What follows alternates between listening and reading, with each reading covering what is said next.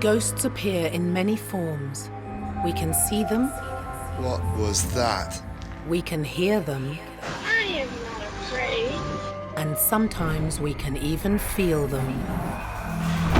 We've gone around the globe in search of the most terrifying spirits and supernatural beings who continue to live on long after their deaths.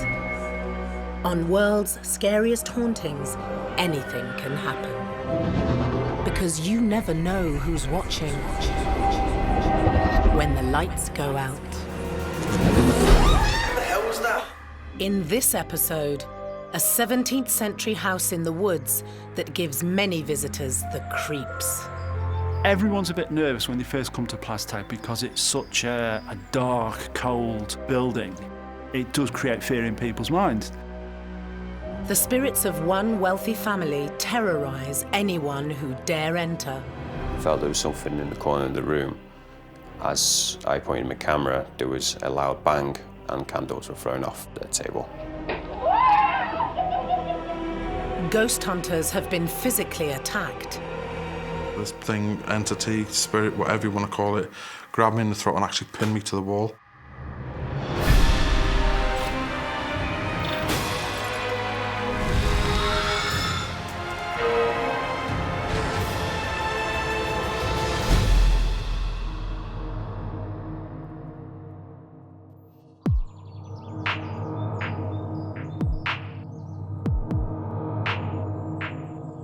Built in rural North Wales in 1610, this stunning Jacobean home has a commanding presence on the picturesque landscape.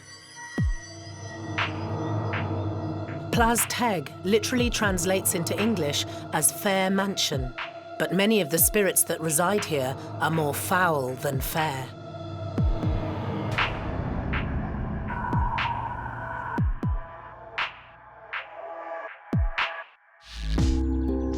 The 17th century mansion was home to the Trevor family for over 325 years and even served temporarily as an asylum. It's believed that many of the inhabitants have refused to leave. Marcus Reed Edwards runs tours at Plas Teg and knows about the ghosts better than most. I've been here at Plas Teg now for about 10 years. I first came about 15 years ago on a Twilight tour, and when I came on several of those tours, and on one of the paranormal evenings I got talking to one of the team members and sort of wrote myself in to help in here, and I've been here ever since. For a paranormal enthusiast, the allure of Plas Teg is obvious. I think if you were trying to describe the archetypal haunted house, you couldn't do much better than this. It's, very sort of gloomy, dark, brooding property that's sort of shrouded in trees that seem to loom up from behind it.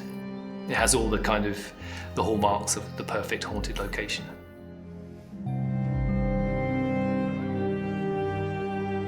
9 times out of 10, it would be residual energy that has been obviously left there from the previous occupants of the house. It could be intelligent spirits that still reside there. All those spirits could have been members of past families who've lived there or people who've actually served the family who lived there. So it's not uncommon to have quite a lot of activity within a house of that age. Much of that activity comes from the Trevor family, who owned the house between 1610 and 1945. Families have so much history of the different things that go on within a family, and it's generations have inhabited the land, so I would assume that there would be multiple spirits there. There are about 15 spirits that regularly haunt the house and that are active. There are about 8 of them that don't like to interact with people or members of the public or anything, and they usually just disappear off into a part of the house that they obviously feel comfortable in spiritually. The numerous different ghosts that are known to haunt Plas Teg include a mean-spirited judge, former owners John Trevor I and John Trevor V, child spirits Jack and Emily, and from the 17th century, a young girl named Dorothy.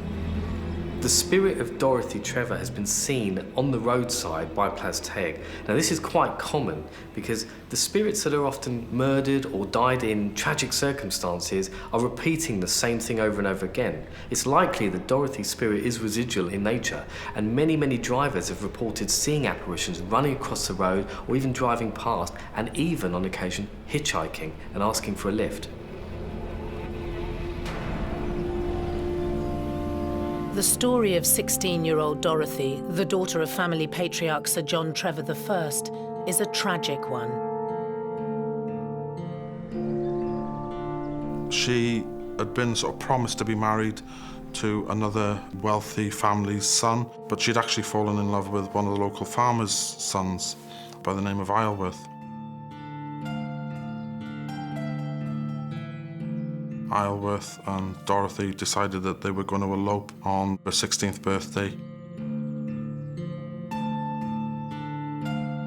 She had hidden all her jewels and belongings under a tree across the road near to the well, and Isleworth and her were going to meet just up the fields. And she went across to get her belongings. Obviously she couldn't see where the well was, fell down the well, and she died. Isleworth, in a panic, went looking for her. Obviously couldn't find her. The jewels were missing, so she could have been murdered. So he went back to the meeting place and he hung himself because he didn't want to be accused of her murder and the stealing by the Trevor family, because he obviously knew what power they had and what consequences he would face later on.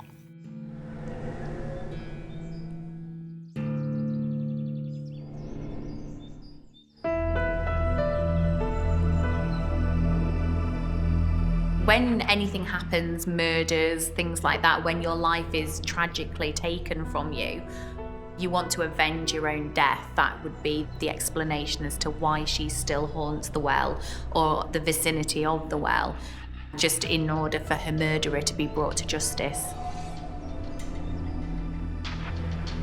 The ghost of Dorothy Trevor still roams around Plas Teg to this day. That is a brilliant example of a good spirit that has been seen. There's been countless accidents outside the house of people swerving to miss this white lady, as they've described her. The police have turned up. There's nobody in the area. There's nobody been knocked over. It's believed that this is the spirit of Dorothy, who is still said to be searching for her jewellery and her belongings.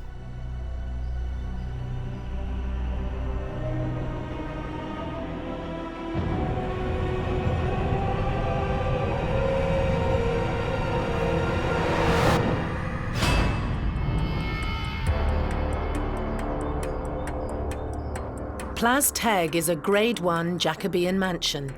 The breathtaking stately home has stood in North Wales since the 17th century. Plas Teg was built in 1610, but there was actually a dwelling on the site before the house that we see today. That belonged to the Ethel family. It was slightly smaller than the Plas Teg we see today. It was built for a man called Sir John Trevor, who was a very prominent politician of his day, who was a courtier of King James I. He wanted a sort of a holiday escape, a holiday home, and it wasn't until sort of the end of the 1700s that it started to become a family home. When later descendants of the Trevor family actually took ownership of the house. Once one Trevor had passed on, obviously the son from the previous family would get the house. Then the sort of hereditary ladder sort of carried on. The original owner of Plas Teg, Sir John Trevor I, held office as Speaker of the House of Commons twice between 1685 and 1695. He was an MP, he was quite a powerful person. He only actually had the house for about 19 years. 1629, 1630-ish, Sir John Trevor died. His wife died about 15 years later. Despite his death over 350 years ago, Sir John is still known to make the occasional appearance at Plas Teg. We've had occasions where we're on the spirit board and we're talking to a spirit that's passing through, or a family member of one of the members of the public. And Sir John Trevor comes in and he's that domineering and overpowering. They sort of get scared and they leave the spirit board alone, and they just go, and he takes over. With so much life lived in this house, it's no surprise that Plas Teg still crackles with paranormal energy.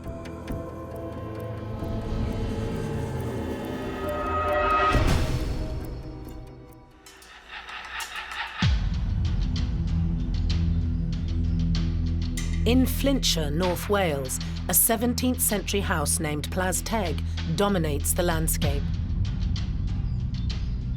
The Jacobean mansion is believed to be haunted by the ghosts of the Trevor family. Paranormal investigator Paul Rowland has been studying the home for 15 years. Everyone's a bit nervous when they first come to Plas Teg because it's such a dark, cold building. It does create fear in people's minds. But once you've been here as many times as I have, I can walk around here at night on my own. I'm not that bothered, I quite like it actually. While using a tape recorder on one of his many nights at Plas Teg, Paul captured an electronic voice phenomenon, also known as an EVP. We would have been in the parrot room behind us, and there was a group of public, and I'd put a specific piece of equipment on the table, and I was asking for a spirit to respond through the box because they're capable of live audio EVP, voices through the boxes. But instead of a voice, we got the dog barking. Now, I've never known a dog to be in this building whatsoever, so there wasn't a dog in the building on that night. But nevertheless, why the dog showed an interest in us, I do not know. Whether there was a dog lover in the room with us. But it was curious that it was actually heard in real time, and fortunately enough, I had an audio recorder going at the time and caught it on recording. Introduce yourself by your name and ask for a response through the machine. You know the action. Yeah? You do. Right, sounds like a dog. It's rare, but it's not uncommon for animals to come through during a call-out session. So when you're calling out doing an EVP, you might well hear a response, and sometimes these could be domestic pets making noises. If their spirits are still there, you might well catch them at the time.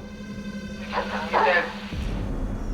What I find strange is the fact that they've actually heard it with their own ears, which is a Class A EVP, which is something that you hear with your own ears at the same time as obviously picking it up on a voice recorder. So that is a fantastic EVP. Introduce yourself by your name and ask for a response through the machine. You know the action. Yeah? You do. I think if we hold the idea of spirits and ghosts to be a genuine occurrence, then there's absolutely no reason why other animals, other than humans, are also capable of existing in that manner. I mean, if a spirit can touch you or, or move things, who's to say you can't hear a dog bark or a cat meow or feel the presence of an animal? Paul often works alongside fellow ghost hunters Mike Gibson and his mother, Jean. Oh, I've always loved it. Always loved it. It's always intrigued me. So it was a great opportunity when they asked me to be a member here at Plas Teg. So, yeah, I never looked back. You're just sort of drawn to this place and you want to try and catch much evidence as you can so other people can see what you've caught, really, and try and prove there's a supernatural world. Jean and Mike have also had paranormal experiences in the parrot room. We were filming at the table, and as we were filming, there were questions were being asked by Jean Gibson. You want us to spend the night here? You want him to stay here? When you've been in that room for about an hour, and then we have got a bit of footage where I happen to ask out, do you play tricks on Cornelia, the lady at the house? Do you move things? Well, do you know the lady of the house? Do you ever play tricks on the lady of the house? Because she keeps blaming that someone takes the Radio Times and pinches stuff. Is it you messing about? As this was going on, I felt there was something in the corner of the room. As I pointed my camera, there was a loud bang where there was candles, and candles were thrown off the table. You messing about. You mean the lights on? I think the door opened as well at that time, so that was quite yeah, we've had that quite a lot actually, where the doors have just gone and opened for no reason. Yeah, a lot's gone on, really. Adrenaline kicks in and you get excited and also a bit scared because you don't know what's going to happen because you're in the dark as well. But generally it's just a good feeling, really.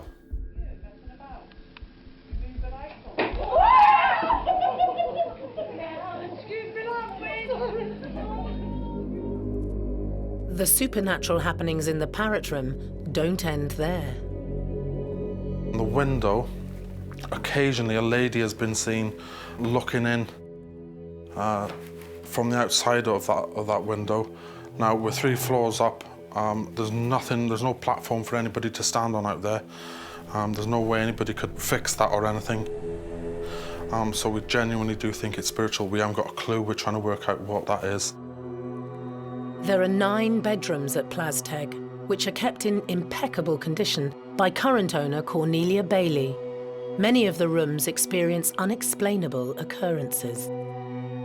The Amber Room, a friend of Cornelia's actually came and stayed with her several years ago. Around about 3 or 4 o'clock in the morning, this spirit would come in, walk around the end of the bed and disappear off up the long gallery. And it got him to the point where he was too scared to stay in the house, and he actually moved to one of the local hotels, and he stayed there while he was doing Cornelia's finances or whatever it was at the time, and he just refused to sleep in the house after that. Next door, the Blue Room has a dark history. In 1901, Plas Teg was temporarily used as an asylum, primarily for housing unwed, pregnant women. This is the Blue Room. This is where the ladies would have been brought to give birth to the children, and there would have been a couple of beds placed in the room, and then the child would have been forcibly taken from the mother, and then it would have been adopted to a married couple to become part of their family. Now, on the windows in this room, you can see that there are bars on the windows.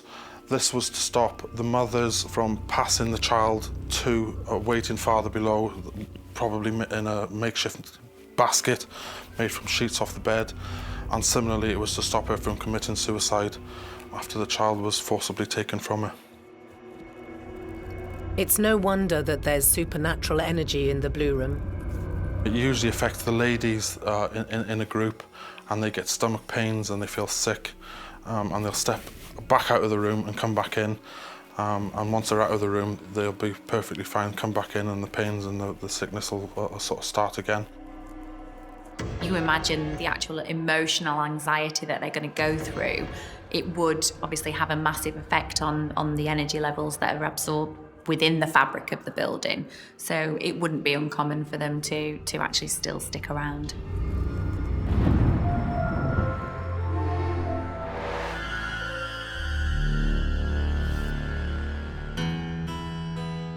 Despite its strong heritage and proud lineage, by the 1950s, Plas Teg had fallen into the ownership of estate agents. They put a demolition order in on the house, and that's when Patrick Trevor Roper, one of the later descendants of the Trevor Ropers, heard about the plight of Plas Teg, and he decided that he was going to purchase the house, which he did. He never actually lived here. He rented it out to several different people, and then he decided that he could no longer afford to keep it going, and he decided to sell it, so he listed it in Country Life magazine, and that's where Cornelia spotted it in 1986. The current owner of Plas Teg, Cornelia Bailey, worked tirelessly to restore the mansion back to its previous glory. When Cornelia bought the house, is because it was covered in a really thick black paint. One of the people that had rented the house had painted it with a black oil paint, and it was an absolute nightmare, a disaster.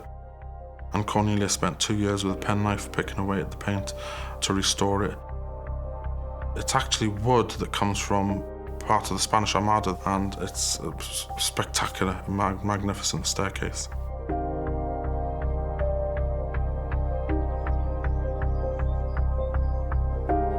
I made all the curtains. I've did all the upholstery and helped do everything else. I mean, I love it. I mean, it's a Grade 1 house. It means it's of great importance because it's so well designed as a house. The whole house had been looted and things had been stolen and fallen ill to the weather. There was a tree growing through the middle of the room next door, and it was completely and utterly derelict, a shell basically, and there was wildlife and pigeons and all sorts flying around the house when Cornelia bought it. And she's done a magnificent job. She's brought in 99% of the stuff that you see, and she's done a fantastic job, really. Just like many generations of the Trevor family, Cornelia has tried to protect herself from the paranormal energy at Plas Teg. There are pentagrams or witches' marks etched into the stonework, as there are on some of the cheeks to the windows on the outside. Now, it was said that they were put in place to keep evil spirits from entering a building, and they would have been placed on entrances and exits to stop these evil spirits from getting into the house. But it doesn't always work.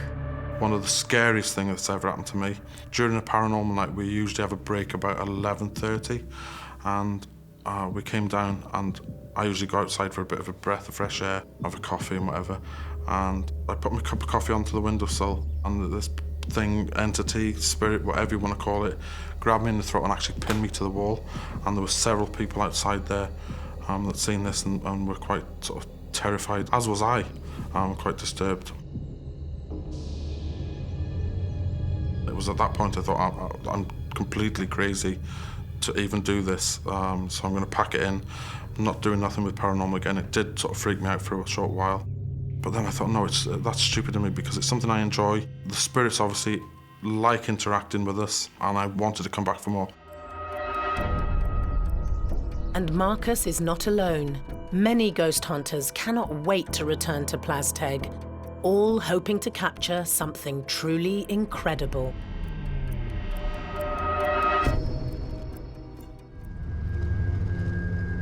Plas Teg in Flintshire, North Wales, has stood since 1610. The Jacobean house is full of supernatural energy, and in the twin poster bedroom, there is something truly magical. We had a medium that came to the house several years ago, and she said that there was a large spiritual vortex built up at the side of this wardrobe. It's all theoretical, but a spiritual vortex is similar to an interdimensional portal. So often psychics, mediums are able to see these vortexes as kind of swirling mists or spiraling forms of energy. Sometimes they're also seen as shimmering parts of the building.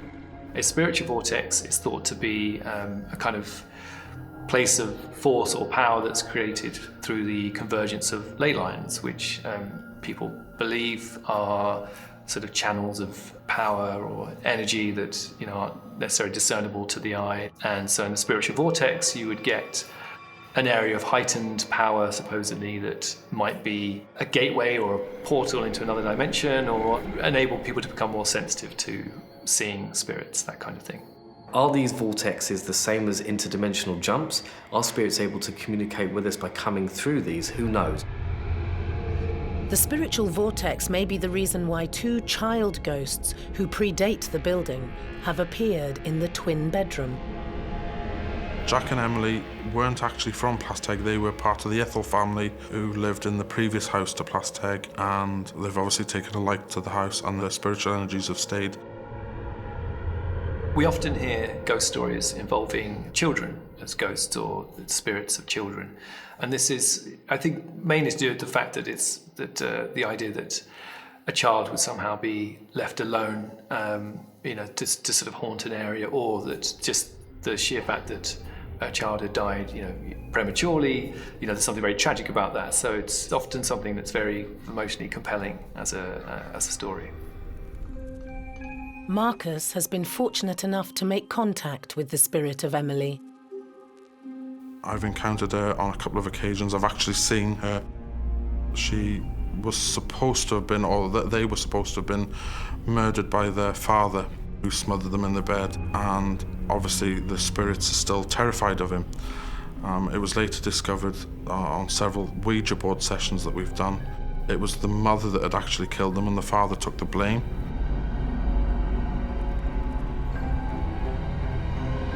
If they hold the grudge against their father, if they blamed their father for their deaths, then they will still blame their father in death because that's what had happened when they obviously passed away.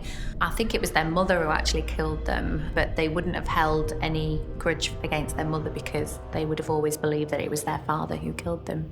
Because it's him that's coming through quite regularly, and he seems to be, for want of a better word, protecting them, or trying to protect them.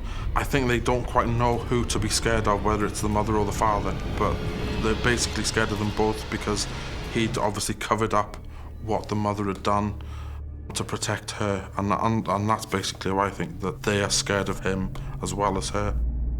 Marcus will never forget the day he made physical contact with Emily. This is the twin bedroom, and this is where Jack and Emily mainly haunt, obviously because Cornelia's got it decorated in a child-friendly manner, so they've taken a particular shine to this room. And this is the room that I actually saw Emily in for the first time. She was stood by the bed here, and I was sat on the floor in front of the door just there, and there was a group sat roughly in front of the fireplace, and her father entered the room through the wall at the end of that bed, and she came running across to me, and she actually sat on my knee. The best way I can explain it is like having a helium balloon on your knee. You know it's there, but there's no weight or substance to it, and it was an absolutely amazing experience, absolutely wonderful. Child spirits are just as they are in real life. They just want to have fun. They want to play. They don't want somebody that, asks them, what year did you die? Do you know, where you are? Are you missing your mom? The child spirits are friendly. They like engaging with the paranormal seekers. They have fun with that. Paranormal investigator Paul Rowland has been trying to capture the child ghosts on camera using some high-tech equipment. I've been working for several generations of equipment using blue, ultraviolet and pink light, and it's a different wavelength, a different colour. And the ultraviolet in particular is a much stronger form of light, although it's less visible to our eyes. And this particular unit, it pulses the light at a rotating frequency. It gives me greater detail. Whenever I capture something, there's more detail there to look at. You can pick up sounds, and there's frequencies that you can pick up that are inaudible to the human ear. There's quite a bit of equipment that is set up on paranormal nights. And I've had more results since I've started using this equipment than a lot of people get over the years. Armed with his high-tech camera, Paul came to Plas Teg determined to capture some evidence of paranormal activity. Well, it was one of the public paranormal nights, and I would have spent some time with the groups in one of the rooms, almost certainly in the twin poster. And as they go down for a break, I decide to stay up here on my own, set up my camera and digital lighting system, and randomly take photographs. On that particular night, I got a laser pointer with me, and I just wanted to doodle and make laser art on the statues and the corridor behind me. So I took many photos with a red laser pointer scribbling on the statues, and I didn't notice straight away. It was only when I got back downstairs on several of the pictures there were anomalies, i.e. grey, misty figures. But you have to bear in mind, I was the only living person up here at the time. There was no one else with me, and nothing to account for how these misty objects or figures had appeared. So it was only later reviewing the pictures that I realised I'd caught something unusual. Paul appears to be using a full spectrum camera. Now this takes photographs using infrared and ultraviolet light in order to see what we can't see with our naked eye. So it allows more light in and visible light so that we can see any spirits that may be lurking in that vicinity. The incredible pictures were exactly what Paul had dreamt about capturing. I called it the Plas Teg Ghost Child, but probably about this high. And I believe it had come out from the room here and walked. There's a series of photographs where it had walked across the front of the camera. The most interesting one, I think the figure was standing about there, probably looking at me, wondering what I was doing. But the reason I think that the spirit appeared was it was curious about my laser pointer. And my frame of mind at the time was not of fear or anything to worry about. I was literally just playing and enjoying myself. And I think that is the connection that drew the child out of the room. 4 years later, Paul returned to Wales, determined to find out more about the Plas Teg ghost child. The second one was actually 4 years apart, and the figure looks a little bit different, but it's the same height. So I believe it's probably the same spirit of a child, or the other child. There's supposed to be 2 children associated with the twin poster room here. I think it's amazing that Paul managed to capture the same anomaly twice over 2 different years outside the same bedroom. Now this could well be a child spirit forming, and the reason for that is because children like to interact. They're playful, they want to try and get attention, and especially from adult figures. If you're getting the same spirit in the same spot, there's obviously something a moment captured and printed in time there, because that moment keeps playing over and over and over and over and over again. So, every day at 6 o'clock, you're gonna be able to stand there and maybe get the same picture that somebody else took. I think it's just literally being inquisitive. The more you can make yourself curious to a ghost or a spirit, the more likely you are to have an encounter. If you sit in a room in the dark, all hunched up and quiet and frightened, not quite going to be the same level of interest to a ghost or a spirit. But if you're doing something more creative, or you're asking the right questions, you're more likely to get a response.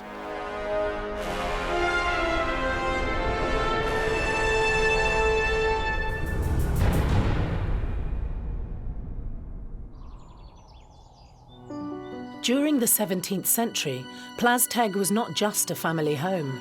It was used by travelling judges to try local criminals. The day room, for the family, this would have been just basically chill out sort of room, our living room as you like today. But it was also used by Judge Jeffreys, and he held court in this room on several occasions. He was a travelling judge, so we had several big houses like this with rooms set aside from which he'd carry out his court cases. Guilty criminals would be hanged in the Indian bedroom. However, it's not their spirits that have returned to Plas Teg, but in fact, Judge Jeffreys himself. The judge has been seen on a couple of occasions. There was one occasion in this room where he was said to have attacked a member of the public. She was quite terrified. She was on the floor and we had to get her out, calmed her down, and she wouldn't take part in the rest of the night, and she just went home, and she wouldn't have nothing to do with it. She was in a complete and utter state. She was absolutely terrified by him.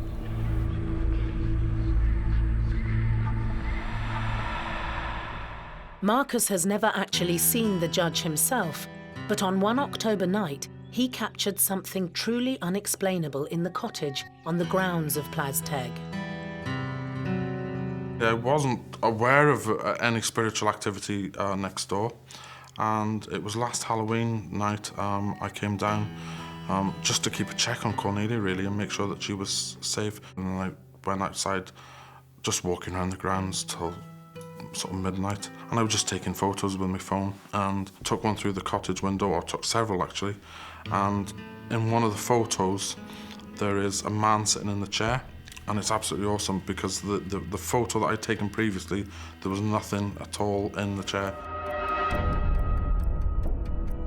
It's ghosts like the old man in the chair that makes Plas Teg such an exciting destination for paranormal enthusiasts from around the globe.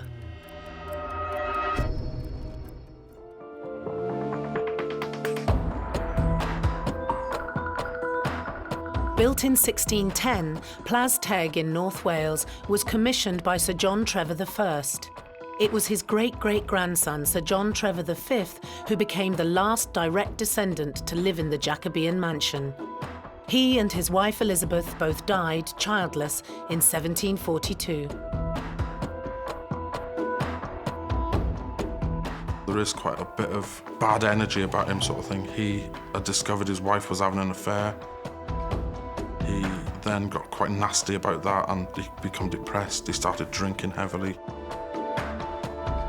He decided one day that he was going to kill himself, so he tacked the horse up and he rode it at some speed across the ground, straight into a tree, killed the horse outright and severely injured himself, and he was taken to the Regency bedroom, where he spent several weeks in severe agony, and he contracted several infections, and he died of his injuries about 3 or 4 weeks later.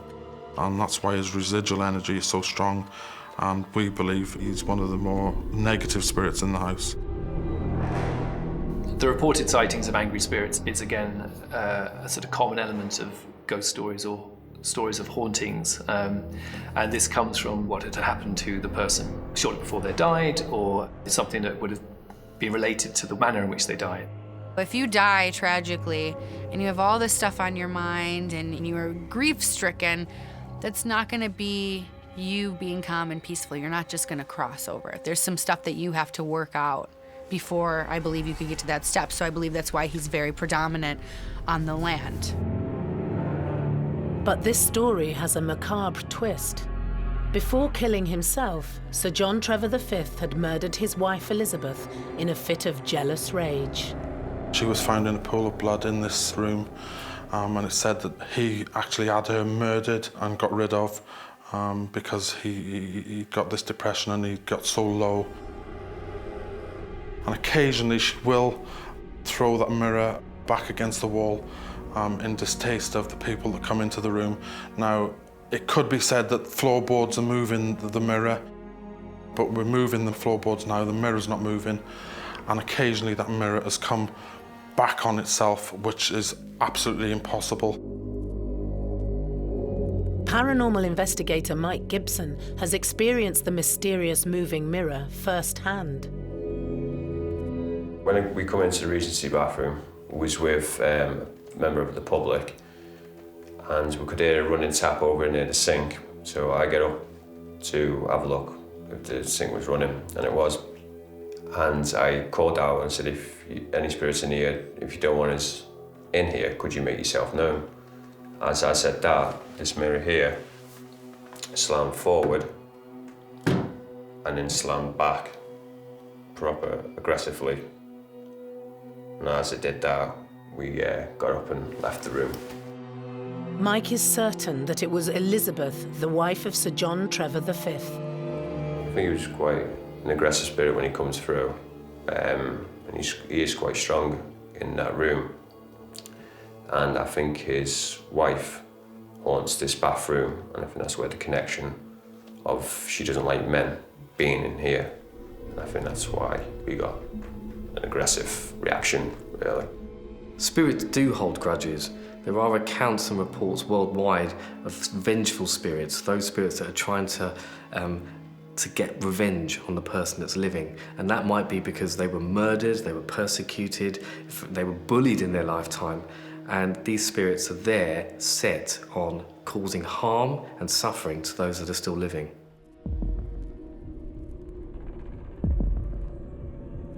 The spirit of Sir John has also been threatening to others. He has taken a complete and utter dislike to me and Jean. He has said unspeakable things. I can't speak about them on camera, obviously, because some of them are swear words, but he said he'd like to hang us and see our demise. Some of the things he's come out with on the boards is quite scary. Marcus has a theory behind the bad energy. It's probably feels threatened by us, whether I'm taller than him and Jean's more domineering than he would have been. And that's basically why I think he's taken a particular dislike to us. Sir John Trevor V remains one of the most terrifying spirits at Plas Teg. We've never seen him, never actually seen the spirit. We've contacted through the Ouija board and table tipping sessions, and there's a big table up in the parrot room, and when he gets that table moving, it's a really heavy table. It's quite a lump of wood, and it's lifted completely off the floor. It's absolutely phenomenal. It's so exciting, and to see this big lump of a table levitate sort of a foot off the floor when people have only got their hands on the top, there's no devices or anything that could lift it underneath. Oh, it's awesome, absolutely fantastic.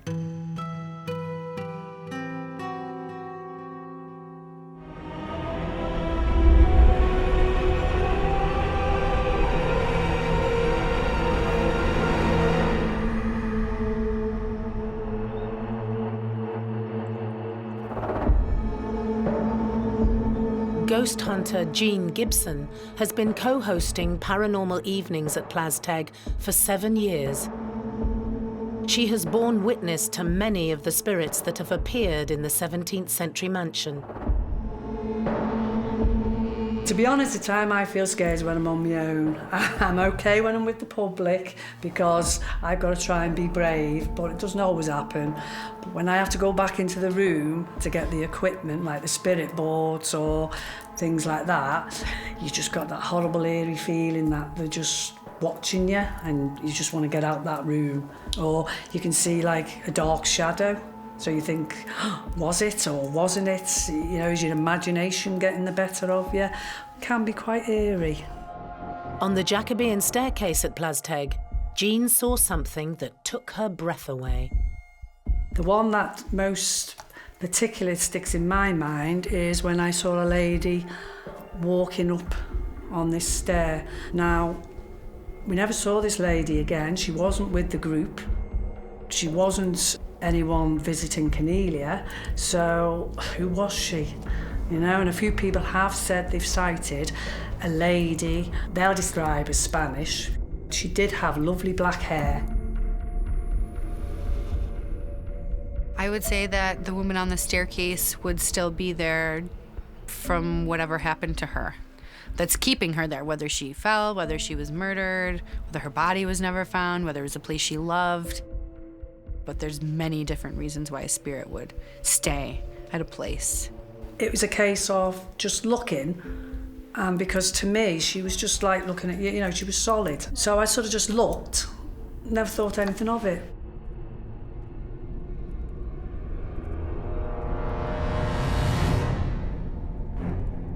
The mysterious dark-haired lady seems to be a direct projection from the bricks and mortar at Plas Teg.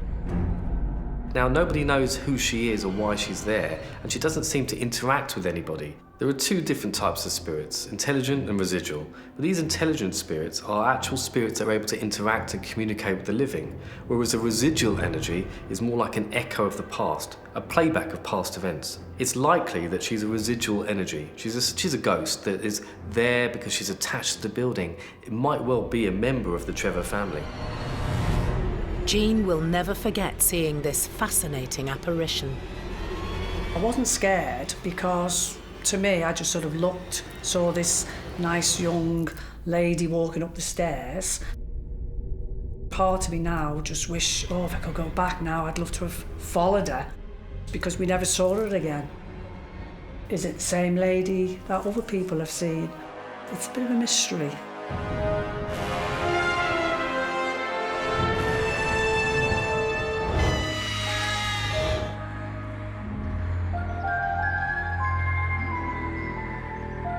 Plas Teg continues to be an important part of British history and an intriguing location for ghost hunters.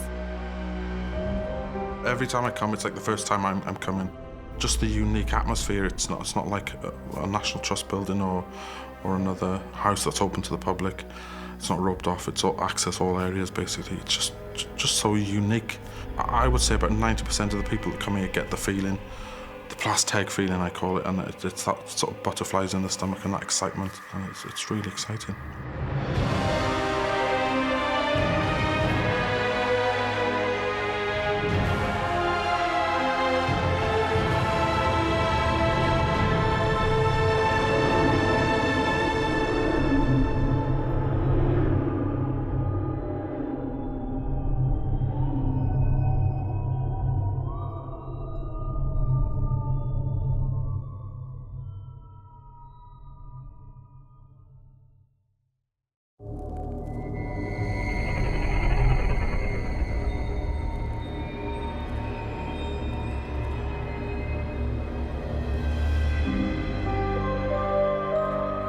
Ghosts appear in many forms.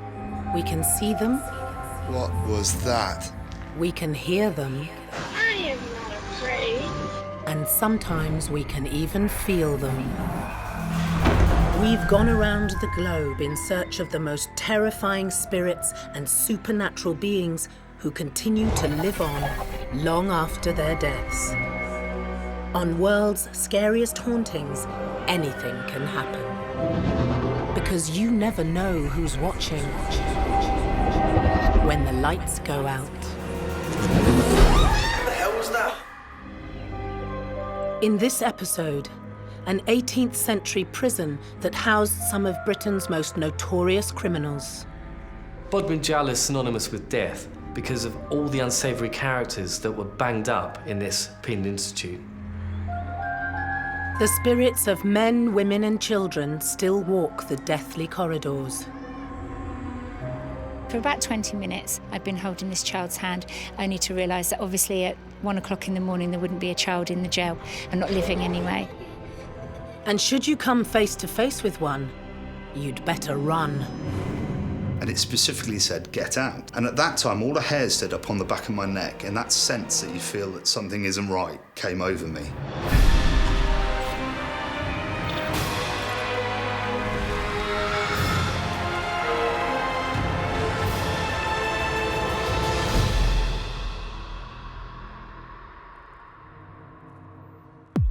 Bodmin Jail in Cornwall is an intimidating structure which overlooks the small town that shares its name.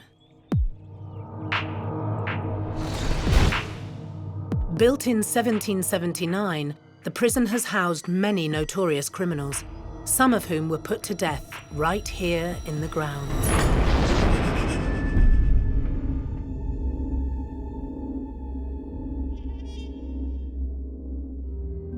Some 240 years later, it's now a museum and soon to be a hotel complex, but it's believed that many of the spirits have never left the building. Bodmin Jail's resident clairvoyant and paranormal expert is Kirsten Honey. So we have a few examples here of customers, if you like, during the day that have come in. They've had some very strange occurrences with the way they feel. So they've suddenly become very faint to the point where they pass out physically. We have other people that have come through and run up to members of staff saying there's a child that they're very concerned about, for instance, with no shoes on and kind of roaming around looking lost. So we've gone and investigated that, of course, and found there hasn't been a child present in the jail at that time. We have other things where people are touched or they hear random noises or they have their name spoken as well, which is quite unnerving for people when they come through the jail to hear their own name being spoken when they're standing in a room completely by themselves. That can be, for me, very interesting and not unexpected at all, but for other people who aren't used to it like I am, quite dramatic in a sense. The paranormal manager at the jail, which was famed for its executions, is Mark Rablin. In the old days, they would have been taken to the lower gatehouse. These were the public executions, so prisoners were literally pushed off the wall at the front of the building and drew big crowds of people. But later on, they discovered that that wasn't so much a punishment, it's more of public entertainment it came down to. So they moved away from public sight and what we like to call the execution pit in the front yard.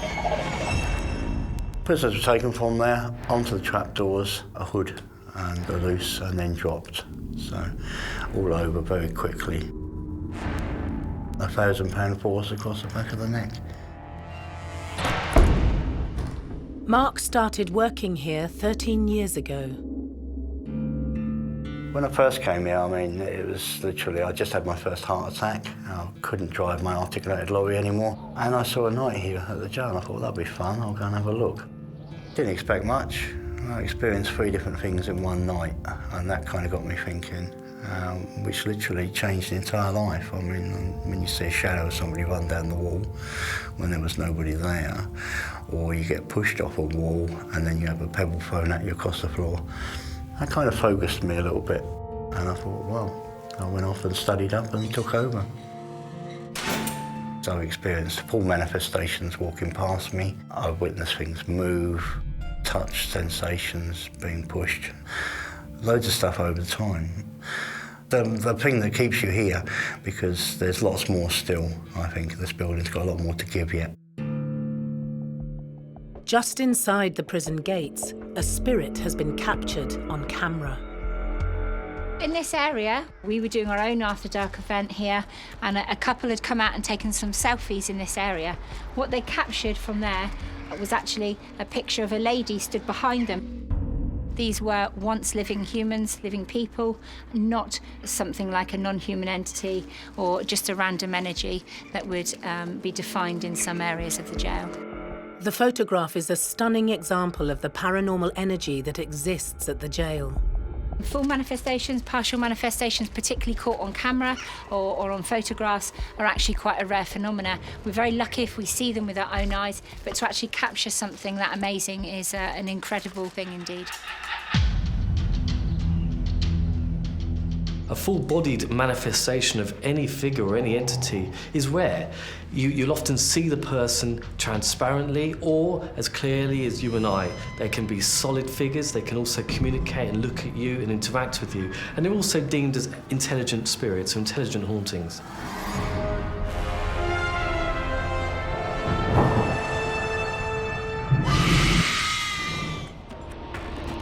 Bodmin Jail was first commissioned in 1778. It would house 3 separate prisons on the same site. One for minor offenders, a debtor's prison, and one for serious criminals. This building was originally constructed in 1779 and was a very modern building in its time. It was built under the John Howard Prison Reform Act, so we went from the old-fashioned dungeon cells into the more modern type of building that you see today, with 1 person per cell and a lighting and a heating system. For the time, the prisons were a very modern development and actually one of the first prisons built that were considerate of the prisoners in a way. So they were quite airy. There would be 1 prisoner to a cell. There were programs that enabled prisoners to work and even make money. So comparatively, they were quite well kept. It stayed operational right through until 1932, when it was decommissioned and sold at auction. During its 153-year history, many different prisoners spent time within the jail's imposing walls. We have cattle rustlers, we have potato stealers, right through to murderers. Back in those days, anything connected to the food chain would have been a harsher sentence. So livestock and anything like that could have got you executed back in the day.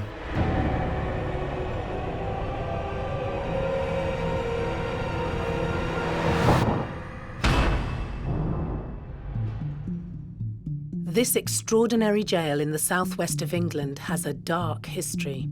Although originally built to house just 1 prisoner per cell, a crime wave spread across the country after the Napoleonic Wars, and by 1820, each cell was filled with multiple brutish criminals. So Bodmin Jail is considered one of the most haunted places in the UK because it was a site of death, of execution, and also harboured some very unsavoury characters. Very much how you are in this world is what I believe you are on the other side. So if you're a nasty person and you did bad things, it's going to be the same for you on the other side. I definitely believe that those are the types of spirits you would come in contact with would be malevolent, for sure. Local ghost hunter Jason Higgs has spent 14 years investigating the intimidating structure. Bodmin Jail, being so close, has always had a place in my heart. Having investigated here probably more times than anywhere else in the UK, the more and more you investigate, the more and more interesting Bodmin gets. And there's also something special about Bodmin. Bodmin itself is a living, breathing building. Even after closing its doors as a prison, the jail has continued to have a fascinating existence. In the wartime, obviously, the Germans, the Luftwaffe, came over and tried to bomb this place, bearing in mind the infantry were based around here. And they tried a number of times and they failed. And after the war, it was taken over by a private ownership group who then wanted to reclaim the land and reuse the granite for a different structure. So they set charges, if you like, around the building to try and blow up all the granite, take the building down. And after a number of different goes, they took out a number of floors, but the actual structure of the building just didn't move, it didn't fall. Every single time I come to Bodmin Jail to do an investigation, we always find something or capture something or experience something that just can't be explained rationally. One such experience happened to Jason while he was hosting a paranormal investigation in the jail. I think probably the only time that I felt really uneasy, we were running a public night. And I was on this particular level and near the hangman's cell. And we were running a device called the Ovulus, which is a device that has about 10,000 words in it. And depending on the sort of interactions using the sensors on the device will depend on what words it says. And normally it will kick out one word at a time. Floating. And on this level, we were in this area, and I specifically asked, "Are you here? Would you like to communicate with us?" And it specifically said, "Get," and then "out" pretty quickly. Get out. What the fuck was that? And at that time, all the hairs stood up on the back of my neck, and that sense that you feel that something isn't right came over me. And I just felt, no, we need to move. We need to get out of here now. But many people can't resist the allure and continually return to Bodmin Jail, hypnotised by its fascinating history and supernatural energy.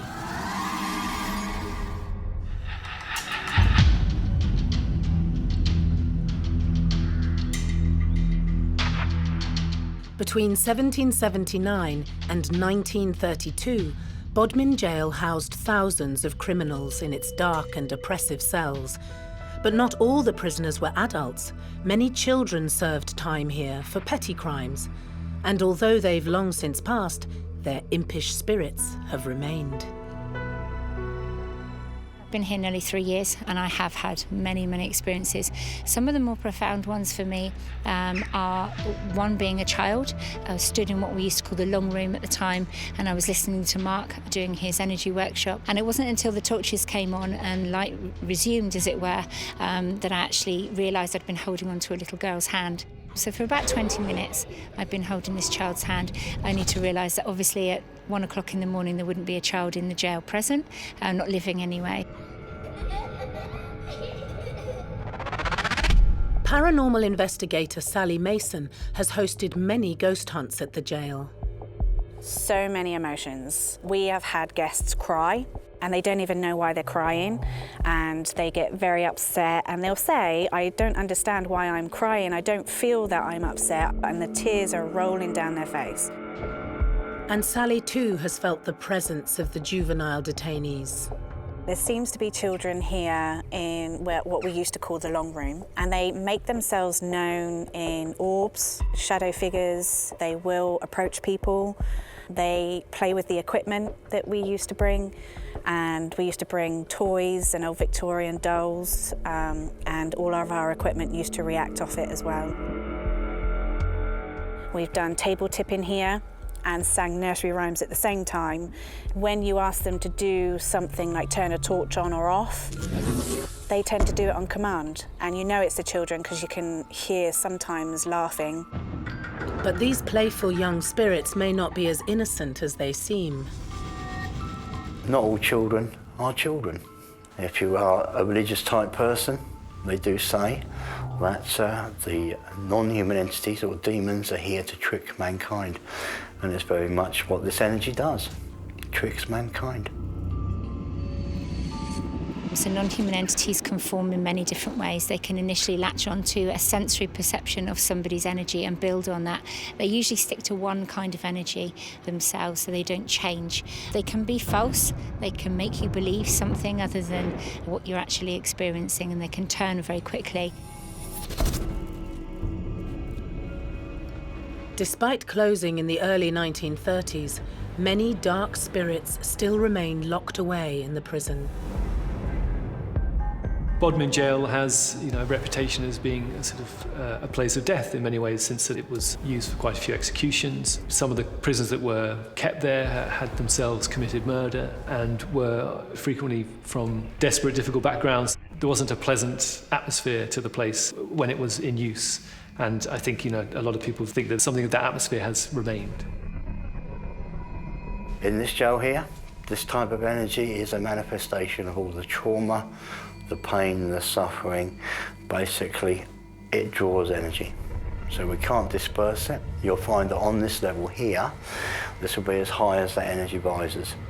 In the classic mythology, that energy needs a ceiling. It likes to be confined, contained, but it likes to free roam around the building.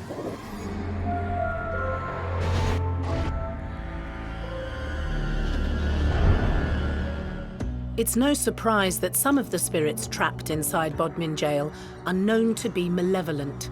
During its 153-year history, the bricks of the 18th century prison bore witness to 60 executions. Record attendance here at Bodmin was between 20 and 25,000 people turned up on a single day to watch the double execution of the Lightfoot brothers, William and James.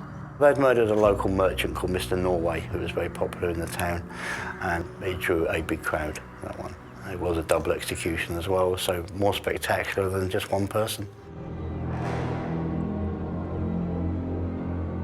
The last hanging in Britain took place in 1964, and capital punishment remained an option for anyone committing treason, right up until 1998, when it was finally abolished. But back in the 1700s, you didn't have to commit a particularly heinous crime to end up at the gallows. I believe there's something like 120 different crimes that would have got you initially executed. Everything from stealing a headscarf, vagrancy, any kind of theft of shop properties, and depending on the judge as well. Some of our judges were definitely the execution types. If you stood before them and he didn't like the look of you, that was it. You were history. One of Bodmin Jail's most famous inmates was William Bartlett, who was found guilty of murder and sentenced to death on November the 13th, 1882. William Bartlett was executed here for the murder of a child. He was a quarry manager and basically had a child out of wedlock. He said he'd look after the child, but in reality, he strangled the child and dropped her down a mine shaft and was later caught. And he came here and he was executed off the side balcony scaffold. 135 years to the day after Bartlett's execution, November the 13th, 2017, paranormal investigator Tony Ferguson was down in the basement of the jail when suddenly the lights went out. Straight away we're thinking, is it an electric fault? Waiting there for about 2 or 3 minutes just for the lights to come back on. We're looking upstairs just thinking, how comes all the rest of the lights are on? And you get this eerie feeling of someone watching you. So we went upstairs to go and speak to staff. Basically, they said to them that the lights have gone out, and they just sort of looked at us in shock, said, no, the lights are fine. I was like, well, no, the bottom cells, the lights just went out for about 2 or 3 minutes. Is there like an electric fault or something? They sort of looked in shock and got Kirsten to come out and speak to us. She was quite shocked. She said that if those lights would have gone out, the other lights would have gone out. So we've gone back down there, so we know that there's something down there trying to communicate. So I put the camera down just to see if anything was following us. And obviously it just thought, oh, they're not filming now, you know, and just walk past quickly. Tony's incredible video of the moving figure is a rare and fascinating capture. It's almost like they don't want to be seen, but you've got to manipulate them kind of thing and play tricks on them rather than do it to you. The video clearly displays an apparition moving across the screen there in the basement of Bodmin Jail. It is a dark silhouette type figure, but it has some form of light anomaly around the head part of the apparition. Could the ghostly manifestation be William Bartlett walking to the gallows exactly 135 years before? Tony's footage was very interesting on the day because it was open to the public. They were down here and he placed his camera statically just off to my right. And then down here, literally on the video footage, you see what looks like a gentleman walk from right to left across the shot. We checked our video footage and we checked the people that were in the building, and we can confirm that there was no extra members of the public down here. So on the day, that was a brilliant capture, if you like, when they weren't really trying. You can try as hard as you like to record paranormal stuff, and they'll do stuff when you least expect them. You know, and it was on the anniversary of the execution of William Bartlett. The timings were perfect.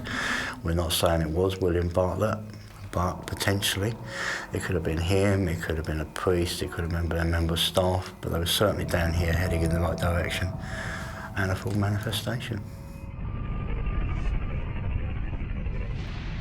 Some experts believe that apparitions like the one Tony captured are echoes of the past. Residual hauntings are consumed by the fabric of the building, so they're actually a replay. So what you're actually seeing is a video of years gone by, which has just been generated by the building and the stones and everything surrounding that. It doesn't really frighten me, to be fair, because where I've obviously seen so much stuff in the past, and you go into investigations, I go level-headed. But I think for the average person, it would be frightening, because if they were there and suddenly the light's gone out and you're seeing things, it makes you question yourself, really. The ghostly apparition was the high point of an exciting day at Bodmin for Tony. So whatever was there that day, or whatever I did, must have stirred something up, because it wasn't one ghost there, there was quite a lot of playing tricks there. Put it this way, I slept the whole night that night. I didn't wake up the next day till late, because it took so much energy out of me. It was amazing. Just the footage itself was amazing. Over 80 years since it was closed, the spirits of Bodmin Jail still remain locked away inside the prison's imposing walls.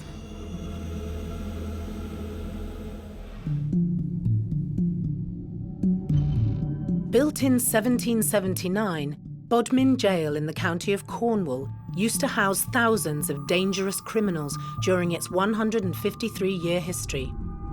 Even though the last of its inmates are long gone, many of their spirits still linger inside the dark cells of the prison. I think the reason that so many ghosts are still haunting Bodmin Jail is because they've never moved on. Their souls are trapped there. It is a place of power and energy, and all the misery and the executions that took place were kind of compounded to make it a honeypot of paranormal phenomena. Even skeptics have been converted by the activity in the 18th century jail. What you would say sometimes, you know, when you've got your belief system and there's nothing there, and suddenly you experience something out of that comfort zone, it will change people's lives. And that's what we do. We do our best to explain how it all works and what they're experiencing, and sometimes why. You know, people get emotional sometimes, they build it all up. You can stress yourself up to the point where some people won't even come in the building. I've been to Bodmin Jail several times. Over the last decade, I've visited there probably more than 3 or 4 times. The location itself is atmospheric. It's very dark, it's very sinister, and it's the only place that I go to where I feel physically sick. It affects me on a physical basis. The minute I get out of my vehicle and I step onto that land, it's almost like the energy itself kind of affects me. It makes me feel nauseous, I get dizzy. Like any building that's housed prisoners, there's an enormous amount of energy within there. People don't like being locked up. People don't like being told what they can and can't do. So that would give me the reason as to why there is so much energy still remaining in Bodmin Jail.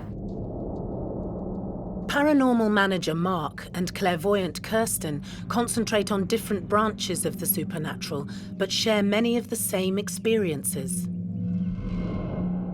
Kirsten is very sensitive to the building itself, and what we generally find is that we bounce off quite nicely with my sciencey side and her spiritual side. We have had some big experiences in the past whereby we finish for the night, clients have gone, there's only us on site, we're locking down. One night she thought it was me walking towards her up the yard. As she's spoken to me, I walked right by her. I was in the other side of the building completely. It was around this area that we're stood in now that I actually stopped to talk to him and ask him questions, and then realised as this chap had come past me that it wasn't actually Mark. Bear in mind, this was 5 o'clock in the morning. It was very, very dark, and I immediately presumed it was Mark. We were the only people on site at the time. It's been very exciting for the last 3 years working with her, because it's never dull.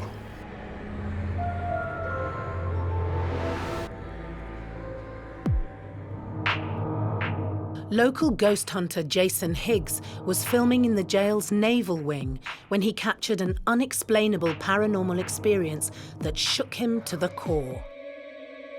When we were filming down there, a big storm came in, got very windy, it even started hailing, moved all the cameras into an adjoining cell, waited for it to pass, set all the cameras back up again, and the gate hadn't moved an inch, the gate was open.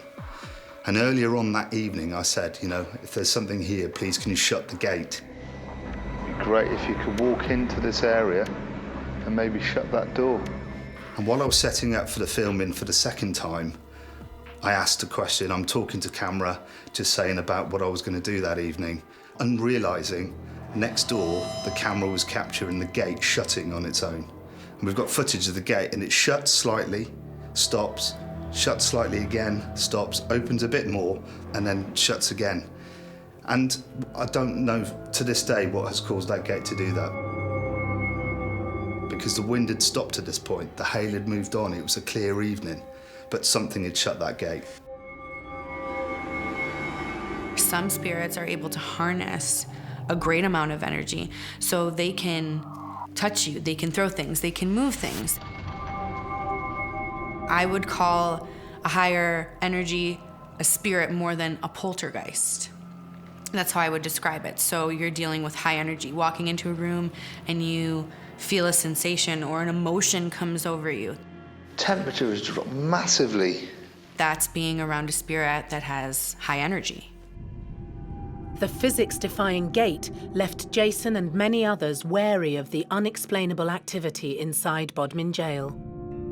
There's a feeling of uneasiness, and I get it every single time I come here, so it's not as if it's a one-off. And when you speak to a lot of other people and they feel the same emotions, if you like, in the same places as you have, that just helps to collaborate, you know, scientifically especially, but as well as on a personal level, what may be going on in the jail.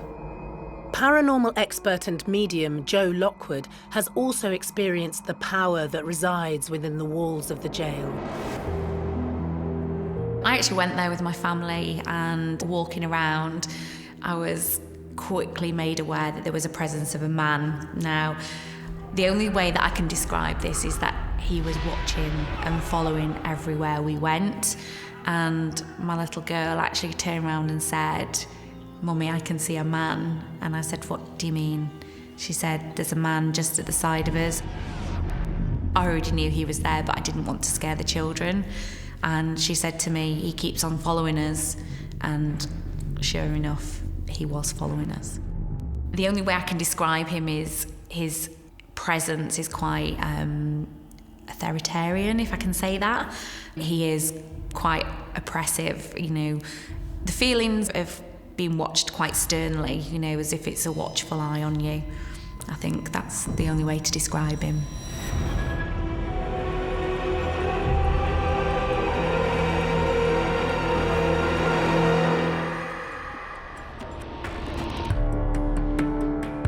During its 153-year history, 60 people were executed in and around Bodmin jail, 8 of whom were women.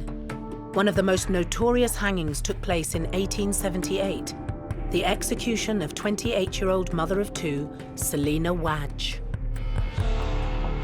So Selina was a young girl. She was in love with a chap who promised her the world. He promised that she would give her support, everything that she needed. And so for her, she fell in love. She believed and trusted this man. And he said, "Yes, absolutely fine. I'll give you anything you want, Selina. However, you can bring one child and support one." At that point, she made an awful decision to actually dispose of one of her children. He was disabled, and she actually put him down a well and left him to die. She would have got away with this crime because at the end of the day it was a crime, even though really it was kind of a crime of passion, a crime of the era and the times that she was living in, only for her other child who actually was coerced into giving information about his brother.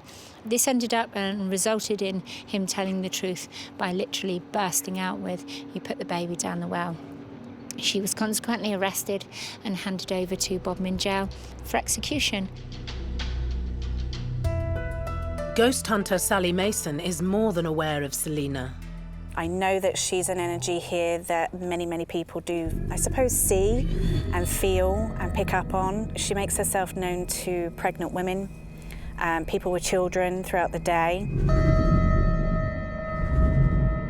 I think the reason that Selina's spirit likes to approach pregnant women whilst at Bodmin jail is because she feels sorrowful, remorseful for the act of murdering her own child. And we've picked up her energy a couple of times throughout the jail. The equipment has reacted to her name. We've had other people say that they've felt a female figure around them and they've seen an image of a woman. Many people visiting the jail have made contact with Selina. From the reports of eyewitnesses, the Selina spirit is more likely to be an intelligent spirit, an intelligent haunting, a spirit that's able to manifest and interact with the living. She's clearly there, distressed and feeling remorseful about losing her own child, and therefore she interacts with the living to try and get some kind of salvation from all this. My experience personally with her is very different, kind of calmer than most people's would be. She's appeared to me very briefly through her son, not herself. She's been very intimidated by me. She's felt very, very timid and unnerved by myself. Her son actually expressed to me that his mum was very, very nervous and didn't want to speak to me directly. She just wanted me to know that she was there. Kirsten believes that Selina was a victim of her time and environment. I just think that the story carries a lot of weight emotionally. For her, it's not like that. You know, she fell in love, she put all her trust into somebody, and that all backfired for her. Nowadays, you know, if you look at it, she just had that child. He wasn't very old. Postnatal depression, maybe. Anxiety and all the other things that stresses that society pushes on you. And I think it was just an accumulation of all those factors and stress and promises and actually being in a position where you have no idea what to do in life. 140 years since her execution, Selina Wadge is still searching for redemption. But many of the spirits at Bodmin Jail are unforgiving and will use their full force to express themselves.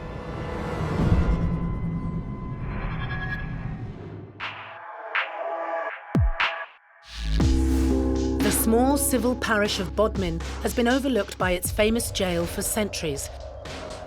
The imposing building that casts a dark shadow over the Cornish town used to imprison the most despicable of criminals, but now a bevy of spirits inhabit the prison, where death was part of life. I do actually think the executions would have an impact onto the paranormal activity that's there, because we all know if anything happens untoward, it's unfinished business. So it would lead me to believe that there are still people hanging around in Bodmin Jail. During one of my many investigations at Bodmin Jail, we experienced so many different phenomena, from auditory phenomena in terms of EVPs, electronic voice phenomena. We captured what sounded like ghost voices whispering and talking deep within the Penal Institute.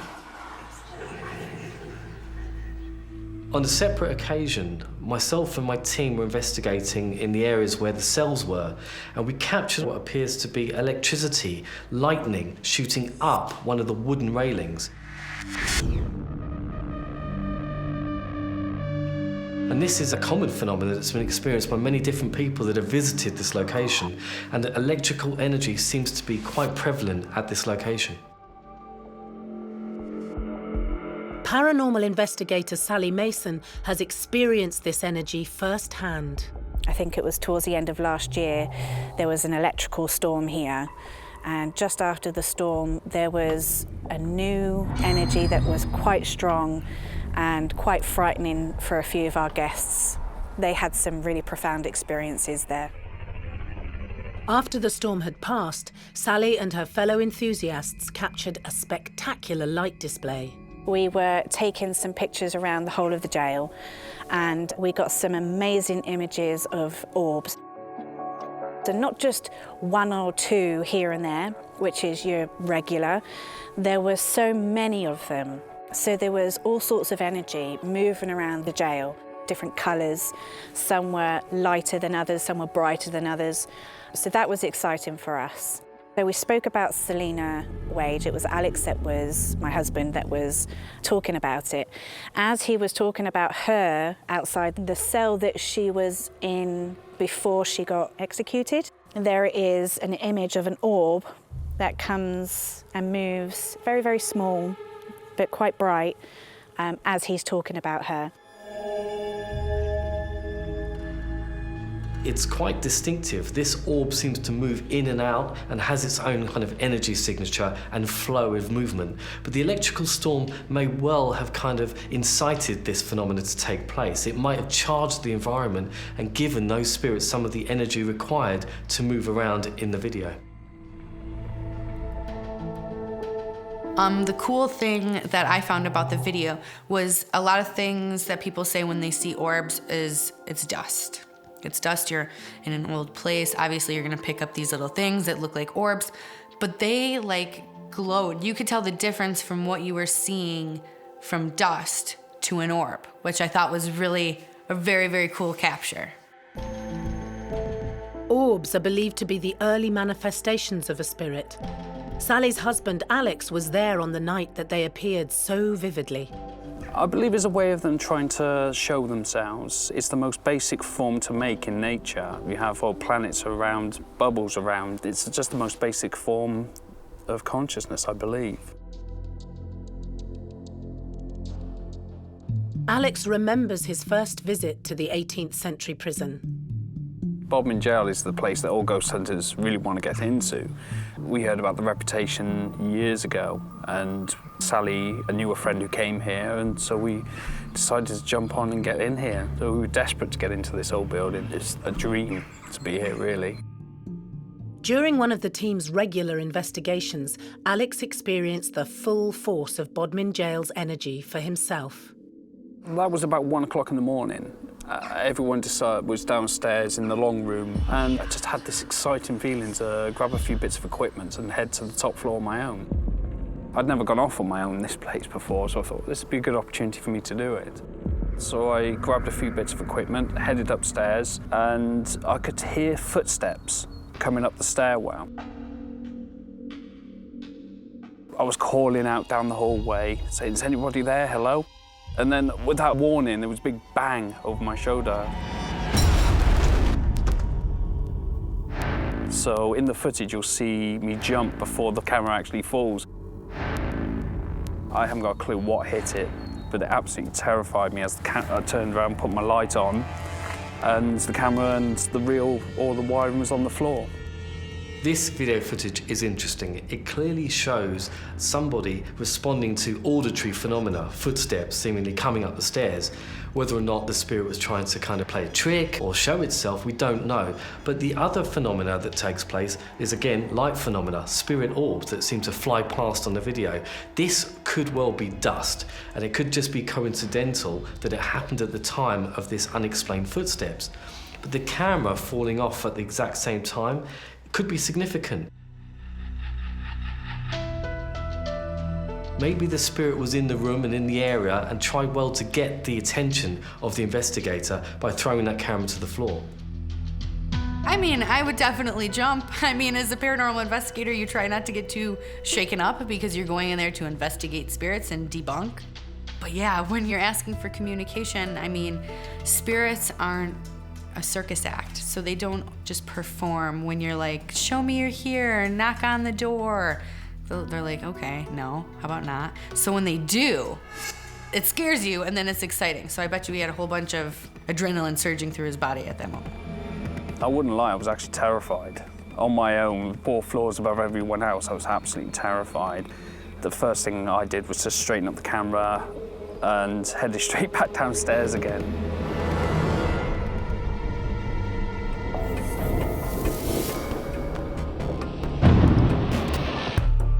Bodmin Jail is a hive of paranormal activity. Resident clairvoyant Kirsten has become a conduit between the real and the spirit world. To be able to connect with somebody when they're not here any longer to tell their own version of events, their own stories, to me is very important that the correct story for them is told.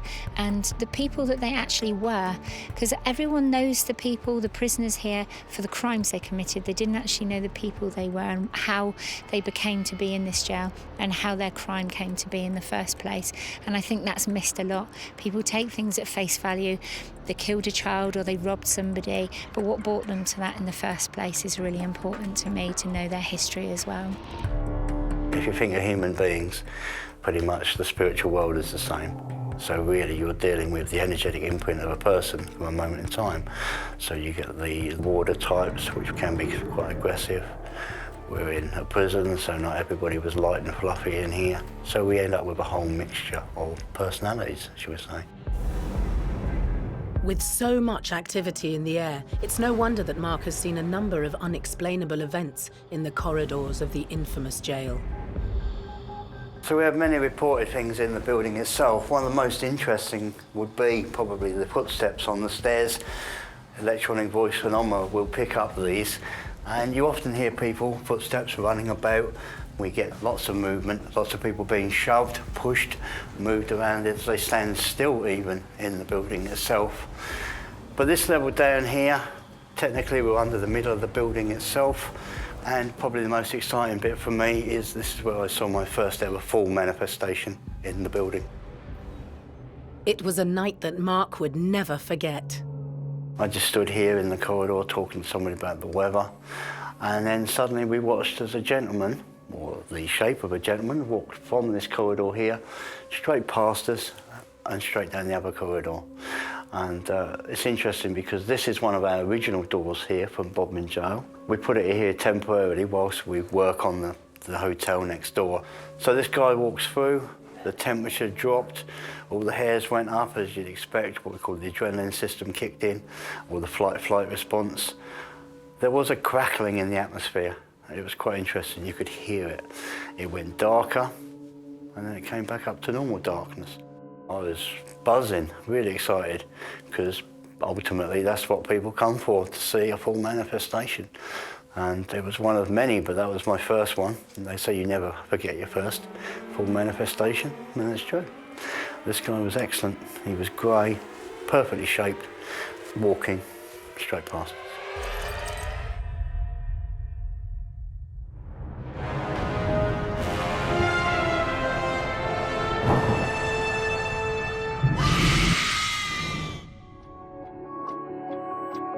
Bodmin Jail is a fascinating insight into a dark part of British history.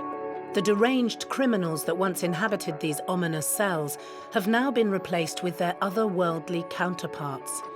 If the towering walls of this mighty prison could talk, they would tell tales of unfathomable horror. You can see it from most of Bodmin, and when you look down you realise then that this building was a prison. And the fact that it was built in the 1700s, a sinister structure, its thick granite walls, and people were hung here, so it was a dark place. It's such an imposing building. A lot of people and children were kept in this building for things like stealing potatoes and burning haystacks, and they were put here, and they did go through a lot of bad things. But coming back here, for me, I do feel that it is quite a positive place to be now. And I feel that I would definitely return here to do investigations. If I have an opportunity later on, that I would definitely come back. It's worth it. Even as the old gives way to the new, the planned luxury hotel is unlikely to dampen the spirits at Bodmin Jail. There's been nobody up there since the landings collapsed, so literally we're talking over 100 years with nobody in their rooms at all. So when they become hotel rooms, it's going to be interesting. I look forward to reading the visitor's book, shall we say, because I'll know the hot spots then, and then we can go from there and try and find out what's going on.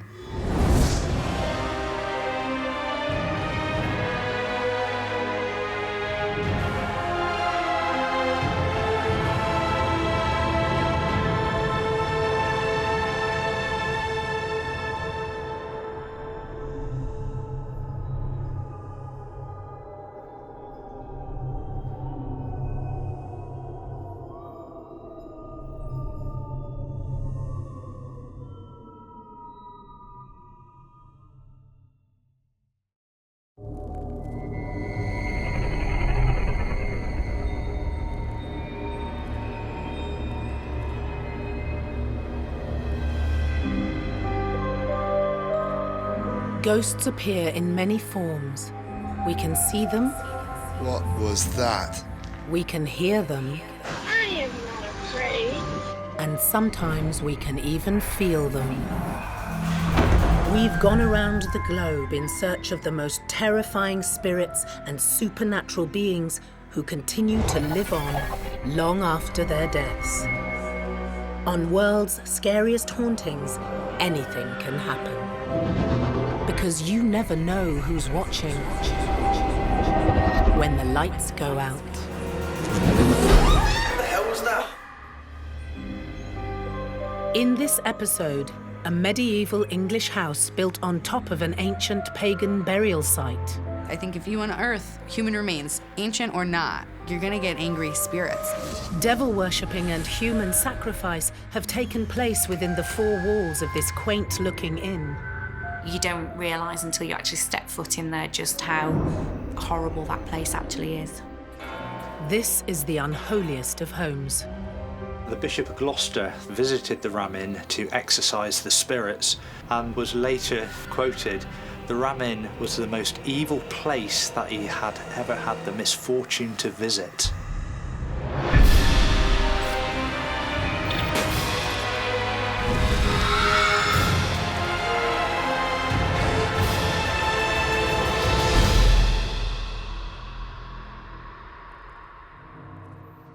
Gloucestershire, Britain.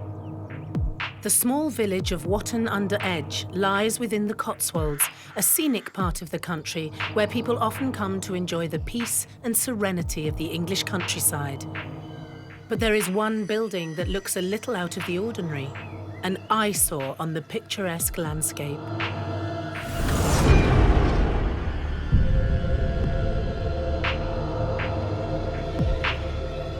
Experts believe devil worship was practiced here and that human sacrifices were made within these four walls. It's unsurprising the ancient Ram is believed to be one of the most haunted buildings in Britain. The medieval inn has been in Caroline Humphrey's family for 50 years. These buildings could tell a story nobody else can. The youngsters today, they don't really know what history is until you walk into a building. You can smell it, you can feel it. It's so totally different to any normal house. When young people come in, they walk around with their chins on the ground, you know, they cannot believe it. Paranormal investigator Chris Howley has been studying the listed property for over a decade. I mean, as soon as you see the ancient Ram Inn, you can see how old the building is. So the energies that are within the building, you should be in for a good night, regardless of any activity. Just the feelings of the history of the building alone that are seeping through every pore of the brickwork just fill you with excitement, really. Fellow ghost hunter Phil Jones is also fascinated by the Ram. I've probably been here somewhere in the region of 15 to 20 times. We went through a phase of, we had so much happening, so much unexplained stuff. We just loved the place, we just kept coming back. At one stage, I think we came here 5 times in 1 year or something ridiculous. But it's just a fascinating place. Always left us with unanswered questions, which is what we want, really. During a Ouija board session at the ancient Ram, Phil and his fellow enthusiasts had a paranormal encounter, all captured on camera. And we were talking away, asking questions as you do. Can you point the glass to who you intend to affect? And then all of a sudden the energy changed, the movement of the glass on the table became very violent, but all of a sudden we could hear this noise. What the hell's that?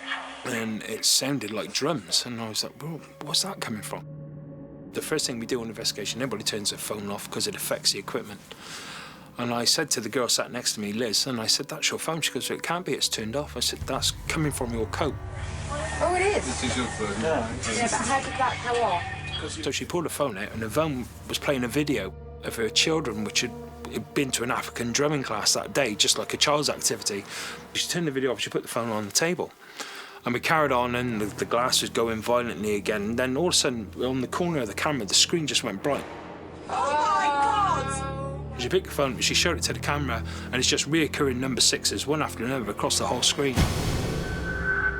And that was pretty eerie, pretty frightening. You know, our first sort of real experience of some of the bad vibes in this place, and it unnerved quite a few people, that did, for sure.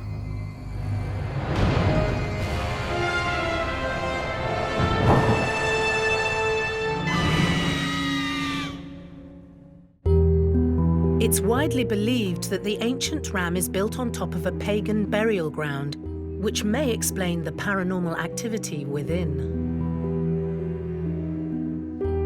Historically, there was a lot of importance put on the type of burial you receive, and if you had not been buried correctly, it could possibly lead to somebody's spirit having to come back into the real world and not being able to settle in the afterlife.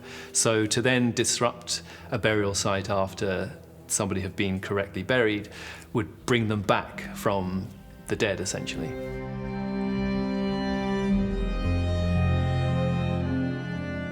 When you lay somebody to rest, whether it's their ashes or their bones, that is a special ritual in itself. You're making a holy, sacred, safe place. And when you unearth that, and you don't properly take the steps to do right what was done wrong, you're going to upset the other side, or whoever's bones you're doing this to. And the fact that there was sacrifice, human sacrifice, child murders, highwaymen killing and murdering people there. You have all of this over many, many hundreds of years building up on the property and the land, and it's absorbed into the fabric of that building. There's no place for those spirits to go, and that seems to just trap them there, almost like a portal to the other side. The ancient Ram Inn has stood in Watton-under-Edge for 1,000 years. It's one of the oldest houses in Britain. I think it was built in the 900s, but our deeds go back to the 11th century. It's in the Domesday Book saying it goes back to Richard the Lionheart's reign. I believe it was a manor house, it was a tannery, it was also a brewery for the church. So the people that lived here were anything from peasants to royalty, really. Historically, we don't know too much between 1145 and 1350. All that we know for this period of time is it was predominantly a church house, and it would have been used to house the stonemasons involved in the building of St Mary's Church, and possibly slaves, including children. By the 20th century, the Ram was badly in need of renovation, and a local carpenter couldn't resist the challenge. It was 1968 when John Humphreys bought the ancient Ram Inn for £2,500, and it wasn't until then that we got to hear of all the ghost stories. Well, in 1968, I was 7. There were no such thing as ghost hunting events then, and nobody really wanted to come and look for ghosts. Mum and Dad didn't really elaborate on the paranormal activity that was going on here because obviously they didn't want to scare the children. I slept above the grave and in various other places in the Ram, and had I known that, probably at the time, I'd have run a mile.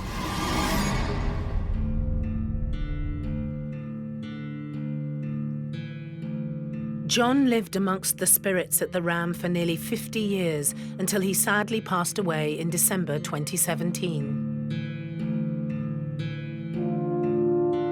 John is a legendary character in the paranormal world. He's had so much dealings with the paranormal, both inside and outside of the ancient Ram. He was a very lovable rogue, very eccentric, very, very knowledgeable about the history of the Ram. John himself feels like the spirits know him, and he has a connection with them. And I believe his spirit is probably still there, looking after the place.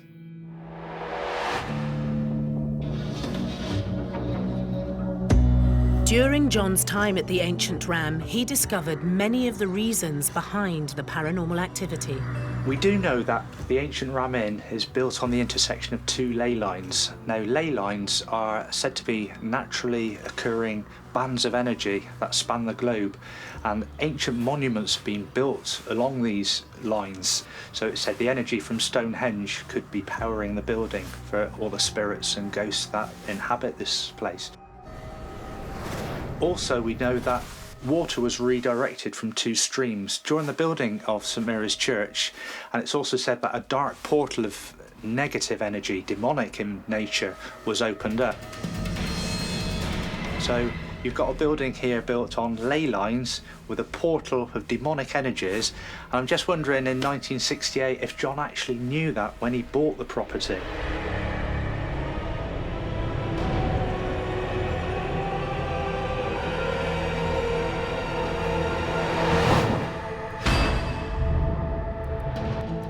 The ancient Ram has become infamous amongst the ghost hunting community.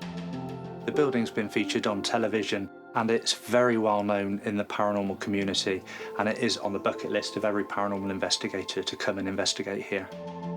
So once you do walk in, it's quite dusty, it's quite old, it's quite dark and quite damp as well. You don't realise until you actually step foot in there just how horrible that place actually is.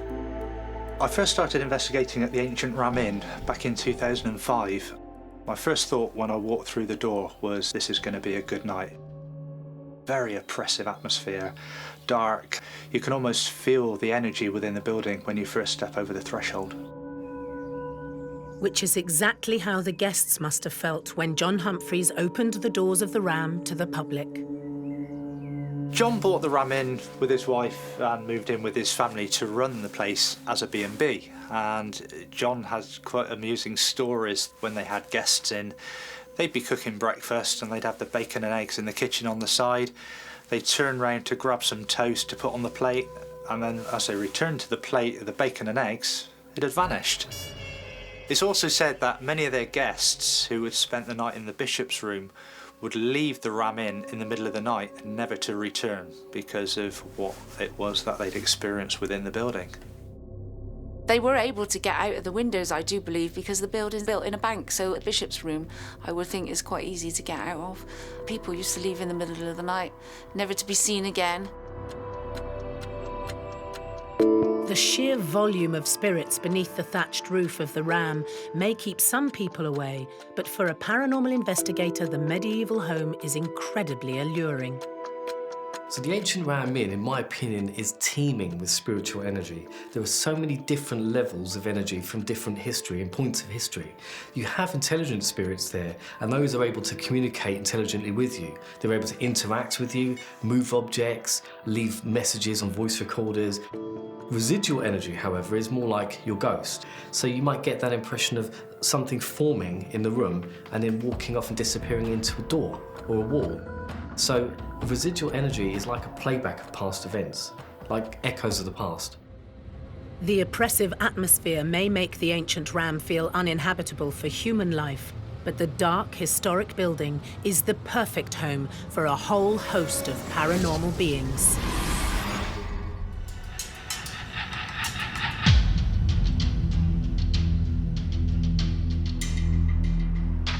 The ancient Ram Inn sits uncomfortably within the beautiful village of Watton-under-Edge in the Cotswolds. The building, believed to be Britain's most haunted property, used to be 3 times larger and was used by various industries until 1820, when it became a pub. The main seating area was christened the men's kitchen. In the men's kitchen, we have reports of baby crying, so you hear that sound coming out of the darkness. The reports of 2 apparitions, 2 men stood either side of the fireplace. But I think the most famous one is the lady in blue, who's the ghost of, the name that we've been given is Elizabeth, and she was apparently murdered by 2 highwaymen. And her ghost still haunts the old kitchen area. Fabrics of a building will always hold on to recordings, so what we would say aren't intelligent beings, but the fabric of the building, the stone actually absorbs the energy, so it's more like a video replay. Energy can't be destroyed or created, so it's got nowhere to go. So if it's good energy, it makes a good imprint. If it's something bad or horrific, the imprint is bad and negative, and it stays there. Ghost hunter Phil Jones was holding a spirit board session in the men's kitchen when one of the team members began to feel unwell. You could see her gradually sinking into the point where we had to carry her out the building. She just couldn't walk. You know, she was just like a rag doll. One of our medium sensitives who was with us at the time picked up on this quite negative energy. At the moment, there is a shadow that's kind of over top of you. The room went colder. The feel completely changed. The atmosphere completely changed. People noticed it. Could it be that Phil and his team had contacted one of Elizabeth's murderers? The sensitive said there's a spirit here and he's called Michael, and he isn't a very nice guy. He said some horrible things about some of the things he had done or what he wanted to do, and the whole atmosphere changed. Some of our team become very sort of edgy and aggressive and not very like themselves, you know. I don't believe in demons, but I do believe in a saying, as above, so below. I mean, if you're not a very nice person in life, you're probably not going to be a very nice person in death.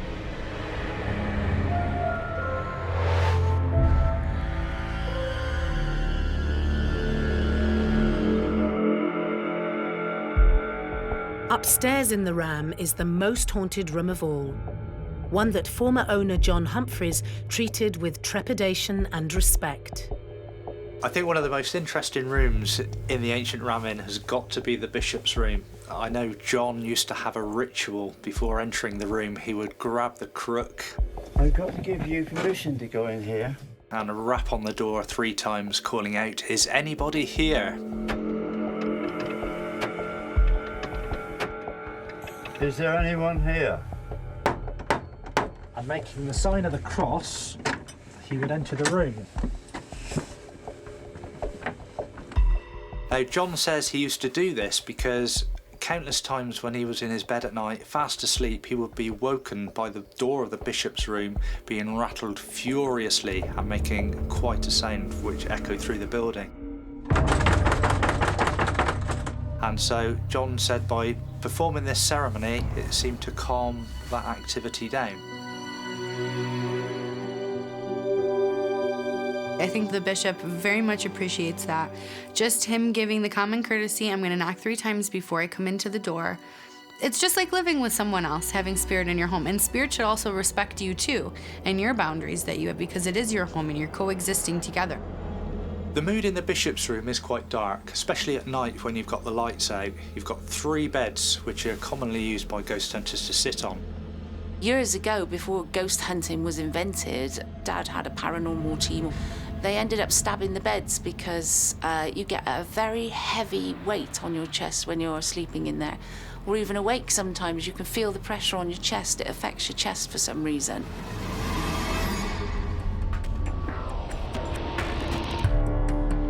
After accommodating thousands of guests, it's no surprise that the bishop's room is bursting with paranormal activity. This would have been the guest room where many guests fled the building in fear of the activity that was going on from the room. I mean, we've got stories of one of the former innkeepers being killed by having his head pushed into the flaming fire. It's quite a horrific way to die, so you can almost hear his screams coming from that fireplace. We've got the cavalier who was witnessed coming through the window on horseback through the room. Phil Jones's paranormal team captured some amazing footage in the bishop's room. 3 of the girls from the team went up into the bishop's room and took the spirit board with them and placed it on the table. They'd had some experiences there earlier in the evening. They wanted to try and open some sort of communication, get some confirmation, so they decided to use the spirit board. And they were asking the questions, and they just literally placed their fingers on the glass, and the glass slid from under the fingers. It didn't tip, it didn't fly off and smash, it just shot off the board and their fingers were on the glass. Can't explain it. The table was level, the glass and the board were all level, nobody pushed it, they're literally just resting their fingertips. There was definitely some supernaturalness going on with the glass moving itself. That's definitely unexplained evidence right there that I would say is supernatural, for sure.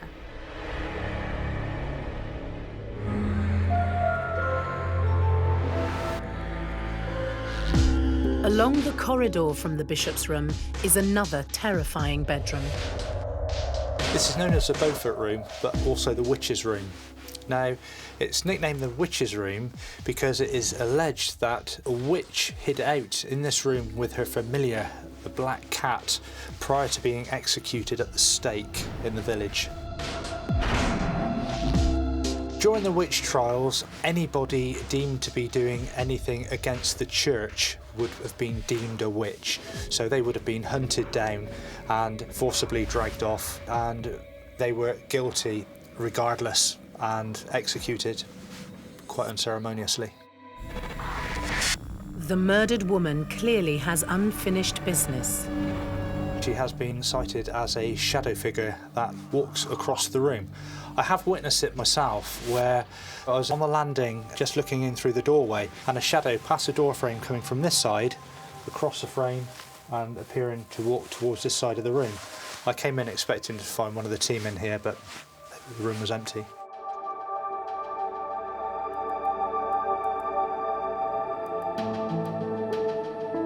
Paranormal expert Barry Guy also had a supernatural encounter in the witch's room. As we were sat in the room, we placed an object called a REM pod outside of the door. Now this device basically emits its own electromagnetic field, and if anything disturbs this field, the lights will flash and it will give off an audible alarm that you can hear. All of a sudden we heard the REM pod start going off. So we knew there was something outside interacting with the device or moving towards it. It started getting louder. It got louder and louder and louder. And then it was buzzing, almost as if a spirit was holding on to this device outside of the door. We waited with bated breath, and I decided, as the team leader, should I get up and open this door? And just before I lifted myself off the seat, there was an almighty crash and a bang on the wooden door of the witch's room. It shook. I mean, the whole room vibrated at the same time. We were all petrified. It was like pandemonium. It was such an intense experience because it happened quite quickly, but it was loud, and we knew we were the only people in the building. We had locked up, so who else could it have been? Why was the REM pod going off violently? It was almost as if something was gripping hold of the device to make it shriek and that alarm to go off. And where there's a witch, there's a cat. It was coming to the end of one of our sessions one night. I put the camera down on the floor, actually, put the EVP recorder down on the floor as well, and we were all chatting away, and we all heard it as a disembodied voice, a cat meowing. What was that? That was meowing. We all sort of questioned if did anybody sort of flick a camera switch or anything that could remotely sound like a cat.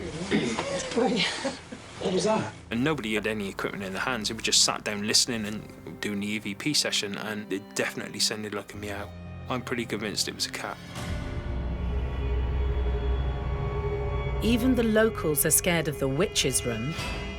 One of the other reports in this room is residents of Wootton Under Edge passing the ram have reported seeing a little girl, apparently crippled, just smiling at them throughout this window. Now, residents are aware of the legend of the Ram Inn, of all the ghosts here. Many of them will cross the road to avoid the Ram Inn and coming face to face with this soulless little girl just staring at them. On top of all the stories about the witch's room, some remarkable footage was also captured here. One night, a group of ghost hunters were investigating this room, and they actually sent me the footage that they caught. They were sat in this area, just doing normal calling out, is anybody here?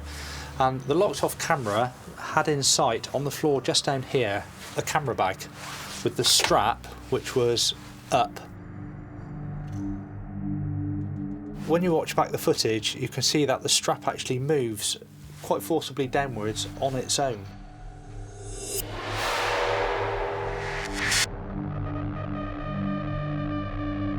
And it's quite an intriguing piece of footage, one of my favourites from this room. In that particular clip, you seem to see a bag in the corner of the screen, and there's a handle that appears to get pulled, lifted, and drops back down. And that is a sign of an intelligent haunting, an intelligent spirit, something that's able to communicate physically with the living. Generally, I don't get scared, but the Ram Inn is, after 15 years of investigation, is one building I don't think I could pluck up the courage to stay alone in. It's the atmosphere. I'm used to ghost hunting, I'm quite rational, but this place is unique. The atmosphere is unique. It is so oppressive, I don't think I could spend the night here on my own. The energy running through the walls of the building makes the ancient ram an uncomfortable yet fascinating place to visit. It's little wonder that some spirits also find it's impossible to leave.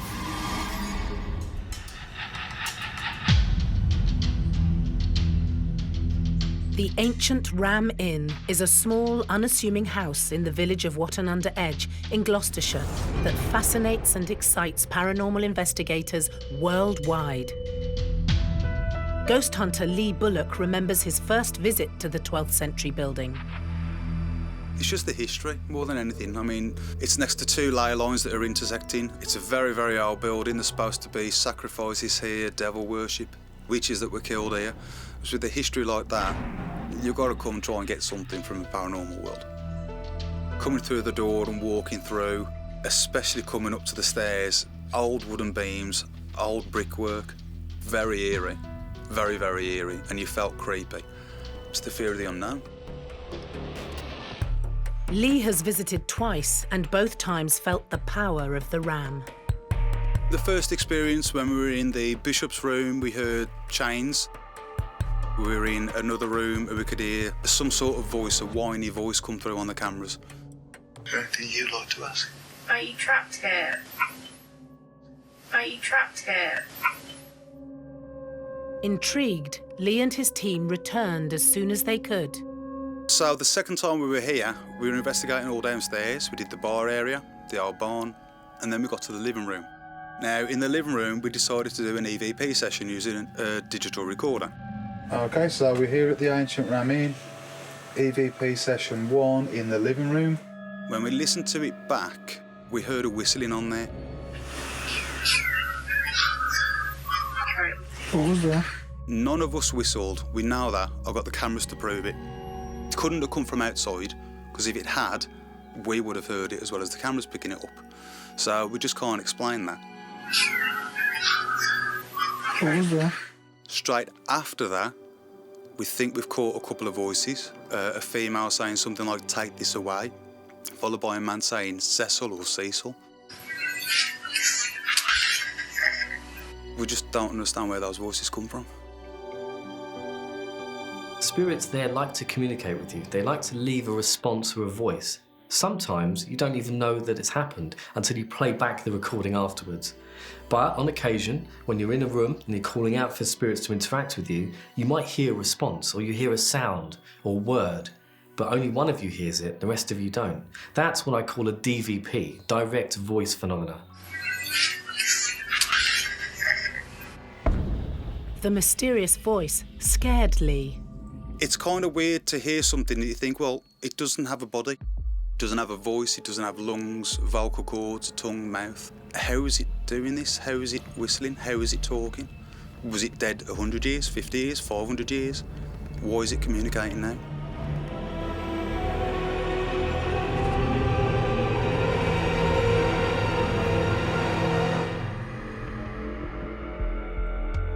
Caroline Humphreys was just 7 years old when her family moved into the Ram in 1968. She came back to live here in the early 2000s. And I got the opportunity in my mid-30s to live in the attic for a year, which was lovely. It's a beautiful building to live in. One day, we could hear a lot of noise. It sounded like our dog had been stuck behind some furniture and rubbish in the attic.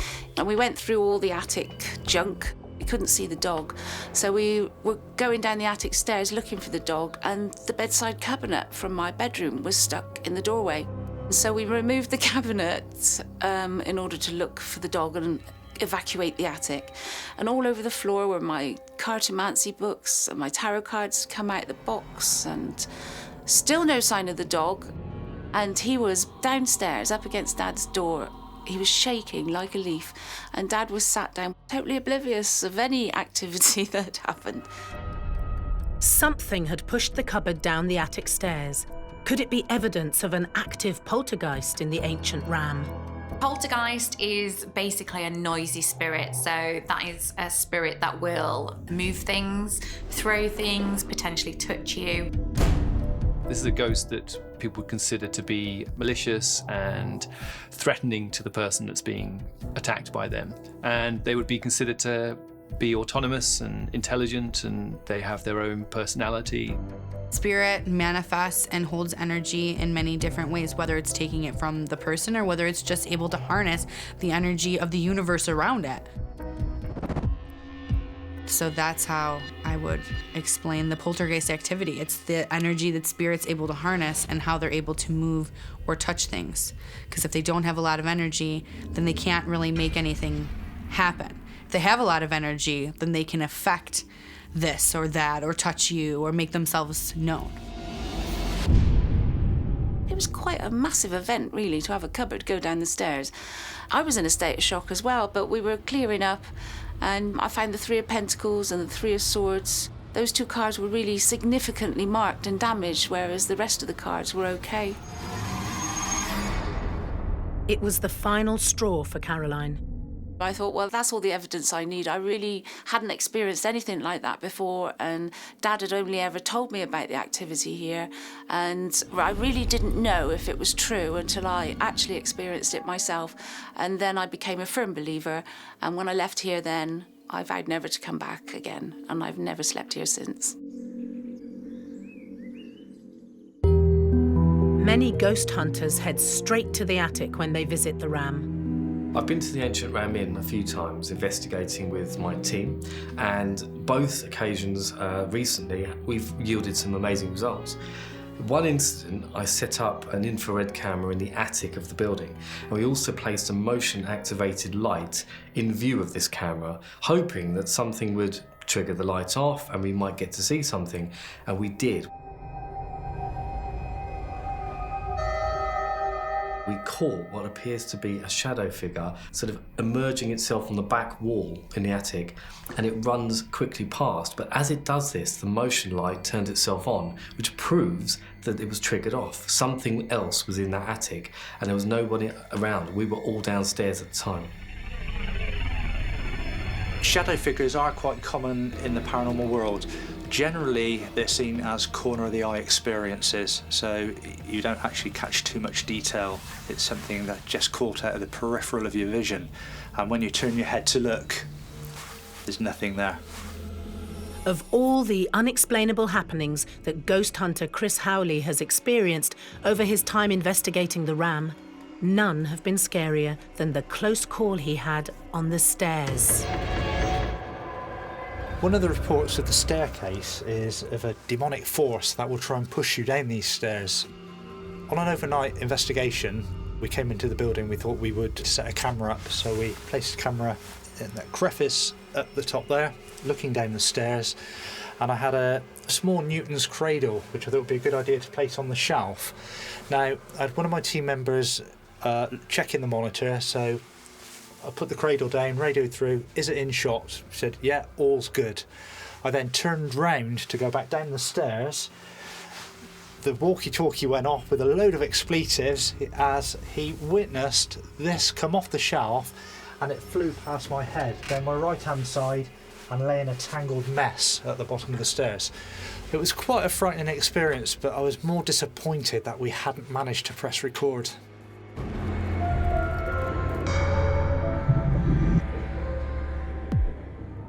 Experts believe that it's the powerful energy inside the ancient Ram that makes it such a supernatural hotspot. Energy's everything, really. Especially if you're like a sensitive, you know, that's the first thing you'll pick up on. But I mean, even normal people will walk into a building, particularly here, and you'll feel, you know, the hairs on your neck will go up. You'll feel uncomfortable, and you'll feel, you know, all these sort of emotions you wouldn't expect to feel walking into a building. I mean, this building is on 2 ley lines as well.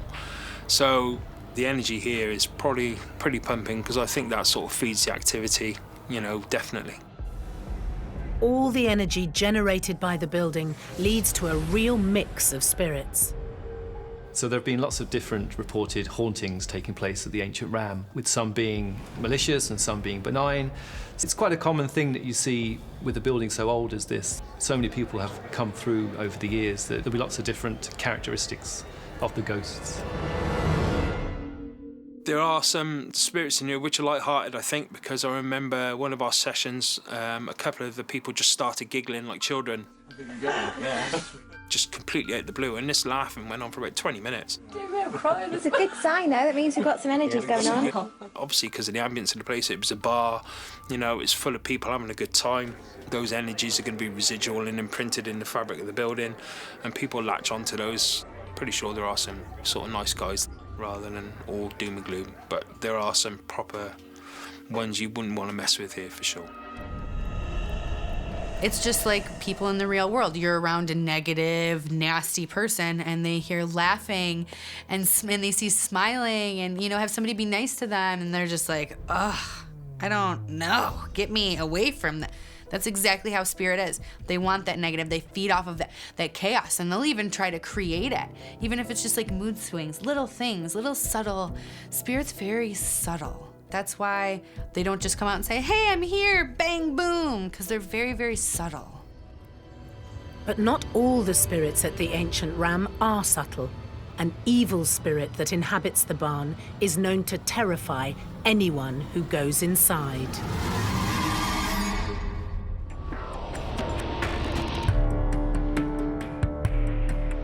The ancient Ram Inn is reputedly Britain's most haunted building. The medieval house is steeped in history and flooded with paranormal activity. Some of the spirits are good-natured, but in the barn, the ram shows its evil side. We did experience quite a lot of activity whilst we were there. Some of the live streams actually picked that up, but one of the main things that we experienced was inside the barn area. Now, inside the barn area, it is notorious for a dark, tall, brooding figure. Now, he made himself known in a form of a mist that one of my colleagues actually caught on an iPhone. And once we slowed the stills down, we actually found that there was a face on the inside of this mist. So that was quite an extraordinary find for our evidence. Phil Jones has also experienced the malevolent spirit in the barn. The first time I experienced the black mass coming towards you at speed, that was really unnerving because you've got no way of getting out and this thing's just coming towards you. You try to rationalise, is it my eyes playing tricks? Is it because my eyes are focused into the dark or whatever? But you could see this mass changing shape as it was moving. When you actually see that, it is quite exciting. And I think the adrenaline starts to flow then and you kind of want more things to happen. Two of the other more evil spirits reportedly residing at the ram are the demonic incubus and his female counterpart, the succubus. Traditionally, the incubus and the succubus will attack their victims at night, so they tend to prey on individuals while they're asleep, or they might find themselves waking up and feel like they are being attacked. I don't know how to say it. It sort of is sexual with you in your dreams, and I guess you can hear the succubus sounds like they're high heels, but really it's her hooved feet coming for you. A lot of the spirits that you encounter are quite peaceful in nature. They will just catch your attention and disappear. Incubus and succubus form part of the darker realm, and these are more evil in their intent. Ghost hunter Lee Bullock tried to make contact with the succubus during one of his investigations at the ancient ram. We use an EMF device to pick up electromagnetic fluctuations. It's changes in the environment, electromagnetic forces. So if you have a kettle, for instance, if you put the kettle on and put it next to it, it will go up.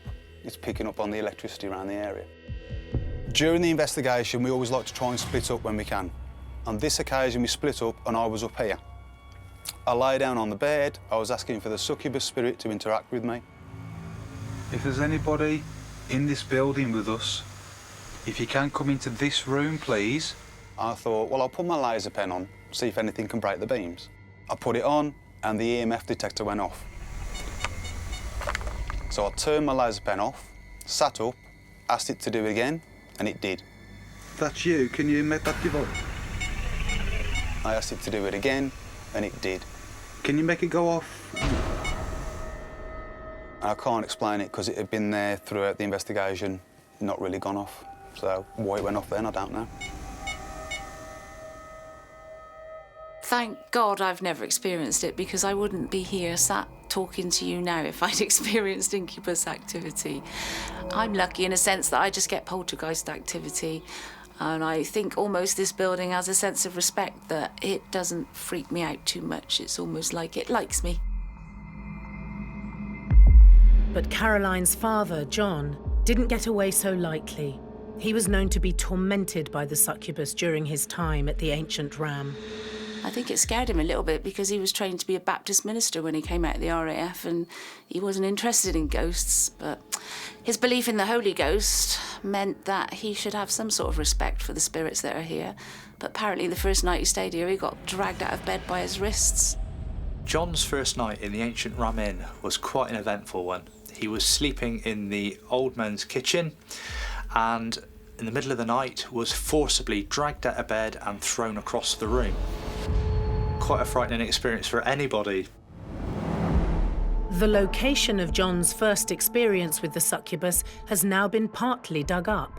So here we have the spot where John spent his first night in the Ram Inn before being violently dragged out of his bed. As you can see, it's now an open grave. It was the Swindon ghost hunters in 1999 who encouraged John to have this excavated. Bones and the ceremonial daggers were found. These were taken away and analysed. John told me in the past that the police took the bones away. He didn't hear anything else back from that. The daggers were examined by a university in Bristol and were verified as ancient ceremonial daggers. So were they used in some ritualistic occultist sacrifice? Or were they just part of the pagan burial ground and whatever went on in those dark days? I don't think we'll ever know. With a grave like this within the walls of the Ram Inn, it's no surprise that the building is so haunted. If we could dig deeper, who knows what we could find here.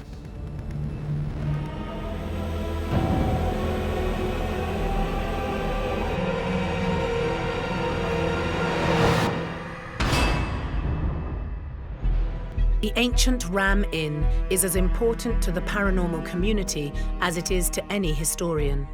1,000 years of life have been lived inside the medieval building, and although no humans currently reside in the extraordinary bedrooms, the Ram is still packed to the rafters with spirits. It's good to keep a place that's got so much history. It'd be a shame for this place to go. It's important not only to the community around here, but to the paranormal world. You know, so many people have investigated it, so many future generations of investigators are going to want to investigate it. The ancient Ram Inn is a national treasure. It's a piece of history that needs to be preserved. Not more so for the ghost hunters who keep coming here, but I think historically the building is a fantastic location.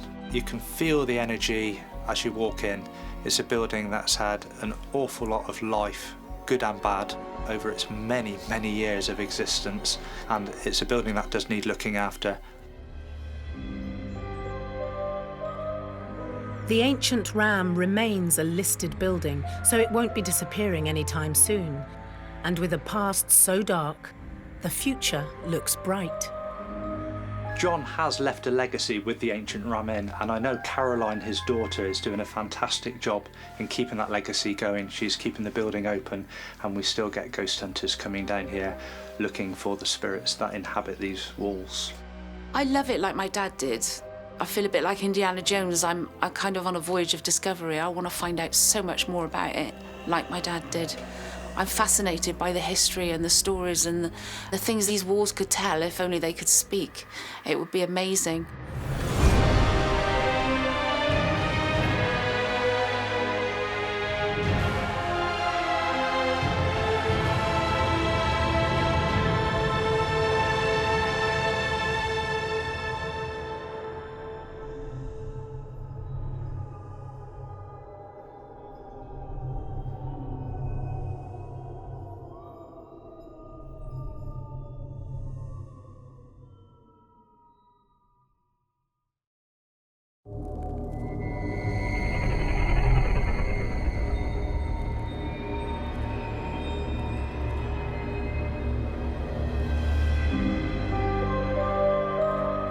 Ghosts appear in many forms. We can see them. What was that? We can hear them. I am not afraid. And sometimes we can even feel them. We've gone around the globe in search of the most terrifying spirits and supernatural beings who continue to live on long after their deaths. On World's Scariest Hauntings, anything can happen. Because you never know who's watching. when the lights go out. What the hell was that? In this episode, nestled deep in the Essex countryside, is one of the UK government's best-kept secrets. It's just a wooden building which looks very, very small, but as soon as you get past those doors, it is miles of underground tunnels and secret passageways.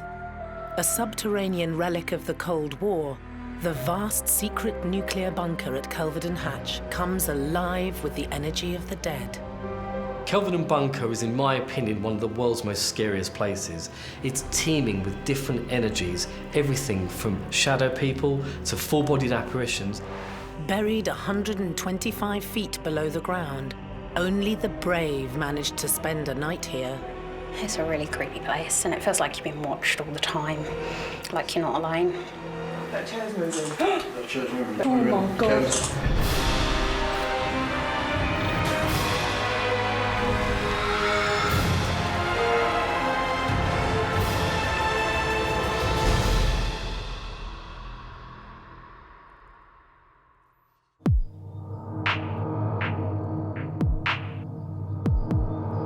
In the small village of Kelvedon Hatch in Essex, a quaint, unassuming cabin sits in the woods. But this is not an idyllic British cottage. Deep below the foundations lies one of the UK's best-kept secrets.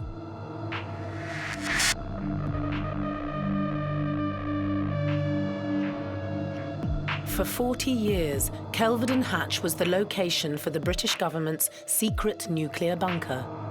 With the threat of Cold War hanging over the country, there was a real worry that the USSR would launch a missile at any moment aimed straight at the UK. Decommissioned by the Ministry of Defence in 1992, Kelvedon Hatch is now teeming with paranormal energy. The haunted bunker is owned and operated by Mike Parish, who has opened it up to the public as a tourist attraction. Well, obviously, we've got a bunker in the middle of Essex because it's the London bunker. It was where some of central government would have come had there been an atomic war. It was built here because this is the furthest south that the Ice Age came. And so whereas the rest of the land around here is London clay, we've actually got free-draining soil. And so it happened to be nice free-draining soil on a hill, far enough away from London to be safe. Originally built as an RAF defence base in 1952, as the Cold War heated up throughout the 60s, 70s and 80s, it became the unofficial safe house for the British government. It took them a mere 7 months to build it, from start to finish, which was quite remarkable. It would take you that long now to get planning permission. But obviously there was a bit of a panic going on.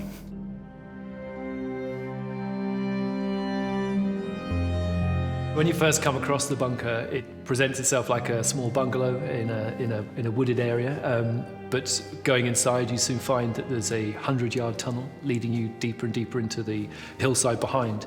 The bunker underneath itself is actually 125 feet below the ground. It was built to hold 600 people, but by the mid-80s, they'd whittled that down to 450. The bunker remains frozen in time, still poised and ready to rescue officials and members of the public in its various rooms, including a dormitory and a sick bay. There are so many different rooms in the nuclear bunker. All these rooms house different operational departments. There's also a BBC radio room that would be used in the event of a war to broadcast live from that particular location. Once you're actually on the inside of Kelvedon Hatch, it's just a rabbit warren of tunnels. It is a huge place and it's very easy for somebody to get lost on the inside of there, but the location is amazing for a paranormal investigation.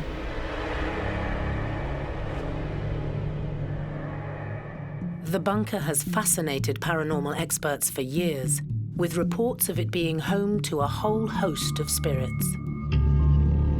One of the explanations as to why the bunker might be haunted is that a burial ground was disturbed when they constructed it.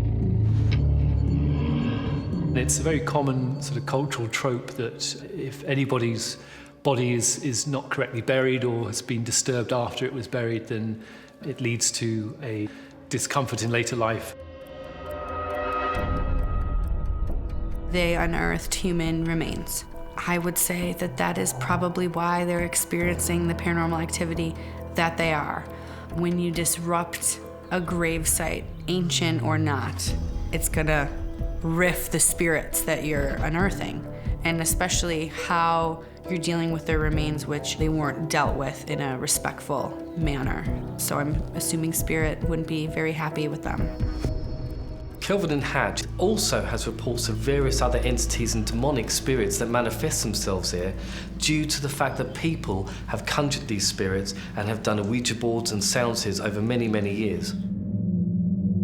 I picked upon a number of people. There is a female there. She likes to sing and she likes to make herself known, and there's quite a lot of floral perfume as well that follows this lady about. I've never myself experienced it. No ghost has looked me in the eye. So no, I haven't seen them, but lots of people who've come down here are quite genuine when they say they have seen something. And it's not for me to dispute that. It's just that I'm not on the same wavelength, obviously, or not prepared to admit them into my mind, but others perhaps are.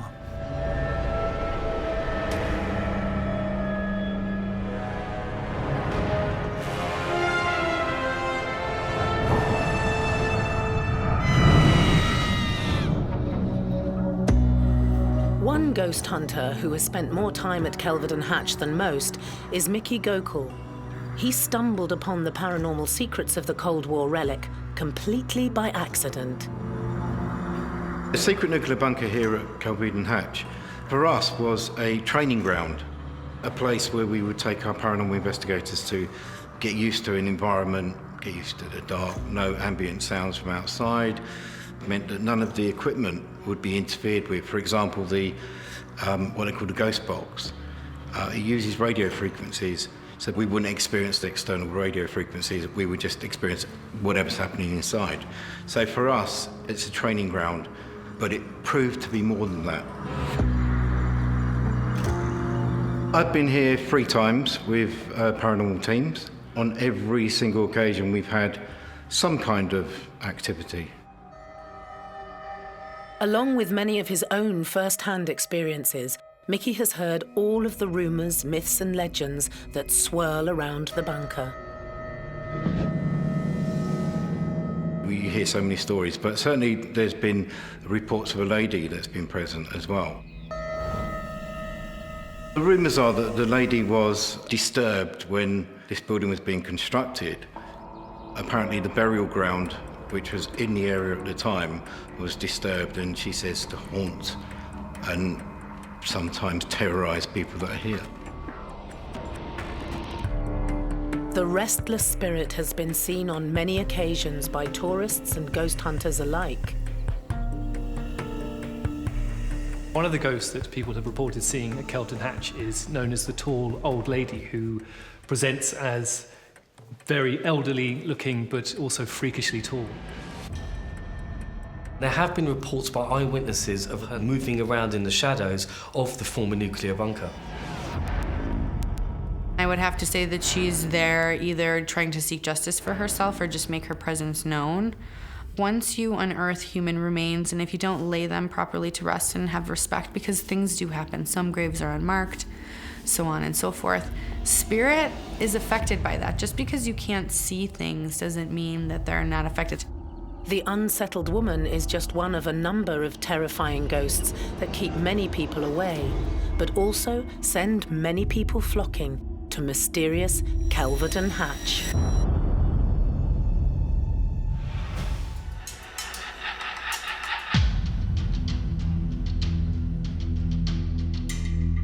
In the village of Kelvedon Hatch in Essex, a clandestine bunker is hidden below the ground.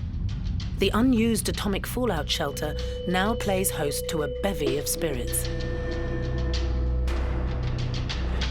But you'd never know it by looking at the unassuming entrance. It's just a wooden building which looks very, very small, but as soon as you get past those doors, it is miles of underground tunnels and secret passageways. You will get lost inside there. The entrance tunnel that leads down to the main bunker is haunted by one of the most often seen ghosts of Kelvedon. There have been reports by many visitors to Kelvedon Bunker of seeing a woman in full military uniform, often as real as you and I. This female officer has also allegedly been telling people to get out, and she speaks to these people as clearly as we are now. Many people who visit Kelvedon don't even get as far as the bunker, chased away by this fearsome woman. Keen ghost hunter Sadie Forth has first-hand experience of this. We started off the night's investigation down here in the tunnel, and we walked up to the bottom of the tunnel behind me. It was me and my two lady friends, and we were the only people here in the bunker all night long. I got out my night vision camera to start filming to see if anything was here, and it looked like there was a figure at the other end of the tunnel. There, can you see that? Tall and dark. Yeah. With a face. Yeah. A dark silhouette, a shadow type figure, which was quite frightening to look at. And I zoomed in on the camera to see if it was still there, and it was. I'm not picking anything up on camera. I don't think I am anyway.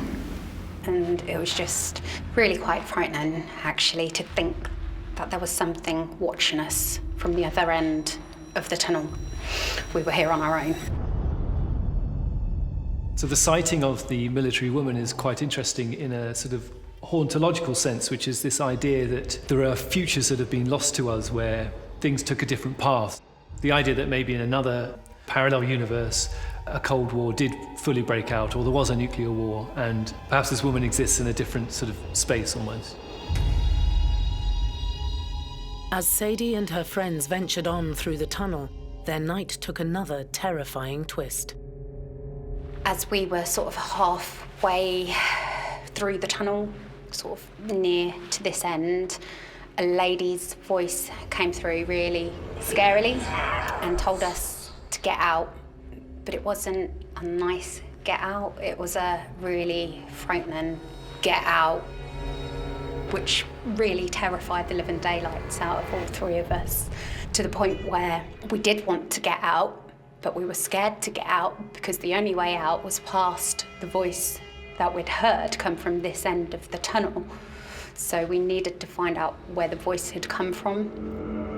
What's quite interesting about the reports of the military woman is that she talks directly to the people that have seen her, which would suggest that if she were dead, she doesn't know that she is, or that she's in fact alive but existing in a different sort of time and space to us. So she is very much not a ghost in the sense that she is the apparition of a dead person, but is a fully autonomous person in her own place. It really set the tone for the rest of the night that we were here and completely frightened us. But as we were going back, it's like we were peeking around the walls to see if there was something there, because we were really terrified, but there's no explanation for it. We did eventually come back down to work out where this voice come from, what it could be, a possible explanation for it. And the only explanation I could come up with was that it come from this tunnel speaker. It was like it was something here not wanting us here. I don't think it was a warning because it would have been more friendly. I think it was quite menacing.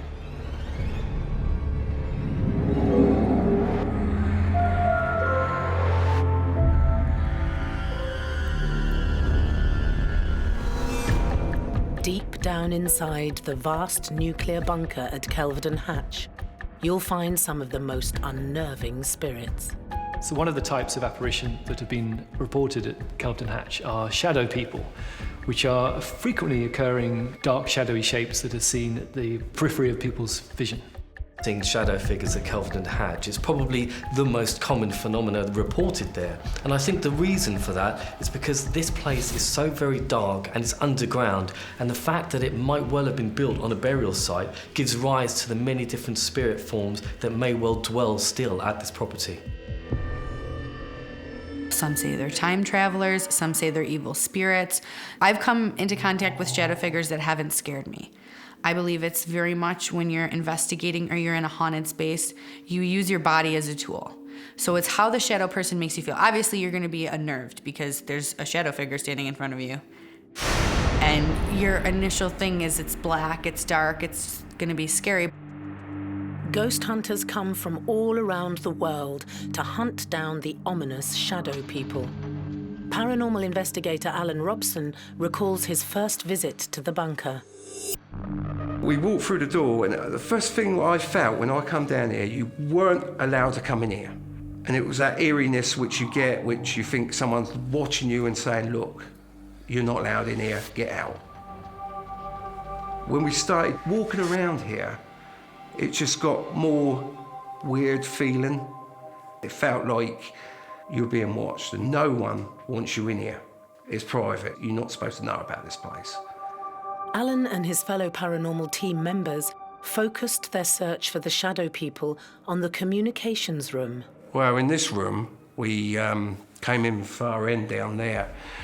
So we decided to set a couple of cameras up down there. We put some detector lights on these tables here. When we were down there with the cameras doing a bit of an investigation, we had these lights go off on these tables here. And we got to this spot, it was like we had all of us got a tingly feeling. So often when people report seeing shadow people, the sightings come with a sense of malignancy. So there's a feeling that these entities or whatever they are out to cause harm. They feel dizzy, they get headaches, they feel tingly. I would say that that's caused from the energy that they're experiencing from being around certain spirits. In this instance, because remains were unearthed, I would say that these spirits aren't happy. I'd say that they're not at rest, and that's why you're getting shadow people. Both scared and excited, Alan and his team lay in wait. All the lights were off, and we waited for anything to happen out here. We started getting noises, things moving out here, which just needed to be really quiet for this to happen. We couldn't come out of that room because we knew it would stop.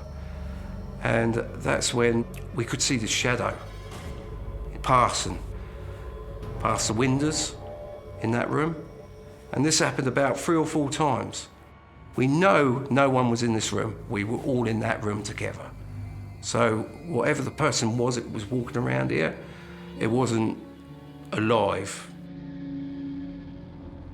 Paranormal expert Becca has experienced it too. I've seen shadow pass through solid, like I didn't see face. It looked like a mask to me. Like, you know those old like Chinese masks where it's just like the face for the whole, and it was soft, I knew it was a woman, like full on wispy apparition. For somebody who's never experienced something and actually sees a shadow person or sees a full manifestation of a person, that would be quite scary. But sometimes when you see a manifestation, it's only for a split second. And then when you look back, there's nobody there. I think that's what scares people even more. Intrigued to see whether the cameras had picked up any of the shadowy figures, Alan and his team pressed play. When we went back on the footage of the camera that was set out here, we had the dark shadow walk past that camera twice, which to me looks like a woman. Military, I don't know, but definitely a woman. Looks like she's got her hair tied up or hat, and it looks like she's carrying something. And she's going from this end, where we felt it cold, to the other side of this room, and then disappearing about there. Twice this happened. So this must have been the figure we were seeing, or the shadow, it was casting the shadow over on that room, which done it twice, but we see it more times than this, but the camera caught it twice. The video footage clearly shows a shadow moving past in one of the rooms of the Kelvedon bunker. And it is quite possible that this is a shadow figure and one of the many spirits that have been reportedly haunting this location. I would definitely say that it is very possible that it was spirit trying to communicate. Again, investigators say, you know, show me that you're here, make your presence known. That doesn't always mean that spirit's going to do that right in front of you. They may go to the next room, there's a camera, and walk by it, or not even think of it.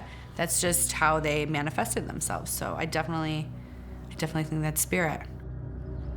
Many experts who have ventured deep down into the bunker at Kelvedon Hatch have seen the shadowy spirits. One of my colleagues actually saw what he believes to be a shadow figure himself. It was lurking around just next door to the BBC broadcast room, and as it moved between the rooms, he saw a physical figure. He saw something that had an outline that was darker than the dark of the room itself. Because it's absolutely pitch black inside Kelvedon, 9 times out of 10 a spirit would be black, and they usually would find that they walk past a laser grid or they'll walk past a piece of light and they'll pick something up that way. Alan will never forget his encounter with the dark side of Kelvedon Hatch. This figure, you can see it's actually, it's a person. It's not just a shadow. You know, it's got depth to it. And it's kind of, it's not walking, it's kind of hovering along. It's just not normal the way it looks. If it was a shadow, it'd be all bendy, all over the walls and everything. And from that to start from this area where you get the tingling, that makes sense, doesn't it? That's why I believe this is an actual shadow figure, as they call them. And they're not very easy to catch. But that night we caught one, yeah.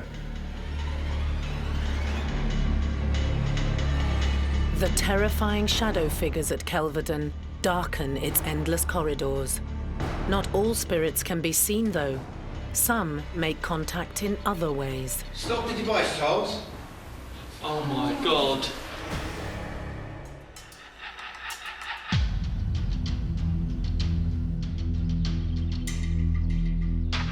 In the woods on the outskirts of a small village in Essex lies a secret nuclear bunker, an unused Cold War base concealed from the British public for 40 years. Kelvedon Hatch is hidden 125 feet below ground.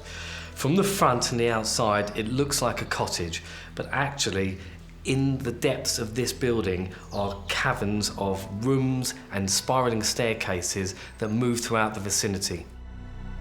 The seemingly endless corridors below are now home to numerous paranormal beings, one of which is known to defy physics. On my first visit to the bunker, we were very dubious about poltergeist activity. But on the second visit, we witnessed one of the dummies that are on the bunk bed. We witnessed one of those actually coming off, and we were unable to account for it. So yeah, I would say there is some poltergeist activity here. The word poltergeist is the German word for noisy ghost or noisy spirit. There are various different theories on poltergeist. Poltergeist is said to be active, intelligent, and generally mischievous spirit forms. They are able to throw objects, move objects, interact with the living, and will cause mayhem and distress anywhere that they're found. People who claim to have been haunted by poltergeists have reported being hit or scratched or have had things thrown at them. And some reports of poltergeists have been particularly dramatic. You know, they'll have beds or cabinets, quite heavy objects thrown about the house. Some poltergeists can even make a physical connection from the spiritual to the real world. I've known people who are hardened skeptics, have their own personal experiences of being touched, and I've also had people who are very, very open, who've experienced absolutely nothing. So it depends whether that spirit kind of takes a liking to you or not. I've had somebody follow me around a place and touch my leg and give me kisses, and that's quite unnerving when you actually have that, because it's kind of a little bit strange. I would say it would be energy from spirit. I'd say it'd be a spirit that's able to harness or manifest a lot of energy. To be able to move things or touch you, like I said, that takes a lot of energy. A low-level spirit isn't gonna come up to you and you wouldn't feel their poke or that they're even near you. High energy, you're gonna feel that dizziness, you're gonna feel that tingly, they're gonna affect you physically. The poltergeist activity at Kelvedon Hatch is believed to be down to one man in particular. So there is a story about the construction of the bunker which involves one of the workers. Apparently he'd been laying concrete at one of the lower floors. And so it was pumped into the walls, and it was a day and night job so that they didn't get a day break in the concrete that would then make it weak. Rumour has it that one morning they turned up and the foreman was missing, and his gloves were on the side of the wall where the pump was pumping the cement in, and he was never seen again.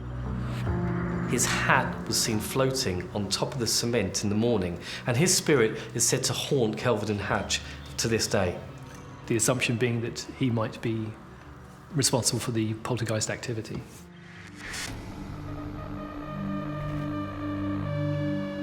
One paranormal team who investigated Kelvedon captured some of the amazing poltergeist activity on camera.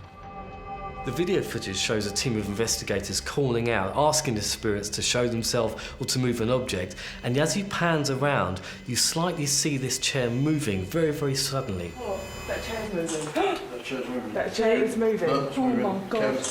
Thank you to the spirit that is moving the chair for us. You're doing really well.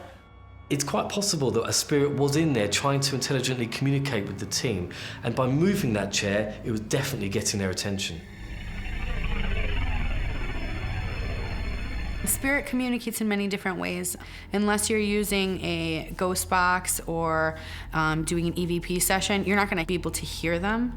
So you're going to say, move something, show me that you're here, and I believe that Spirit chose to move the chair. Say, hey, I'm over here. The moving chair at Kelvedon is strong evidence of spirit interaction, but experts remain torn on how to define poltergeist activity. There are sort of two main ideas about what a poltergeist is, and one being that it's a spirit, a malicious spirit that has, for one reason or other, attached itself onto one person, or can often be linked to a specific place. So, for example, a family might move into a home and they find that they are being haunted by a poltergeist because the spirit of the previous owner still considers that place to belong to them. Another idea put forward as to what a poltergeist might be was devised in the mid-19th century, which was that it could be psychokinetic energy that has been projected from an individual. Be it spiritual or psychokinetic energy, also known as telekinesis, the footage is still thrilling for any paranormal enthusiast. That chair is moving. Oh my God. It's very much exciting because usually you ask Spirit, you know, show me that you're here, let me know that you're here, whether it's a knock, whether it's, moving this. And they don't command. Like, you can't command Spirit to do what you want. They're not, a parlor trick. So when they do it, it's scary, and then you get the surge of adrenaline through your body, like, oh my God, I just witnessed something supernatural.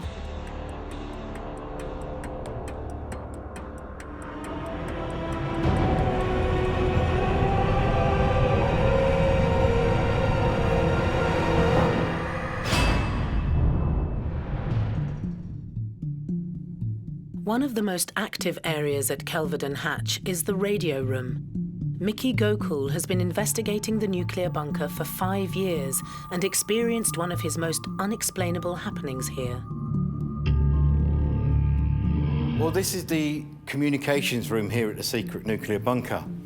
My team arrived into this room and we felt a presence. We felt as if there was energy here that we couldn't explain.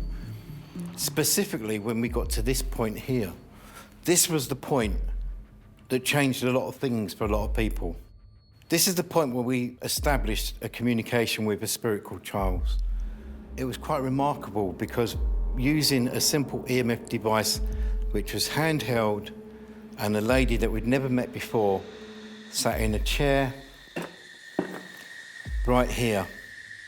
And she was surrounded by my team holding night vision equipment, recording equipment, and EMF equipment. Charles, is that you, sir? Can you make that bleep once for yes, please? Thank you. An EMF device, also known as a K2 meter, is one of the most commonly used tools by any ghost hunter.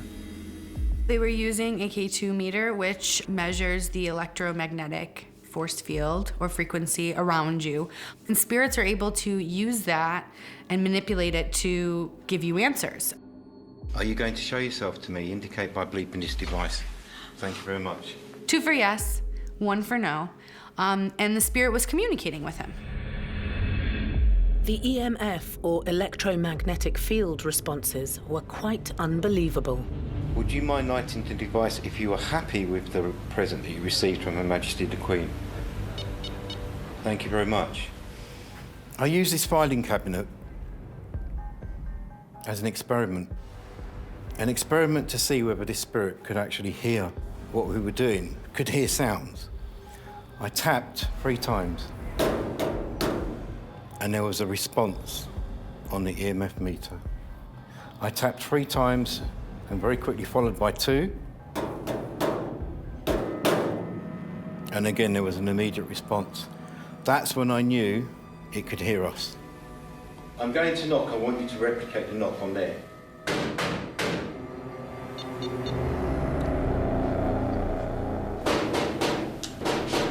2, 3, 4, 5. Oh, that is good. There was the delay in your knock as well. Yeah, there was. 3. Oh, yeah.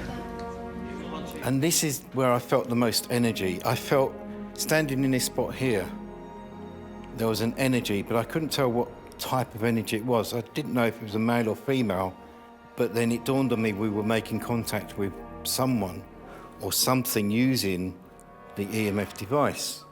So I asked the question, "Are you here?" And the EMF device started bleeping. Is this where you are? I asked, "Would you make the EMF device bleep faster?" And it did. Bearing in mind the EMF device was 20 feet away, it was bleeping faster and faster and faster until I said stop, and it stopped on demand. Stop the device, Charles. Oh my God. I knew that this was the spot where Charles was. I would say it's a mischievous spirit. How you are in life is very well how you are in death, and you might have a spirit that just likes to be a trickster or is reacting to the things that are being asked by the paranormal team. Are you here? Show me you're here. Like I said, they just don't do things on command. If your name is Charles, please activate this device and make it go. Just come closer to me, sir. Is your name Charles? Thank you very much. By speaking to Charles through the EMF device, Mickey was able to find out much more about this enigmatic spirit. I could feel him. I couldn't see him, but I knew he was here. And through a series of questions, using the EMF device, we were able to ascertain that he worked here, that he wasn't an ancient spirit. He passed away at the age of 50 in 1992 or thereabouts. He also refused to give me his full name, but preferred me referring to him as Charles. This has really changed it for me. This location, this spot, and the spot we were just in with the chair has changed my life. The one reason why I believe communicating with spirit is important is to hear their story. As an investigator, and I'm sure as why you do what you do, documenting haunted locations is to get down to the bottom of the story. Why is this haunted? Why are we here? Why are these spirits here? That's very important, and you can only do that so much without communication with spirit. And there are so many more stories waiting to be heard. 125 feet under the ground at Kelvedon Hatch.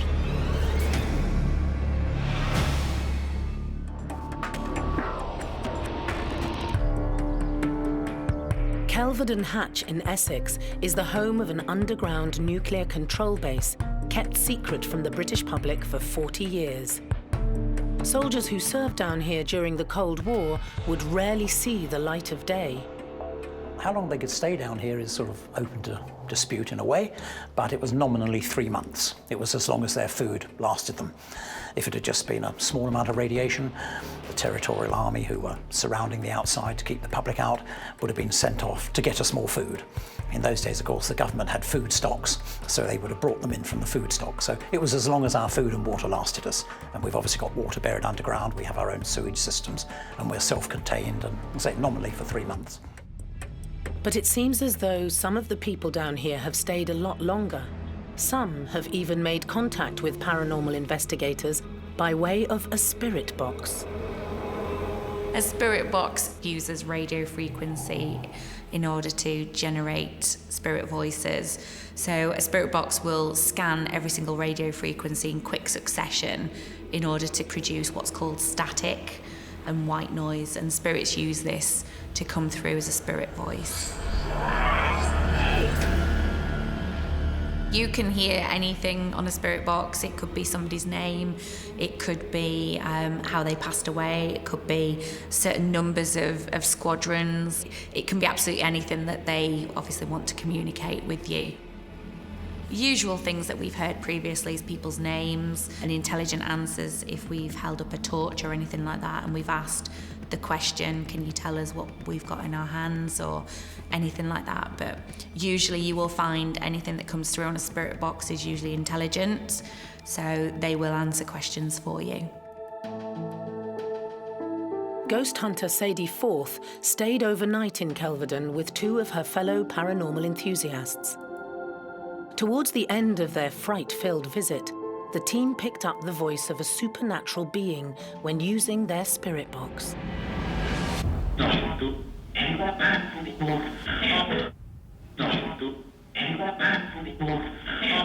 It wasn't anything explicable in our world. It was something just random. It wasn't a recorded voice that was projected to come out at a certain time. It just was there and then, as though it was telling us to get out.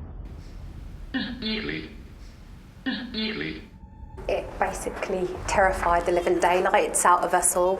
It was me and my 2 lady friends who came here, and we were here all alone all night, and it was really quite frightening.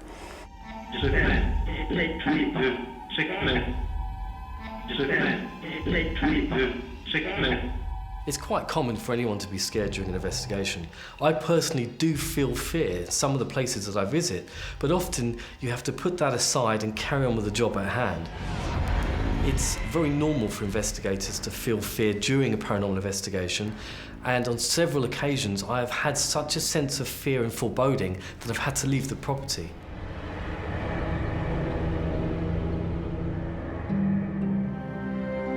Although some spirits can show themselves as full manifestations, or famously at Kelvedon Hatch as shadow people, others only seem to be able to present as disembodied voices.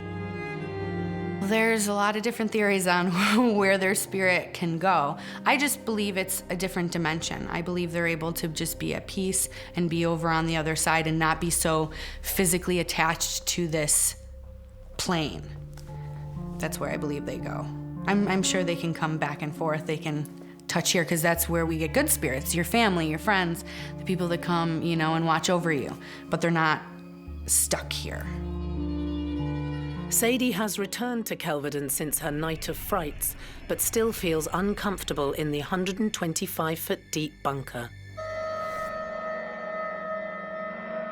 It's a really creepy place, and it feels like you've been watched all the time, like you're not alone.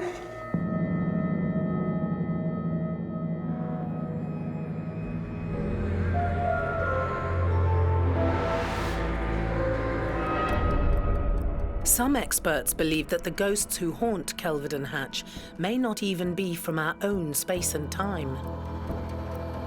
It's interesting to think that there have been reports of sightings, ghost sightings at Kelvedon Hatch, considering that no one's actually lived and died in the building. But there's something incredibly powerful about the space, because the idea of a nuclear war for all of us is sort of one of the most terrifying concepts, and the way that the bunker is put together and how it still exists today, it's very easy to sense that something had taken place and that, you know, it had been in operation, and perhaps that in another time and place a nuclear war did occur. And so when you go into the bunker to see it laid out the way that it is, it almost feels like there's an alternative future somewhere where this place had actually been in operation. In a sense, when you're in the bunker, you can intuit the lives of the people that in another world might have lived down there. This is one of the reasons that paranormal teams still flock to Kelvedon Hatch, all trying to capture something remarkable in a place where they once weren't welcome. Well, obviously not when the government had it, because people hadn't been down here then. They weren't indeed allowed in here to investigate it. But since we've been open to the public, so they have come down, paranormal groups, and most of them find evidence of paranormal activity of some measure, be it orbs, or be it mediums getting hold of people, or occasionally the odd photograph. During 2 nights of filming in the bunker, our crew experienced some strange anomalies. Whilst filming, the lights would mysteriously turn themselves on. And the overnight trap cam was triggered in the pitch black when the nuclear facility was completely empty. People have claimed to have captured orbs in photographs. Perhaps they've gone to investigate an area that's got a reputation for being haunted, and when they receive the photographs back, they find these bright, small spheres in the back of the photograph. There are many different theories about spirit orbs. Orbs are generally the first manifestations of a spirit entity, normally usually energy or balls of energy with their own kind of signature. The spirit learns how to manifest in many different ways. There's not one specific way I've seen spirit manifest. So whether it's a little energy ball, whether it's a wispy figure in front of you, whether it's a shadow person, there could be many different reasons.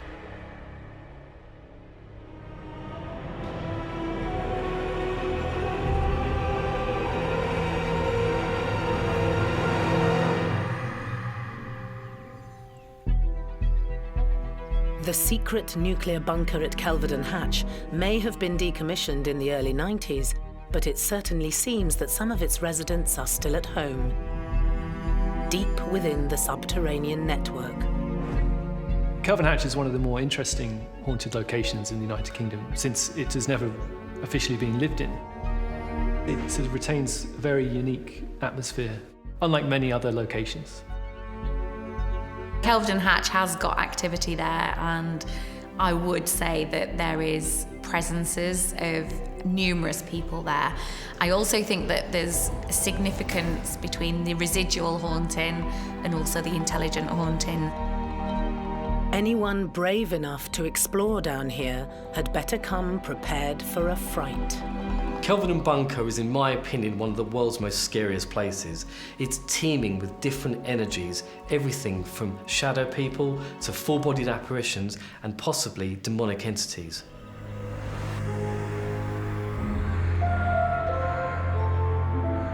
I would say it rates quite highly because there was only the 3 of us here, so there was no contamination from any other sources here. It is definitely one of the creepiest places I've been to. I have been to lots of other creepy places, but I would say this rate's quite high on the scale of paranormal activity.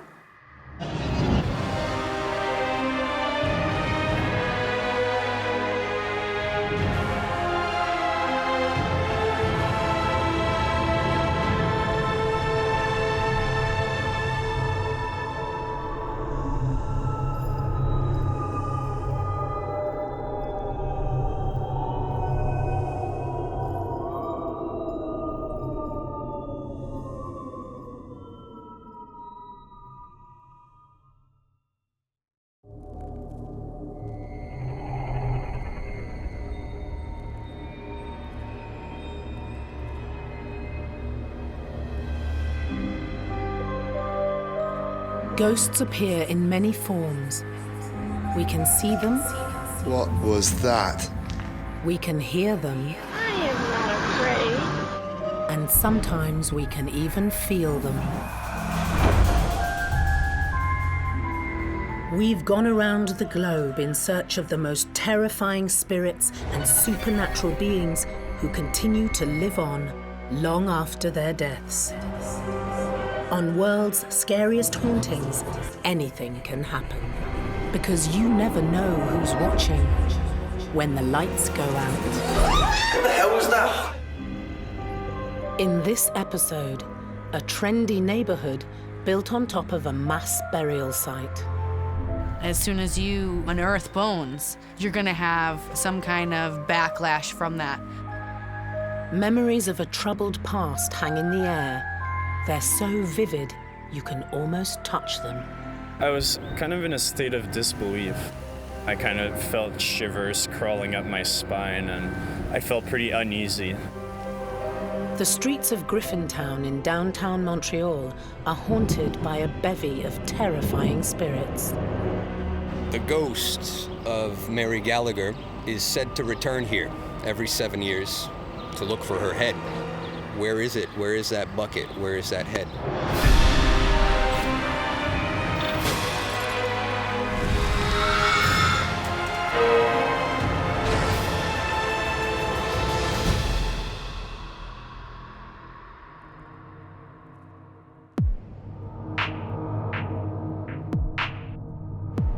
Cosmopolitan Montreal in Quebec, Canada, is an unlikely setting for a series of ghost stories. But hiding away in the modern world is a small neighborhood with memories of a traumatic past.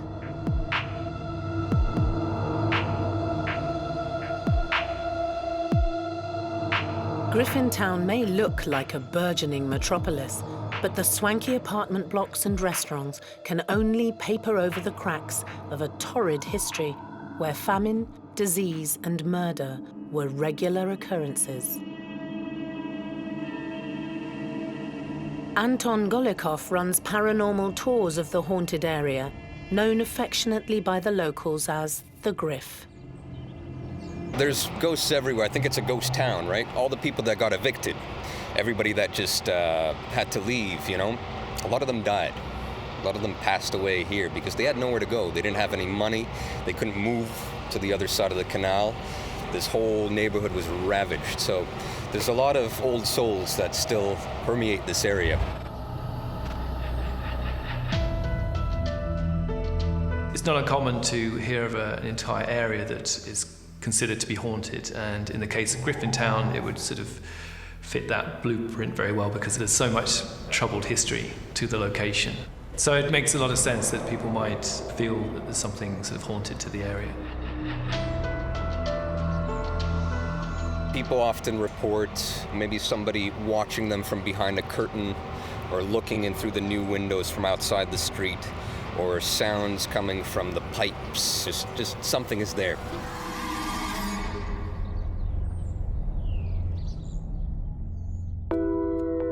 In recent years, gentrification has turned the once industrial location into one of Montreal's wealthiest neighborhoods. But many believe that the seemingly endless construction work has woken the dead. Griffintown is undergoing lots of redevelopment at the moment. It's becoming a new metropolis. There are bones being dug up, and there are spirits that are seemingly now restless as a result of all this redevelopment and building works. Any kind of change to the spirit's natural place or habitat or their home affects them very much as it affects us. So all the spirits that, you know, aren't laid to rest, or the spirits that have passed down there, the spirits that it was their home, I definitely think it would affect the supernaturalness that happens on the land. A lot of the residents also around these parts, they feel like there's a presence, you know, particularly in the basements and the foundations of the buildings. So, you know, you build a new foundation like there, you know, you dig a hole, but sometimes you find bodies, bones, all kinds of surprises.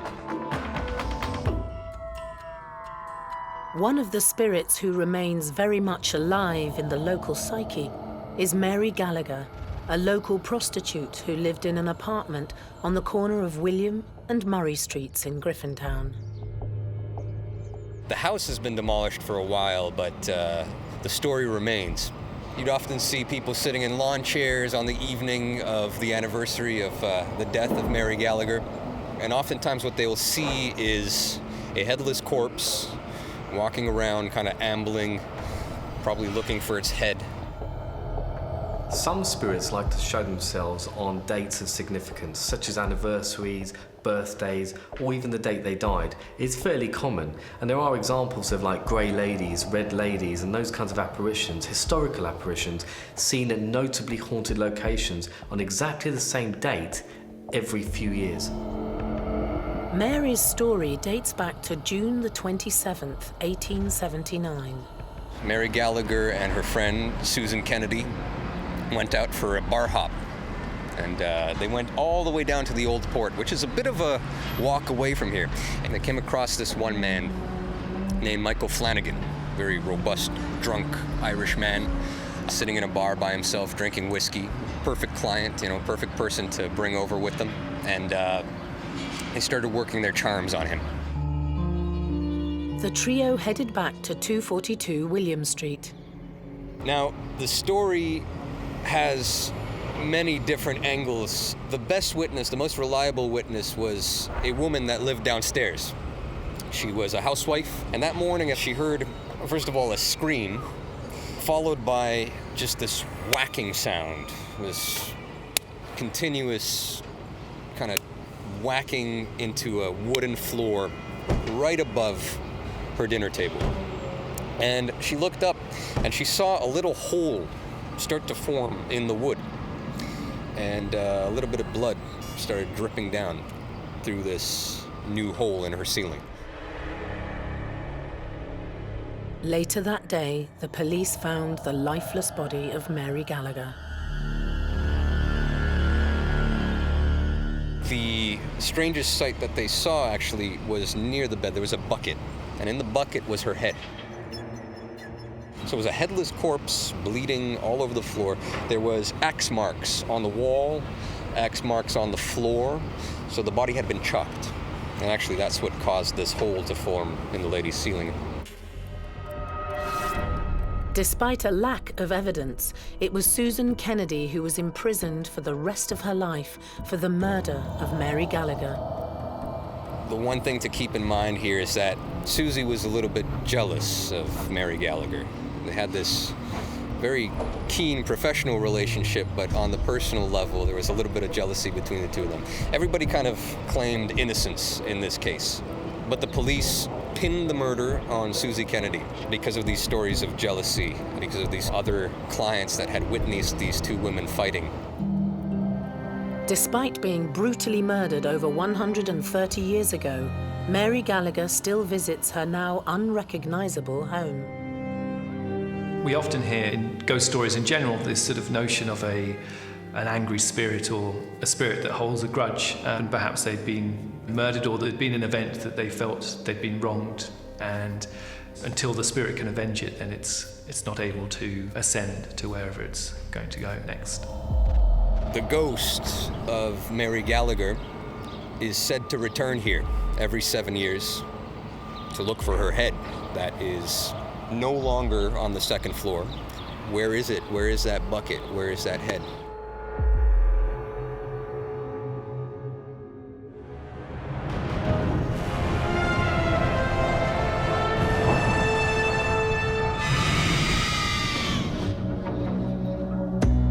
Before Griffintown existed, the land was a portage route for Native Americans. After the British arrived in 1760, the area eventually fell into the hands of an Anglo-Irishman named Thomas McCord. While Thomas McCord was on a business trip back to England, he had a very unscrupulous partner that sold his own land to a certain Mary Griffin, where the name Griffintown comes from. The underhand founding of Griffintown in 1799 is very much in keeping with its history ever since. Griffintown is kind of a portrait of Montreal. A lot of demographics, a lot of different peoples came through here. In the 1840s, there was a big influx of Irish immigrants and became a shantytown, basically. One of the biggest shantytowns in North America. The neighborhood never recovered and remained an impoverished area of Montreal. This place was eventually rezoned by the mayor of Montreal in the 60s, and because of that, we saw one of the mass deportations of people from a neighborhood, and from what was a large population of 85,000 people, went right down to about 2,000, 1,000 people. A lot of the unwanted things were brought here to Griffintown and dumped into this canal. With such a checkered history, it's no surprise that the ghosts of the past have been awoken. I think that this place, like I said, has seen a lot of tragedy. It's seen a lot of death from disease, from crime, just a lot of suffering. A lot of people's suffering still remains here. The energy is still very heavy. You could walk down the street and feel like something is following you, and that's probably the past that's following you. A past full of anguish that refuses to be forgotten.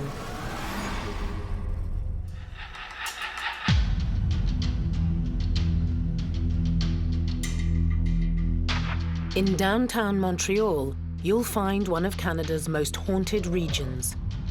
Founded in 1799, Griffintown sits uncomfortably in the modern world, a neighborhood with a dark past. The Lachine Canal is the lifeblood of the district known as the Griff. In the 1850s, this whole place expanded. The canal actually grew for bigger shipping, bigger boats that would pass through here. See the swing bridge, which is behind me over here, and it connected Point St. Charles, which is on the other side, to the Griffintown, which is here. The Wellington Swing Bridge is no stranger to tragedy and supernatural sightings. On the bridge, it's been reported that there's a ghost of a little boy that is walking along the bridge to the very, very edge of it, right on the left over there. He's wearing a suit. He's well-dressed. He's looks like he's returning from church or something like that.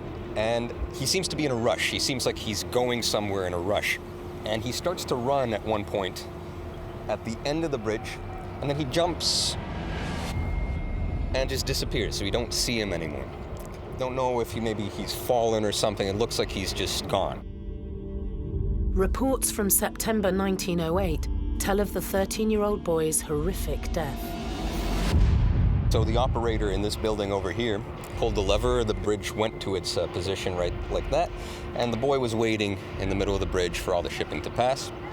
And then as the bridge started to turn, he started to run, and he wanted to jump onto the embankment over here, and unfortunately he fell, and he got crushed as the bridge came into place.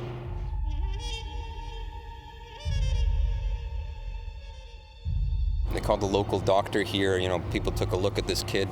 He was dead. His name was Arthur Carr. And they put out a notice, you know, Arthur Carr dead at the Wellington Swing Bridge. And nobody claimed his body. His parents never came. There was no family that came to claim him. The theory is that his spirit still remains here, untouched, and still tries to cross this bridge every now and then. The boy that's seen frequently running across the bridge in a sort of reenactment of what happened the day he died. So that would be considered a residual ghost. It's sort of the notion of something being played out over and over again. I think you could say that would be linked to the weight of the tragedy of the event, which is, you know, it was a young boy that was killed in quite terrible, gruesome circumstances, and B, that apparently his parents weren't around, or no one ever claimed the body. So I think that a story like that is retained in the public consciousness for a very long time, and that, you know, would contribute to this idea of it apparently sort of being seen quite often.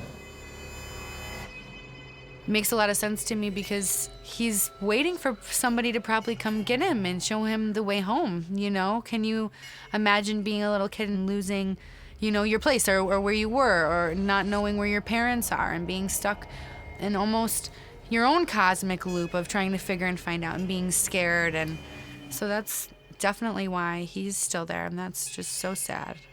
He needs a spirit rescue. Anton has experienced the ghost of Arthur Carr firsthand while taking a paranormal tour around the canal. We were standing around here, and I was telling the story about the boy getting crushed right over here. And as everybody peered over the side, a big splash came in the water. Didn't make any sense. It was like an upward splash. It wasn't like something fell in, but like something was trying to come out. We all witnessed this. Nobody threw a rock or anything. There's no reason for that to happen. We all just kind of acknowledged the fact that maybe the spirit still does live around these parts. Obviously, a tragedy has happened on that bridge.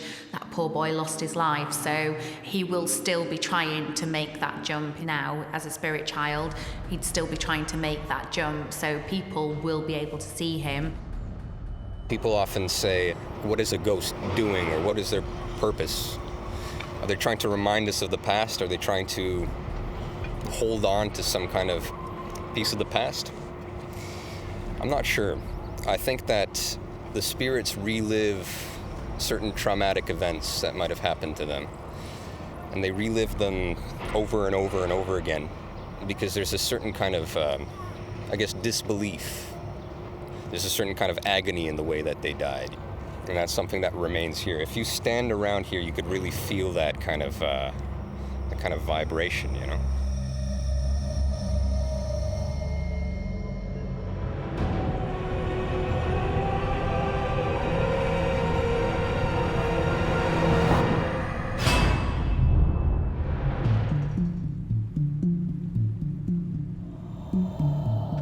Not all the ghosts of Griffintown are believed to be human. Some lurk in the dark, terrifying the local residents.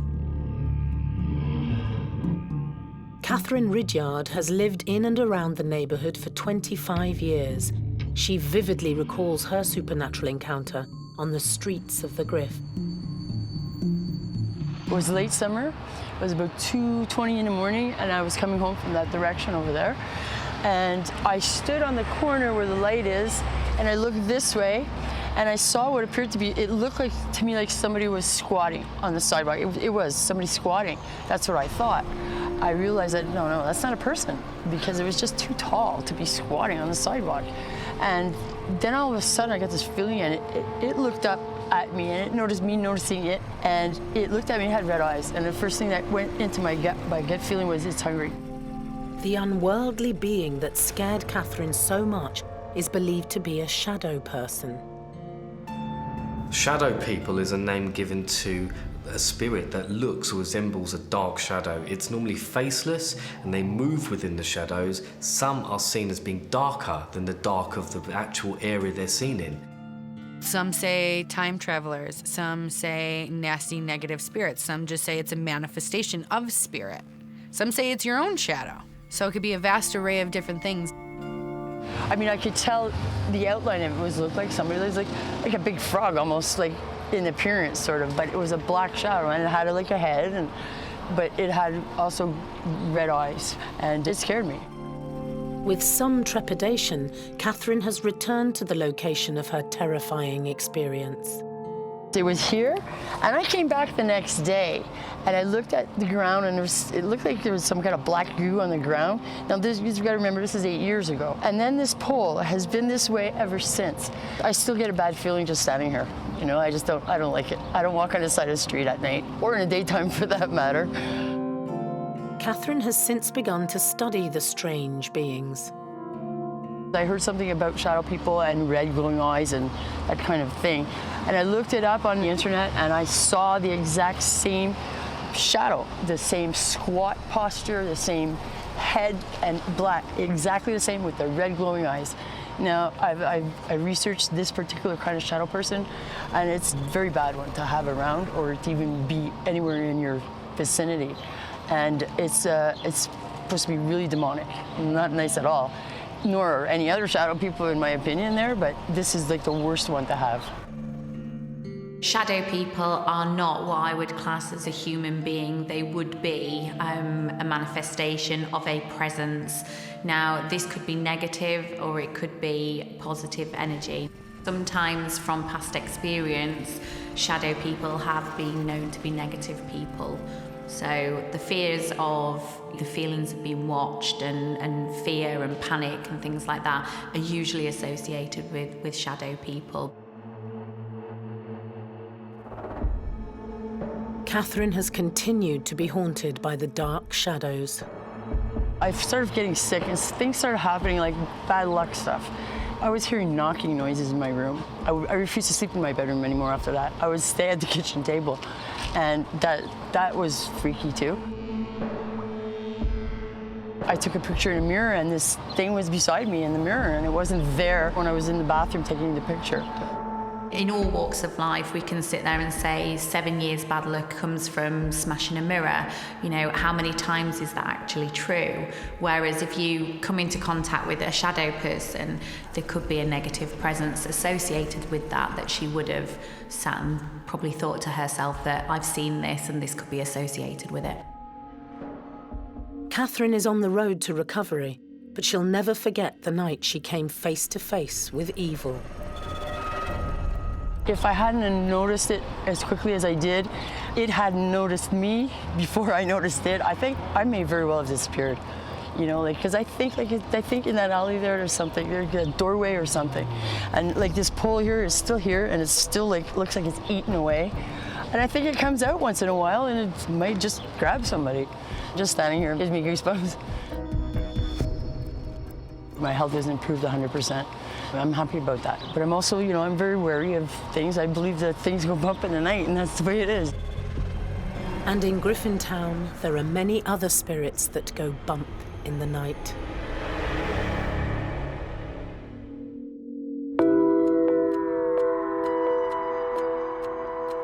Griffintown's Lachine Canal officially opened in 1825, turning Montreal into one of the world's major ports. This channel of water has become one of the Griff's most paranormally active areas. Certain areas of Griffintown are said to be more haunted than others. There's a particular area by the canal that has seemed to attract more spirit phenomena than others, and that might well be due to tragic circumstances. We are on the extremity of the canal. We're actually right next to the Peel Basin. On the other side of the canal over here, there's a lot of ghost sightings that happen. A lot of people take photos around these parts. A lot of tourists come by here, and people notice on their photos after they've taken them that there's orbs, there's little white dots that are floating around in the photos. It's a very strange phenomenon, you know? It's kind of indicative of spirits that might be still living around these parts.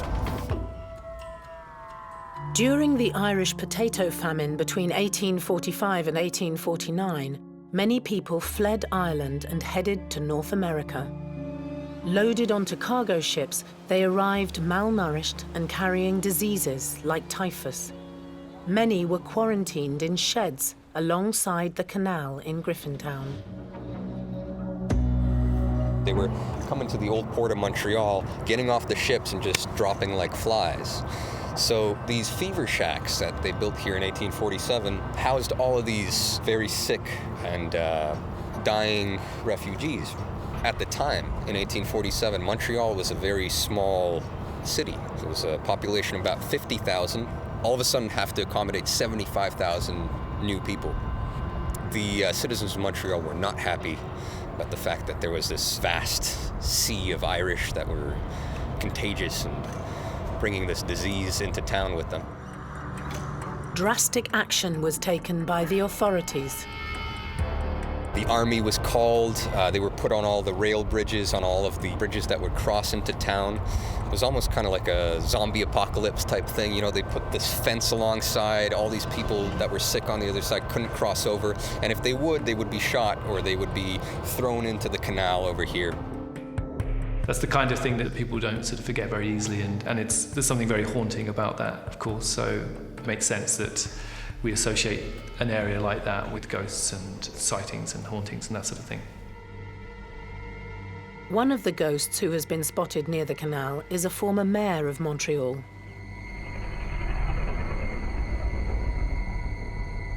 In 1847, there was a certain John Easton Mills. He was actually American, but he was the mayor of Montreal, elected.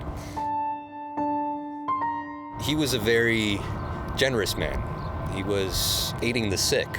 In a way, he himself took it as his responsibility to help the people that were dying on the other side of the river. Inevitably, John Easton Mills succumbed to typhus. The mayor himself, at the age of 54, contracted this disease. It was his last act, was to bring food and water to the poor there, and he passed away. So in a way, this apparition that we see over there is probably still doing his duties to these people. He was trying to show compassion and humility to these people, and I think the land very much imprinted him doing that. So that's probably why he's still seen to this day doing the same thing, to show that these people weren't, animals. They're humans and they feel, and the mayor saw that. Obviously, he did have that caring nature about him in order to look after those people who were quite ill. And it is not uncommon for people to actually come back and still care for people that they think is still there.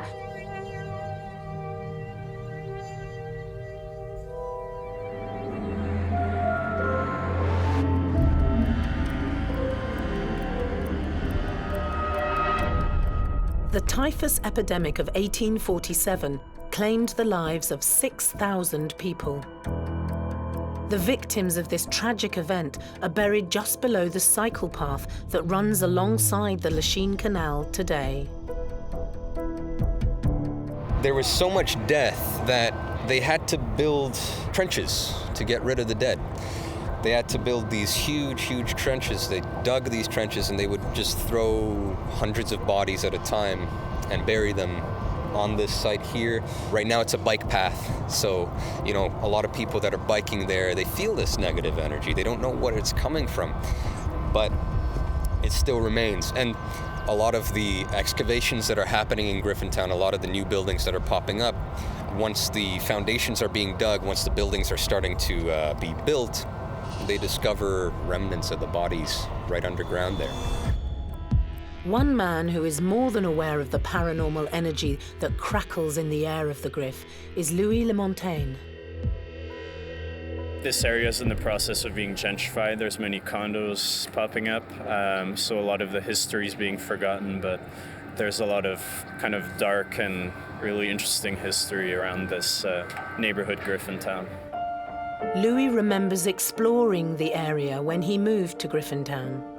My first time here, I was with a couple of friends, and it was mid-January, pretty cold day, and we were going for a walk. We came upon this bridge, and suddenly we just stopped for about 20 minutes, and I was staring off for what seemed like at least half an hour. After a while, I felt like I was in a bit of a trance-like state. I saw kind of a orb glimmering amidst the grass.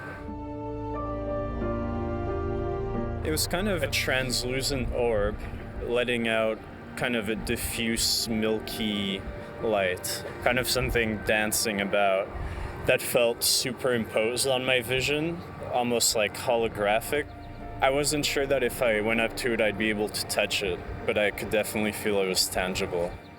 Orbs are thought to be essentially disembodied spirits of, the people who have died and sort of unable to leave or pass on to wherever a spirit would go after death.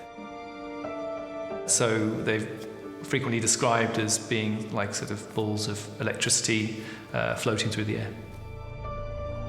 It really captured my attention, and I just stared at it for a while. And as soon as I considered walking over to see if it was a trick of the light or what was going on, my friend nudged me and told me to go home. Louis knew he had to come back and explore some more. It was actually a couple of weeks later. I was walking by myself this time at night, around midnight or so, and I could see this conglomeration of white orbs kind of dancing above the mounds. So whereas last time I only saw one, this time it looked like there could have been thousands. But I could hear kind of in the background these voices in my head, so I thought I was having like an auditory hallucination or something like that. All of a sudden, I just kind of closed my eyes to focus in on what I was hearing, and it sounded like the wailing of voices. At first, I thought it sounded maybe like a choir or something like that, but I realized there was an element of pain in the voices as well. I kind of collapsed, like slumped over on the mound. And when I came back to my senses, I could see ships, kind of ghost ships, just floating above me, I guess, paired with the sound of these voices coming again. Spirit shows you things when they're trying to communicate with you and tell you certain things. So whatever they show you from that point on, whether it's in your mind's eye or physically in front of you, I really believe it has to do with the spirits that are there and the story that they're trying to tell the person that they're communicating with. The sheer size of the paranormal event stunned Louis. I was kind of in a state of disbelief. I didn't really trust my senses. I was pretty curious as well, but also pretty frightened. I kind of felt shivers crawling up my spine, and I felt pretty uneasy. If a person's quite open and quite sensitive, to go into a trance-like state, which would enable his subconscious to actually communicate with the orbs and obviously followed them as to what he was supposed to do, then it could be a possibility that they've actually led him to where they wanted him to be. After a while, it just kind of dissipated, and I was just left there kind of bewildered, wondering what I was doing, and got back on the bridge and I walked home. Before his mystical encounter, Louis was unaware of the history of the area. At the time, I had no idea that this was a burial site, so I thought I was going a bit crazy, and I just kind of brushed it off.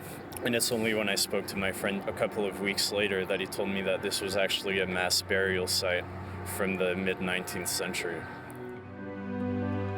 1847 was called Black 47 here in Montreal. All these dead and dying still buried on the other side of the canal. And the orbs are the vestige of that. They still float, these spirits that are forgotten and underground. The renovation of Griffintown may explain why the paranormal activity is so rife. Another sort of trope that we often hear coming out of stories about ghost sightings in Griffintown is this notion that somehow spirits have been disturbed because bodies have been dug up in the process of rebuilding the area. This is quite a commonly held notion in many cultures throughout the world, that the idea that if you disturb a body after it's been laid to rest, then it somehow creates a restlessness in the spirit, or indeed, if a body hasn't been properly laid to rest, the spirit will remain restless until that has been rectified. Unearthing any human remains in general and disrupting the ritual and the laying to restness that has been done will definitely riff the spirit, because again, you're disrupting a holy ground, a holy place, whether ancient or modern.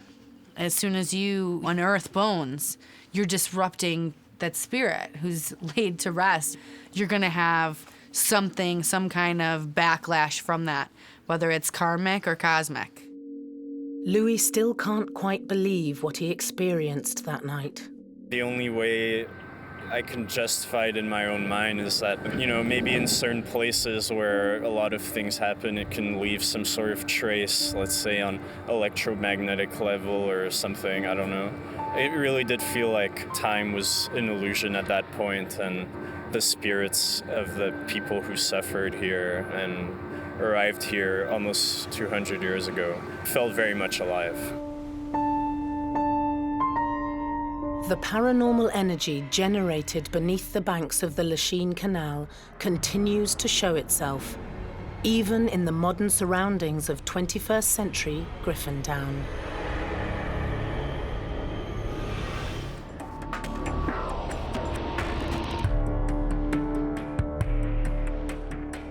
Many of the ghosts of Griffintown are believed to be projections of its traumatic history, but one of the most iconic landmarks harbors spirits from a more recent past.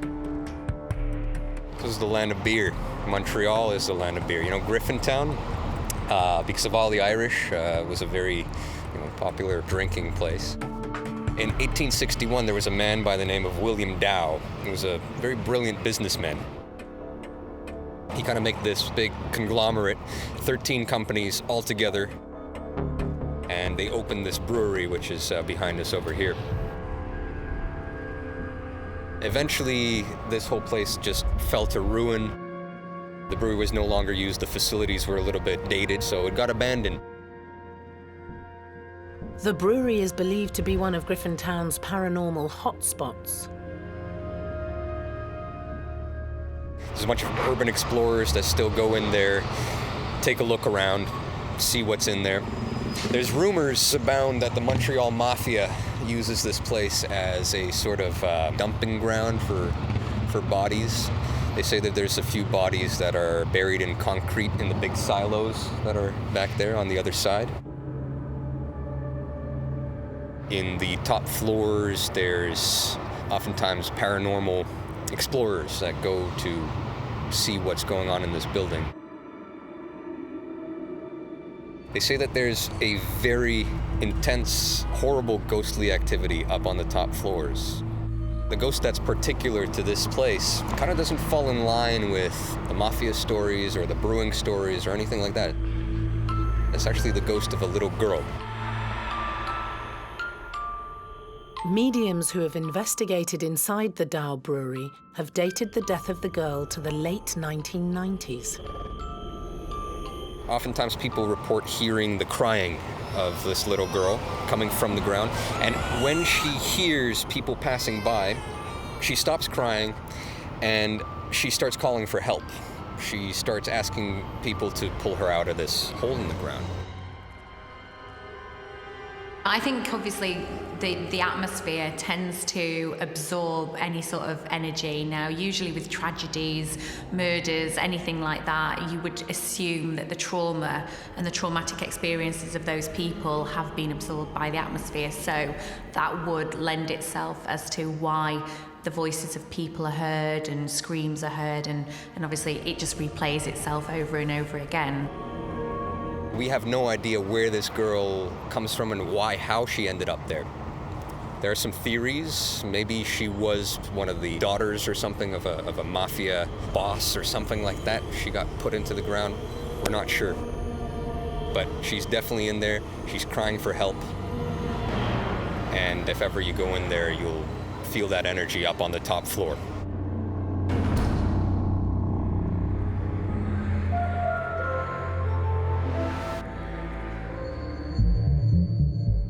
With so many Irish immigrants entering Griffintown, St Anne's Catholic Church on the corner of Mountain and Basin Streets was once a bustling part of the town. We're in the ruins of the St Anne's Church, which was built here in 1698 originally. This little chapel stood for about a century and then it burned down. The church was rebuilt in 1854. It was a lot bigger. All the Irish would come here. They could convene here for Mass. You could take a look just down the line. You see we're actually in the church right now. The benches that they have on the sides are where the pews used to be. The foundations, you see all the stone on the side there. And behind us in the forest, there used to be a priest's house. The priest used to live right back there. During the 1960s, Griffintown was turned from a residential area into an industrial zone. A lot of buildings got knocked down, demolished. Population of about 100,000 shrunk right down to about 2,000 people. Everybody got moved to the other side of the river over there. Everything became parking lots, industrial areas, big factories on either side of the canal. And there was nobody to come be the parish anymore, so they knocked it down as well. And these are the ruins that remain. Although the building is gone, the energy has remained within the footprint of the church. A lot of people are reporting that they're hearing certain things in the middle of the night. People usually hear footsteps following them in the middle of the street. Some people even hear bells, which are coming from this forest area, just like church bells that are going on in the middle of the night. There was a man who's actually, I believe he lived in one of these condos here. He was walking down the street going home, and he saw a priest having a funeral ceremony. And they all walked down this aisle, to the entrance of the church. And as they reached the entrance, they all just disappeared. It's as though as they were exiting into the street, they were gone.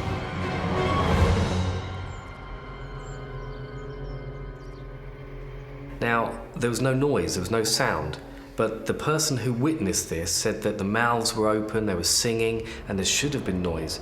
This is an example of a residual haunting, because the spirit seemingly moved through, oblivious to their surroundings, and then suddenly disappeared. Somebody obviously passed away that was grave importance to the land or the people that are in the procession, and it made an imprint on the land, so it shows itself from time to time replaying as residual energy does.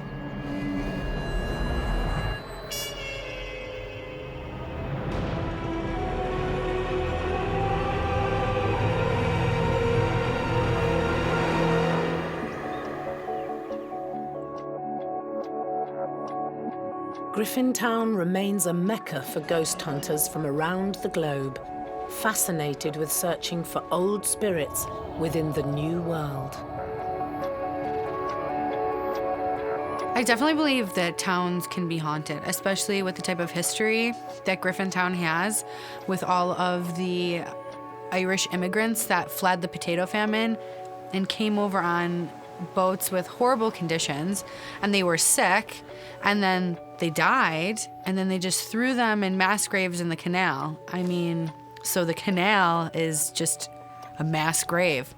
That would definitely hold a lot and bring a lot of energy, negative energy, because it's not like they were given their own tombstone and laid to rest in the traditional form. They were just thrown together in a hole and buried. I wouldn't be rested if that was me. I think a lot of ghosts remain for diverse reasons, some for more benevolent reasons, others, like the boy that got crushed in the bridge, for the agony that they might have encountered and endured.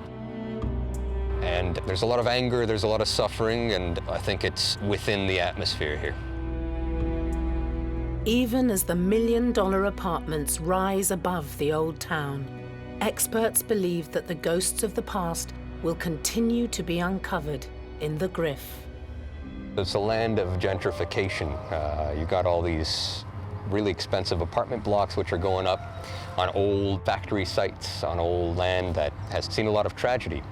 So the new residents, the young generation of young professionals that are living here nowadays, report a lot of ghosts and spirits and sightings of paranormal activity around these parts. They're digging up the past and now finding all that old history and all the old secrets of the Griffintown.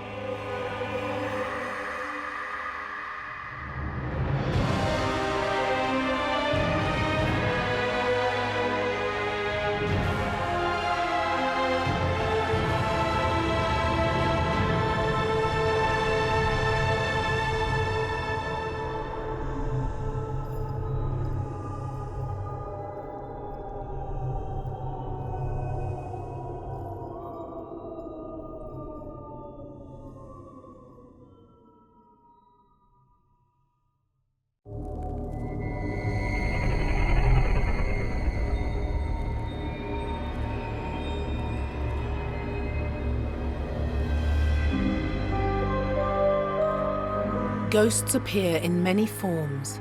We can see them. What was that? We can hear them. I am not afraid. And sometimes we can even feel them. We've gone around the globe in search of the most terrifying spirits and supernatural beings who continue to live on long after their deaths. On World's Scariest Hauntings, anything can happen. Because you never know who's watching when the lights go out. What the hell was that? In this episode, 18th century vaults hidden within the foundations of one of the most haunted cities in the world. The reputation of Edinburgh vaults was one of murder, was one of mayhem, of mystery, of torture. These subterranean slums housed Edinburgh's poorest and most deprived citizens, most of whom have never left. If I could describe the vaults in one word, I would say intense. Probably the most haunted experience I've ever had as an investigator. Down here, nobody is safe. I'm one of the ones that does get picked up on. I just saw a shadow. Can I stop? I literally just saw a shadow.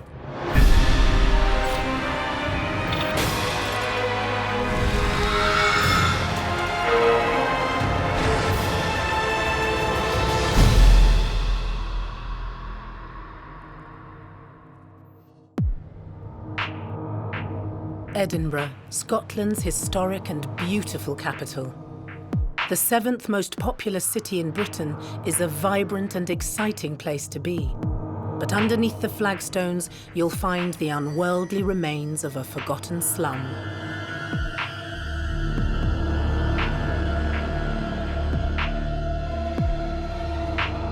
Formed in the foundations of the South Bridge in the 1700s, these vaults originally housed tradesmen. But due to regular flooding, the units were soon abandoned and taken over by Edinburgh's underclass. Eventually, the vaults were sealed up and forgotten about until they were accidentally unearthed in the late 20th century. Ewan Armstrong spends most of his days and nights down here, guiding tourists through the unholy catacombs. Well, when I started in the vaults many years ago, I wasn't a massive believer in ghosts. And I know many people do say the same thing, they're not massive believers. But when you spend time down in these rooms, just like anywhere else, you get to know the space, you get to know every noise and rumble and bang. So when you hear things that are different, you do question them. But I have seen many figures, apparitions in these rooms.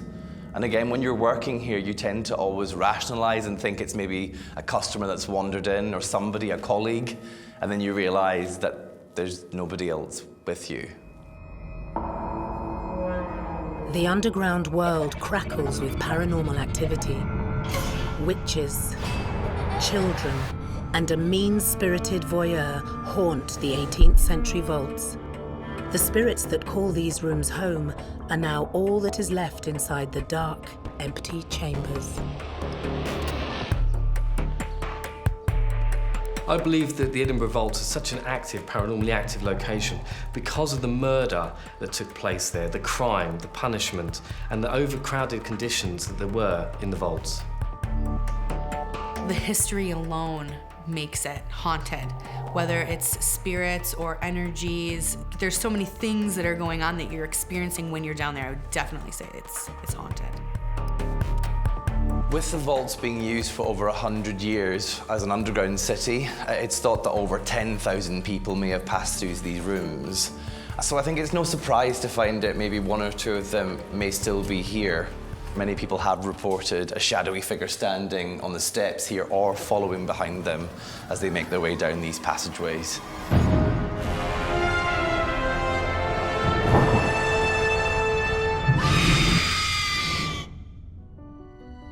Visitors to Edinburgh's South Bridge vaults often report seeing ghosts. One of these spirits is still seeking revenge for her death over 200 years ago. So with so many of these rooms being used for brothels and taverns, it does lead many mediums and clairvoyants to pick up on spirits around the area. And one of the most common ones within our section of vaults is a young female who has been picked up on many times, and actually it's one of the ones that I've witnessed myself in these rooms, and that's outside in our corridor here. Many people have seen a woman standing in this location, and they always report the same thing. They report the long, dark hair, but also what looks like blood on her face.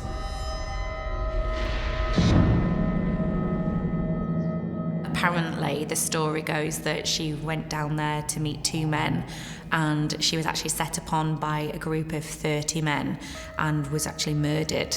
Now, because the group of men was so large, nobody was actually prosecuted for her murder, which could be a reason as to why she's still haunting the building. I've had many people come down into this particular section and witness her. My scariest one here was during one of my daytime historical tours in which a small boy from New York, a 7-year-old, on a holiday, he sat physically on the steps and started in front of a group of 14 people, started physically talking to a woman here, and he said that the men had been bad to the lady. She was stopped on these stairs, where it's reported that she got her head so severely beaten off the steps. The woman's body that was found here in 1797, and Elizabeth Ann Morrison, she was found with her skull in over 6 pieces. Her body itself being taken to the local school, the anatomy, and sold on for nothing more than beer money for the local police. She obviously has some unfinished business. Nobody was actually tried for her murder, which means they got away with it, and she probably won't rest until he's been found, but obviously she's never going to rest now. Paranormal encounters with ghosts, just like the murdered woman, are the reason that tourists come from all around the globe to visit this dark, underground world. And many leave with unexplainable souvenirs. So people who have been down to the vaults and spent time there have reported being pinched and scratched, prodded. They've reported hearing noises. Some have claimed to have seen apparitions and also have had rocks and stones thrown at them. Physical contact with the spirit world has led experts to believe that a poltergeist may be active in the vaults. The word poltergeist is the German word for noisy ghost or noisy spirit. They are able to throw objects, move objects, interact with the living, and will cause mayhem and distress anywhere that they're found.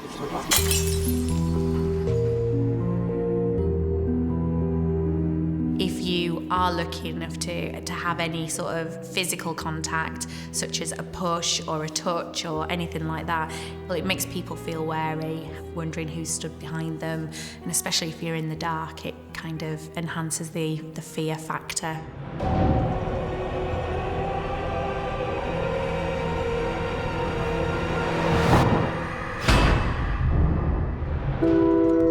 Edinburgh is spread across 7 different hills. After the success of the North Bridge in 1772, town planners decided to commission another, the South Bridge. This new 1,000-foot-long expanse would be able to house tradesmen within the 19 arches below. The bridge itself was built in the valley of the Cowgate, which itself had been quite problematic over the years, involving things like plague and witchcraft. And it was one reason the kind of slightly more scientific Georgians, who weren't the biggest believers in a curse or myth, they thought by putting these rooms here, they could, well, get rid of the past and start again. After 3 years of construction, the bridge and its high-end shops were ready to open. One of the oldest stories associated with the bridge as to why it might possibly be haunted is that when it was completed in 1788, it was agreed that the wife of a judge was going to be the first person to walk across it, but she unfortunately passed away a few days before. But having already made the promise, the local authorities agreed to uphold it, and indeed she was the first person to cross the bridge, but in a coffin. And since then, the local people have considered the bridge to be cursed. And it appeared that the locals may have been right. Despite the tradesmen thriving to begin with, after just 3 years they were forced out due to flooding. And of course this meant as these merchants moved out, some of Edinburgh's most poor and destitute moved in. And that is of course when the underground city is born. And that also covers people from the Irish famines, the Highland clearances, all moving here en masse, raising the population and also rising the crime rate. As you can imagine, if there were 10 to 16 people living in one room and all stacked up on top of each other, the conditions were pretty horrendous. There was, running water, there was no sort of method of sanitation, there was no ventilation, it was incredibly dark, to the point where it's real pitch black. You can't see the hand in front of your face. Sometime around the mid-1800s, the vaults became so uninhabitable that even the poorest citizens had to leave. A history of death, disease, and crime were sealed away. The ghosts of Edinburgh's vaults remained buried for over 100 years.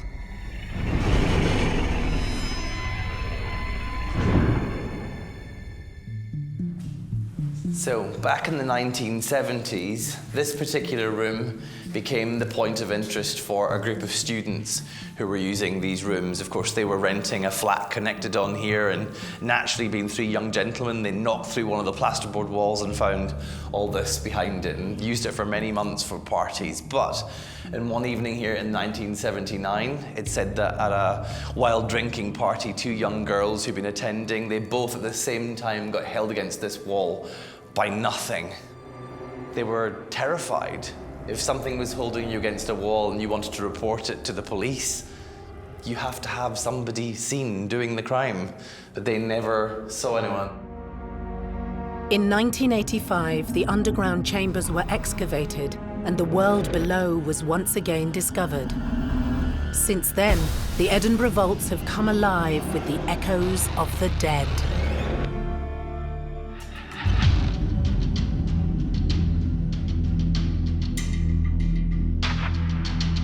Below the cobbled streets of Edinburgh are a series of vaults, once home to traders before becoming a slum for the underclasses.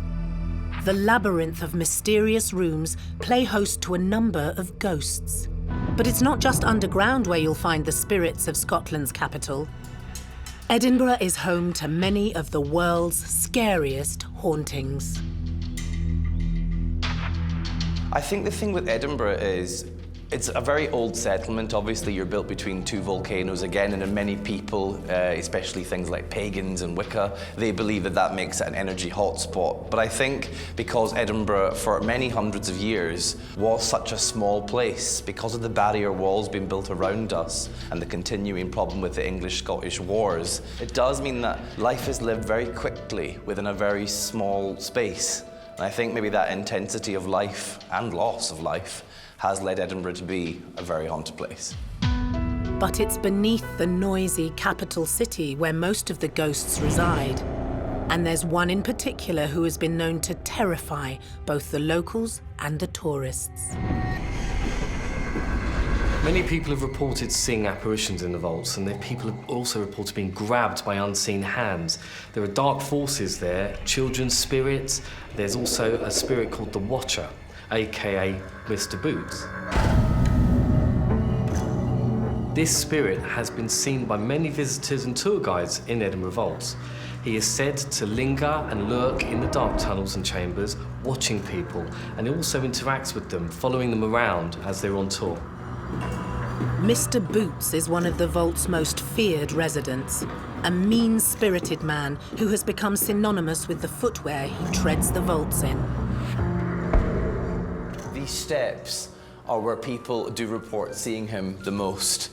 The sound of heavy boots, the sound of groaning, growling is also heard here. And many of our customers and staff, as they've been in the area, they will get that hackles raised and they will naturally turn just because they think something might be behind them. No one really knows who he is. There's rumours he's a cobbler. There's rumours that he could possibly be a slum landlord, a murderer. But the one thing that is most common with him is these not good intent.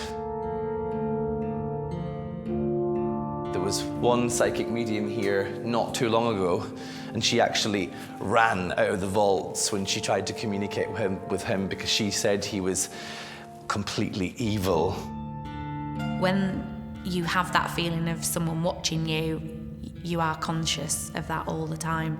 And especially if you're down in the vaults and you venture anywhere on your own, which 9 times out of 10 I usually do, it's not a nice feeling. You do get kind of the feelings of dread and anxiousness, and obviously the adrenaline starts to rush, and when you do actually think you've captured something, that's when the adrenaline turns to excitement.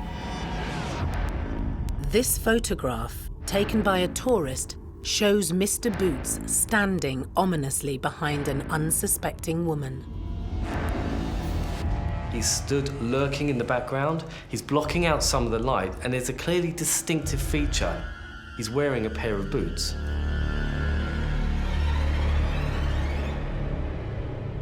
Local paranormal investigator Gordon Peat has been visiting the vaults for years. He has felt the presence of Mr. Boots on numerous occasions. He believes that the vaults are his, We had some of our guests being physically touched. They felt cold, scratched. But there was no pushing or shoving. But there was quite a lot of activity on the human pendulum. You invite a spirit to push that person forward or backwards to answer the questions, yes or no, and that was really active. Nikki Curry was on a ghost hunt in the vaults in January 2018, when she too had a mysterious encounter with Mr. Boots. We did some Ouija boards and stuff and table tipping and stuff like that, and then we went off on our own, and that's when there was just two of us that came up here on our own, and we felt somebody was watching us, and there was nobody here because everybody else was down the other end. I couldn't move, I actually froze and said there's somebody staring at us, but it was pitch black, so didn't see anything. So I says, let's take a couple of pictures and then we'll go. So we took our photos on our iPhones and then just left. It wasn't until the following morning that Nikki looked back at the pictures. She couldn't believe what she'd captured. It just looked like a figure. It just looked like somebody was walking down the stairs in front of us. Somebody did a bit of research and said it might be the Watcher, and that's why we obviously felt like we were being watched. It did look like a figure, and it looked like he had long hair, and it looked like he had boots on. So, yeah, it is an amazing photo. I'm just chuffed. The eyewitness that took a photograph of apparently Mr. Boots, he clearly displays an image there of what looks like a long coat, some kind of outfit that's touching the floor. There's no facial features, but the apparition that's manifesting itself is very tall, it's very slender, and it does definitely have a long robe or some form of coat that it's wearing. Experts believe that sightings of Mr. Boots are like action replays of the past. One theory that was proposed in the 19th century to explain possible appearance of apparitions was something known as stone tape theory, which was the idea that material such as stone, or similar to the way a cassette tape might work, can retain sort of impressions of the past. It's almost like time rewinding over and over and over again and constantly replaying the same thing because it was imprinted in the space. So the reason why people might think, for example, that Mr. Boots remains within the vaults is because perhaps he is a projection that has been stored in the sort of stone, and therefore he, in fact, is not looking at anybody. We are just experiencing him from a different time. Nikki has returned to the vaults for the first time to face her fears. It's weird being back here. Like, when I look there, I think, yeah, that's weird, because we did feel really scared standing here. It's actually quite scary standing here just now, and it's daylight, it's not even during the night. But what if Nikki had come face to face with Mr. Boots? I think we would have screamed, and I think we probably would have been in a huddle. I don't know if we'd been able to move, because there's nothing up that way, so I don't think we would have got it out. I don't know, I might have passed out.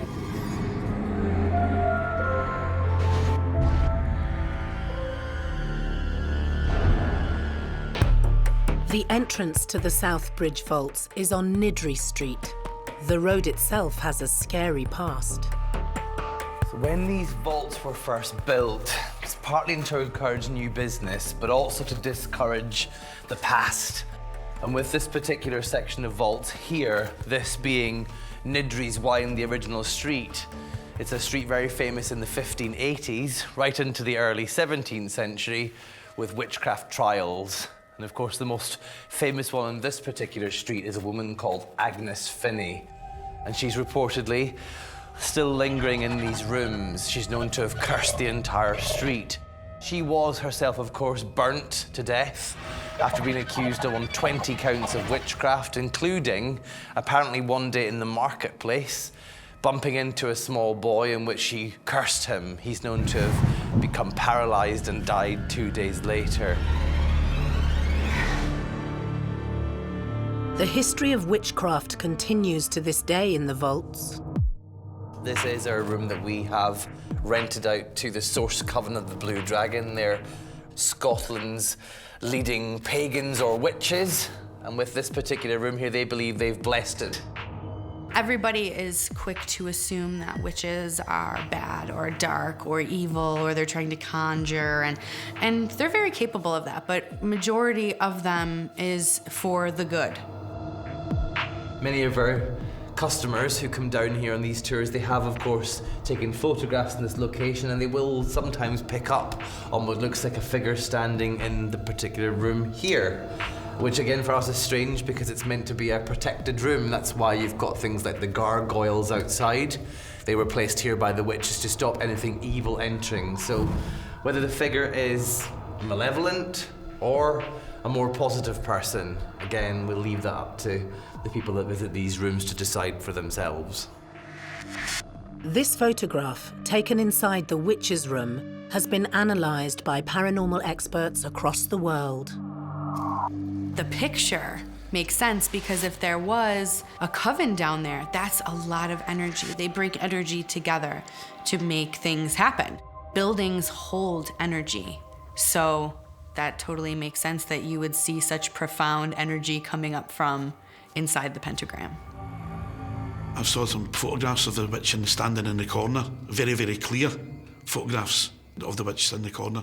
Unfortunately, none of our cameras picked up anything the times that we've been here. I'd love to have seen that for myself and for our cameras to pick that up. The activity within the vaults is very exciting for a keen ghost hunter like Gordon. It's an intense feeling. It's almost you're waiting for something to happen. It's overwhelming, the feeling. You feel the hairs in the back of my neck standing up just now being here, that you just don't know what's going to happen. An uneasy feeling being here. An uneasy feeling caused by the supernatural inhabitants who remain in the Edinburgh vaults some 200 years after their deaths.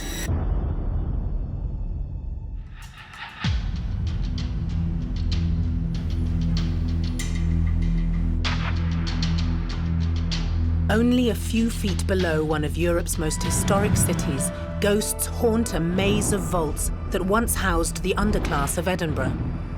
One of the chambers in particular has been rife with paranormal activity of an evil kind. Back in 1995, a group of local Wiccans, they moved into this particular room. The stone circle you can see here, it was placed here by them to be a protective area, an area of safety. On one occasion, a priest who came on a tour here, he believed he picked up on a demonic entity telling us we should simply brick up the door. But people do come in, and those people that pass through the stones are apparently in the greatest of danger because the witches who use our vaults, they believe they shut the circle down in 1995, and they believe they shut it down and offered the space inside to whatever malevolent entity was here. And since that date, customers come in here, again, many people gesturing to each other to walk in, to taunt it, and they will leave with scratches, cuts, bruises, and many people reporting for many weeks afterwards, suffering things like sleep paralysis, seeing shadows and shapes moving around their own homes. Paranormal investigator Tom Buckmaster had a terrifying experience when he tried to cross into the demon circle. From the moment we sort of walked into that place, we were being followed by shadow figures. We had footsteps following us up the corridors towards the vaults. I mean, it was just a strange, eerie place that you just feel constantly that there's something else there with you. Tom's footage from November 2016 reveals the fear felt by himself and his fellow paranormal investigation team members. I think one of my team members, Kev, he stood in the stone circle. Obviously, there's supposed to be a lot of negativity around that. Apparently, there was a ritual kind of done to keep a demon within the stone circle. If anyone steps in there, people have been attacked, scratched, pushed. I think they've even had ambulances called to people. When he stepped in there, he felt something touching his back. The whole room went ice cold. It's quite cold down there already, but there was just a significant decrease in temperature. And at the same time as he was in there, we turned on the digital recorder and we caught growling sighs that just weren't there in the moment. What is that? Rewind it quick. There's a growl on that. It was just like a intense fear. Obviously, I'd heard about things that had happened in there, but it was just like I was all up for it before the investigation. Even when we first got there and we were setting things up, I kept saying, "I'm going in it. I'm gonna go in it. I don't care. I'm gonna go in." The point when I was about to sort of put my foot over, something was just, I don't know, it's like a feeling, just something stopping me, as if someone's telling me, like, don't go in there. And it was just an instant fear, goosebumps, my whole body was just sort of reacting, and I just couldn't do it. It was just something stopping me. If you don't want to do it, don't do it. In my head, it was just like that feeling of, you just know something's going to go wrong if you do it, if that makes sense. Just that pure fear. That's the only way I can describe it. It's really strange. Still scarred by that night, Tom has yet to return to the vaults. They can be terrifying. Yeah, truly terrifying at some points. I do definitely want to go back. I think there's more to the place, there's more we need to sort of find out. And I think if we do go back, we'll probably get more than what we did before.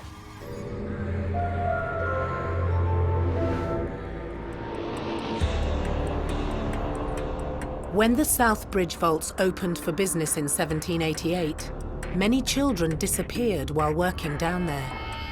Paid by local tradesmen to climb up chimneys and clean them, some of the children never came back down. The vaults themselves, back in the days of business, these were very well-run rooms, some of them, of course, accommodating things like a fireplace.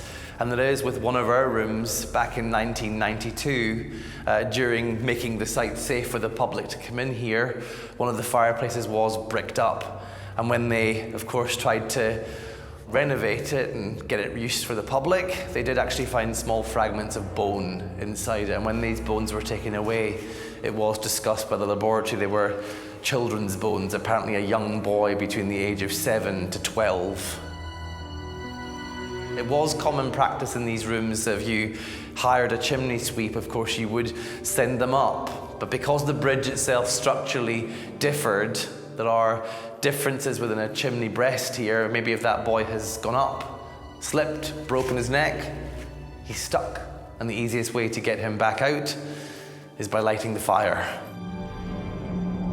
After the businesses shut down and the underclasses moved in, many children were born in the vaults, and they would die down there too. There are lots of reports of children haunting Edinburgh vaults.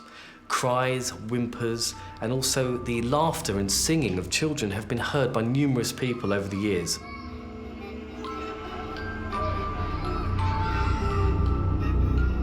One reason for their spirits being trapped in this location is because they were all living in close living quarters and conditions back in the day. For many, many years, children there perished and died of malnutrition, of disease, and of crime and murder. The children from the 1700s would have been peasants, so they would have been on the streets begging during the day and then just looking for somewhere to sleep at night.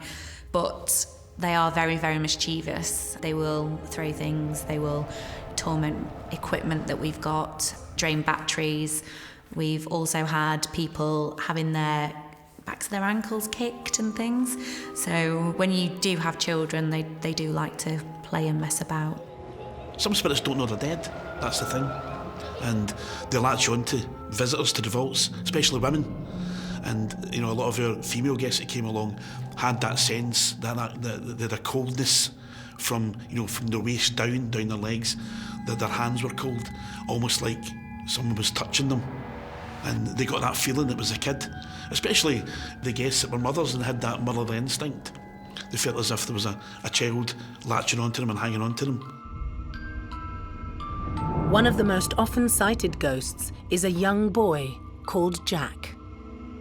He is one of the ones apparently responsible for, again, tugging at clothing and leaving many women down here running in fear.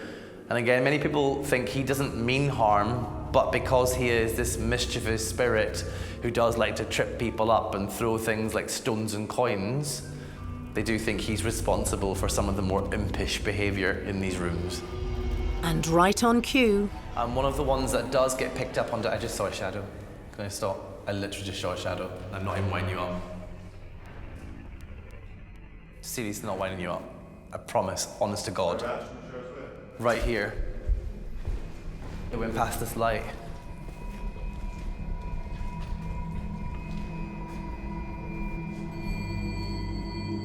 Just as we were talking there, I saw something break that light. That was weird. Like, I shit you not, I'm not even joking.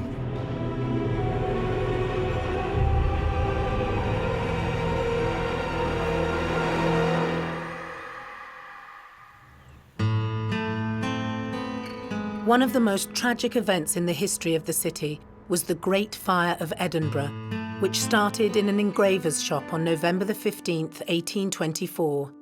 Hundreds of families living in the vaults perished. One of the largest structures in the Royal Mile is known to have caught fire.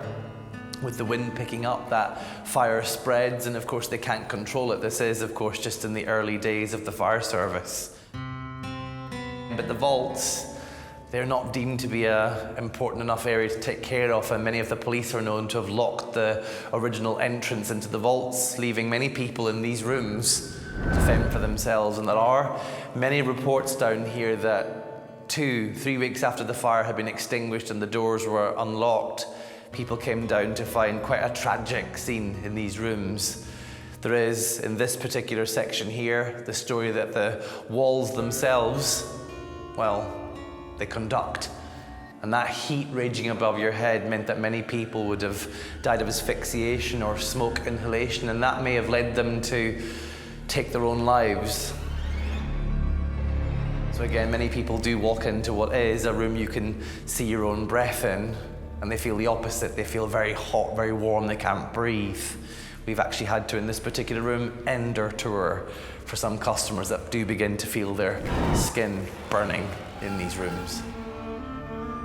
It was said that there was a bad fire there at one point, and that parents had to slit their children's throats to spare them from being burned. And that act alone, I believe, causes an imprint on the space, you know, something so tragic and horrific. So I definitely would think that you would see some child spirits there. Maybe they don't know they can cross over, or they're lost, or they're waiting for someone. But I definitely would understand why you would see child ghosts there. But not all the spirits living in the Edinburgh vaults are quite so innocent. Much of the paranormal activity that has been experienced in the unhallowed chambers can be directly linked to murder.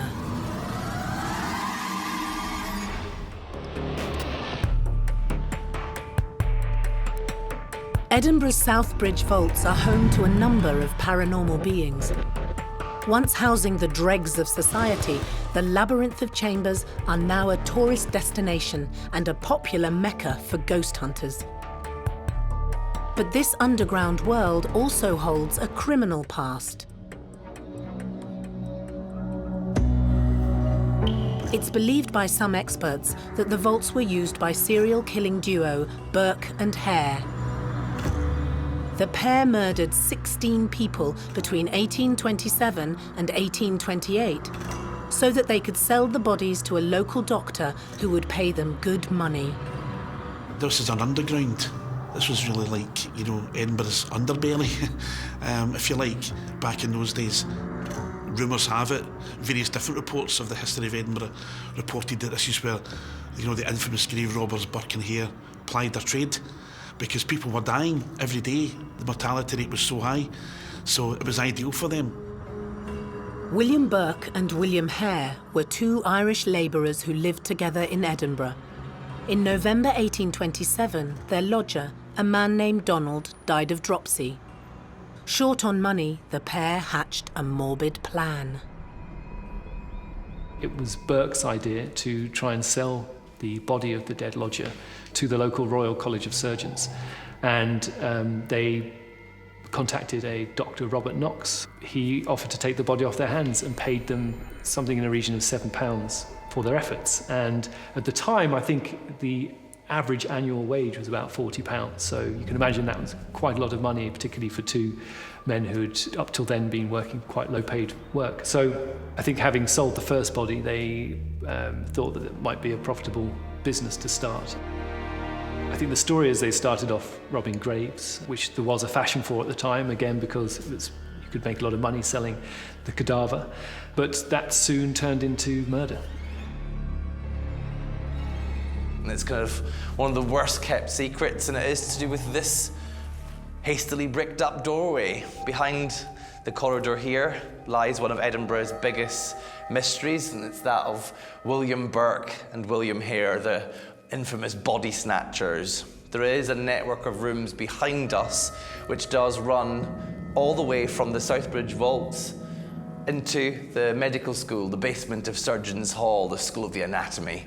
And in the 1820s, that is, of course, the scene of, well, many crimes, including William Burke and Hare's 16 murders, victims, of course, being killed, maybe even sourced in these rooms around us. During a visit to the vaults, a group of paranormal enthusiasts were trying to contact the spirits of Burke and Hare by way of a call-out session. Call-out sessions are used to generate really energy to be able to communicate with the spirits. In most situations, you're asking the spirits to interact with you by giving you a sound. What is that? Or perhaps manifesting themselves, or in some cases even touching you physically. It's more or less an instruction to the spirit. You know, can you copy me? Can you whistle for me? Can you do this? It's more of an instruction to them.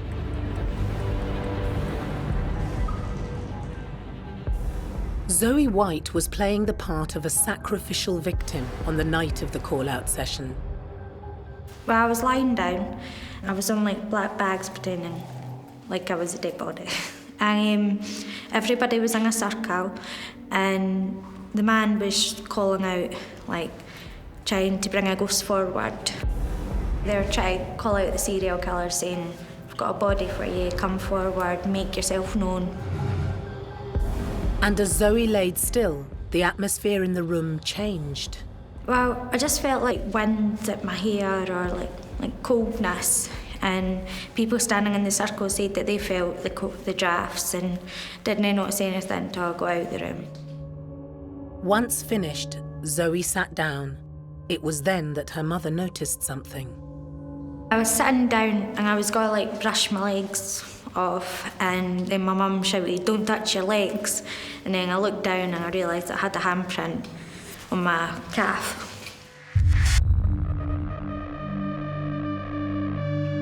The photograph clearly shows some finger marks. These finger marks are quite spaced apart, very, very wide, and it is plausible that one of the spirits did manage to physically interact with this lady, leaving their handprint on her leg. I was shocked because I never felt nothing happening. I didn't touch my legs, nothing, it just appeared. I must have been touched by a ghost. As the night continued, Zoe again was chosen as the subject during a scrying session. Scrying is an old Victorian method of spirit communication where you look into a mirror within a darkened room, usually used candlelight to actually illuminate the face. And what you actually do is sit and stare into the mirror. And as you stare into the mirror, your face apparently changes to the spirit that's supposed to be there.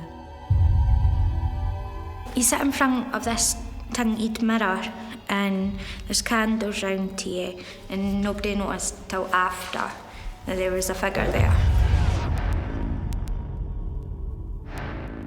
Usually, the spirit will try and manifest itself and show its face on your face, but in some cases, the spirits can show themselves in the mirror beside you, looking at you, or looking directly into the mirror also. The photograph depicts what appears to be a face manifesting itself in the mirror, looking at the lady as she's staring directly at herself and her own reflection. It's an amazing capture, and it's one that I've never seen before. Very, very unique and hard to try and get on photograph. The photograph shocked Zoe. My mum told me when I was sitting there that I had different features, like manly features. Like I had like a butch face and I had stubble on my face. I was excited at the time, but like after seeing like the male figure in the mirror and the photos and the handprint, it got a bit scary. Some people are more in tune than others. They're connected to the spirit world. And if spirits can kind of find that tune and they pick up on it, they might well want to show themselves or interact with that specific person. In this situation, the woman clearly was a focal point and was the attention of the spirits that were there. They may well have been trying to show themselves to her, to communicate with her, to give her a message, or she may well have had links to that place or to the spirit itself. Zoe returned to the vaults months later, but had an entirely different experience. The second time I came, I was all excited, thinking something else will happen. But as soon as I entered, I felt sick. I needed to sit down. I felt like I was going to be sick. I needed to leave the building a few times. This was horrible.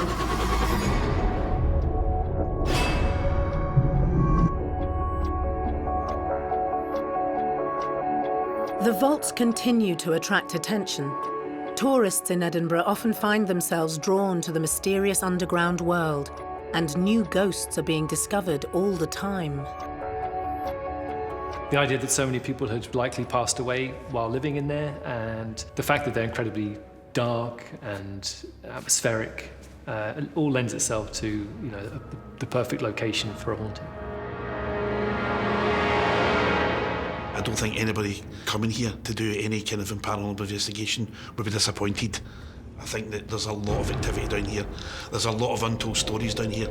And I think each time that someone comes back, if you come back 3 or 4 times a year, if you came here every weekend, something different would happen. You get some sort of different story, a different feeling from the vaults. Paranormal experts who have visited the vaults all agree that they are extraordinarily active with all kinds of spirits. In my personal experience, I would say that there are intelligent beings in those vaults. I do actually think there is some residual energy in there as well that kind of makes it feel as oppressive as it does. But my personal experience says yes, it is haunted. If I could describe the vaults in one word, I would say intense. If you wanted me to give you in a paragraph, probably the most haunted experience I've ever had as an investigator. If you're into all things paranormal, you have to come to the vaults. It is an intense experience. The future of the vaults looks to be just as fascinating and mysterious as the past. I think the thing with the vaults is we'll never truly know all their secrets. The amount of people that have lived in these rooms, and we are talking about most of them who didn't have a chance to write things down. Many people are illiterate, and their experiences maybe go untold. So we never know whether they're here. But I think for these rooms, as we uncover more, and there are more vaults around us which haven't even been emptied yet, maybe when they get opened up, we will discover a lot more activity in these particular rooms. And again, if there was murders happening down in these rooms, there may still be somebody lying, waiting to get discovered inside them.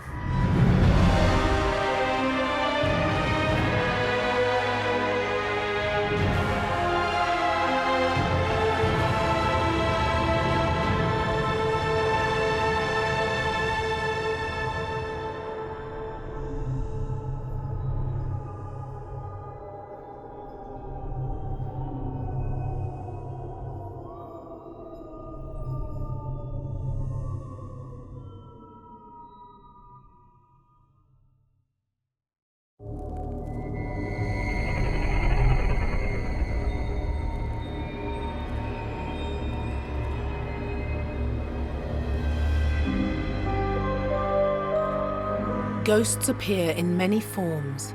We can see them. What was that? We can hear them. I am not afraid. And sometimes we can even feel them. We've gone around the globe in search of the most terrifying spirits and supernatural beings who continue to live on long after their deaths. On World's Scariest Hauntings, anything can happen. Because you never know who's watching when the lights go out. What the hell was that? In this episode, a 12th century hotel where many of the guests have never left. All these important events that have happened here, all the emotions that have been expressed here, somehow left its mark on the atmosphere of this place. Murderers, thieves and smugglers have all trodden the floorboards in the medieval corridors. We were on the route for the Hawkhurst gang, and it's actually written down that they would sit in our bar with the guns on the tables and no one dare say anything against them. Everyone was frightened of them. Some guests at the Mermaid Inn refuse to ever check out. He pulled my clothes and he tugged them quite hard, actually. I'm used to spirits. It's been around me all my life, but he was quite intimidating, even for me.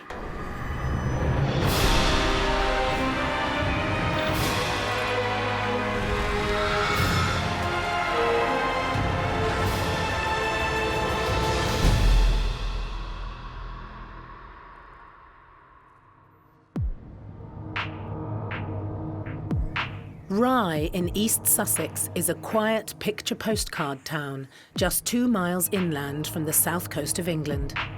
The cobbled streets of this historic tourist destination are lined with idyllic tea rooms and quaint B&Bs. But one medieval hotel stands out from the rest.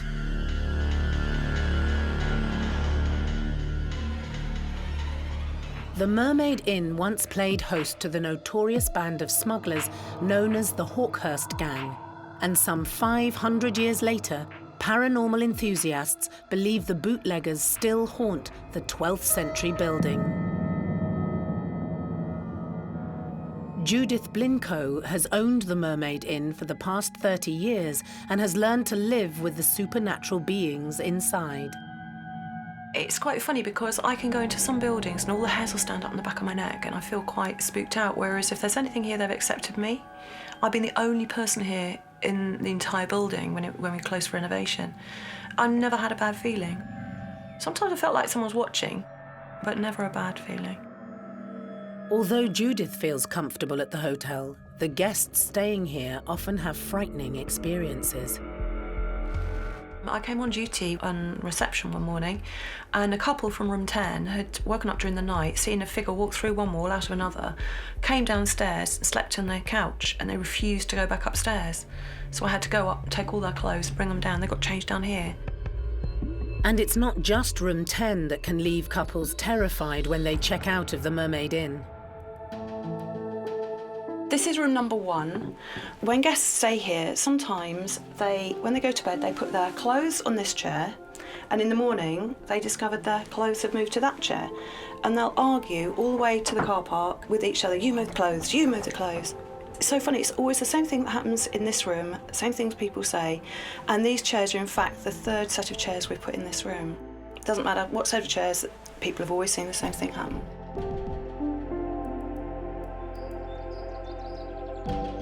Well, I would say that it's a mischievous spirit. If you're a trickster in real life, you can be a trickster in death. At the end of the day, it could be them just letting them know that they're there and not doing anything harmful, but just being playful.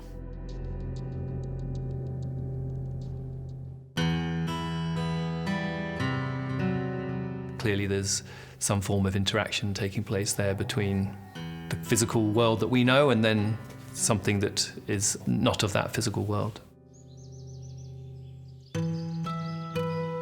This could be attributed to a poltergeist or an intelligent spirit. See, poltergeists are noisy spirits that are able to manipulate their surroundings and interact physically with their environment. So the movement of objects, movement of clothes, physically being touched by a spirit could all be attributed to a poltergeist. We've had various mediums and sorts come around and they will say it's a poltergeist, or poltergeists, plural, but in that 2 people arguing and maybe they, threw things and that's how these clothes move.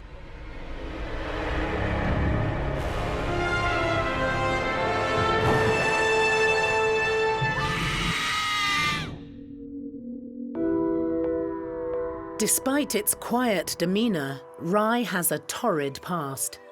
Local historian and town sergeant Paul Goring knows more than most about traumatic events that shaped the area. Rye has got a long history of being raided by the French.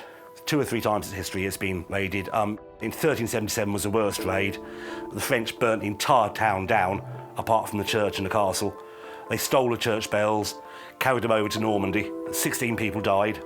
So the following year, in retribution, a party of Rye fishermen went over to Normandy, seized back the same church bells and set the bells up as a watch bell against the future French invasions. The Mermaid Inn was built in the 12th century on Middle Street. The road itself has since been renamed after the infamous hotel that stands upon it. It was originally built in the 1150s, so you're looking about 850 years. The original building was burnt down by French pirates in 1377. What's left was rebuilt in 1420. The building you're seeing now is roughly 1420 and a little bit of 16th century as well. The place is actually made up of hundreds of little bits of buildings that were not totally charred, because the beams were from different eras, different ages, ship's timbers, all sorts of things all cobbled together. One picture captured by a ghost hunter in the Mermaid Inn shows a ghostly reminder of its bloody past.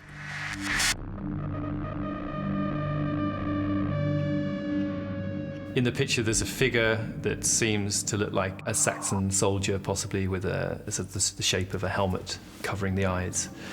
Historically, there was a period of time where there would have been Saxon soldiers in the town, or what is now currently the town. So it would be in keeping with the history of the town. You can quite clearly see his features. That's quite an amazing find for somebody to have picture-wise, because it's not very often that you do picture people on photographs when you're not supposed to. There was definitely something there. It's hard to tell exactly what. Perhaps she did capture one of the ghosts that haunts the Mermaid Inn. At the end of the day, I do believe spirit can be captured, but there's no exact definition on what it is you're capturing or what makes it real, what proves it to be real, what disproves it. So it's very up to opinion. So I would say things like that definitely get me excited, because it shows you that there are unexplainable things out there.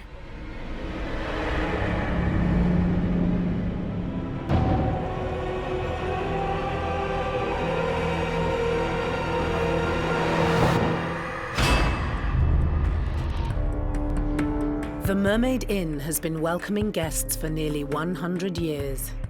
It's no surprise that out of the tens of thousands of visitors, some remain in the historic rooms long after checking out. All these emotions that have been expressed here over the years, all these important people that visit here, they've all sort of permeated the atmosphere here, and I think can be picked up by people who are in tune with such things. Charlotte Underwood is a medium and paranormal investigator who has first-hand experience with the spirits who still reside in the hotel. There's a lot of unearthly souls here. There's a lot of people that haven't realised they've passed. Some do realise and want to stay here because it's what they knew, and some can't go because they're trapped. And it's things that happened to them when they were living that stop them passing over. Some of them do want to interact with you, some of them don't. It's an interesting place to come along and investigate. In Charlotte's many visits to the Mermaid, she has made contact with some playful entities. We encountered numerous spirit while we were here. There's quite a lot of children here, actually, young children. There are some that are from the Victorian times here. You can tell by what they're wearing. And one of the little boys, he's about 10. He goes around with a little ball and like a cup to catch the ball. He likes playing with that. And he kept throwing it to me, thinking that I could throw it back to him. Bless him.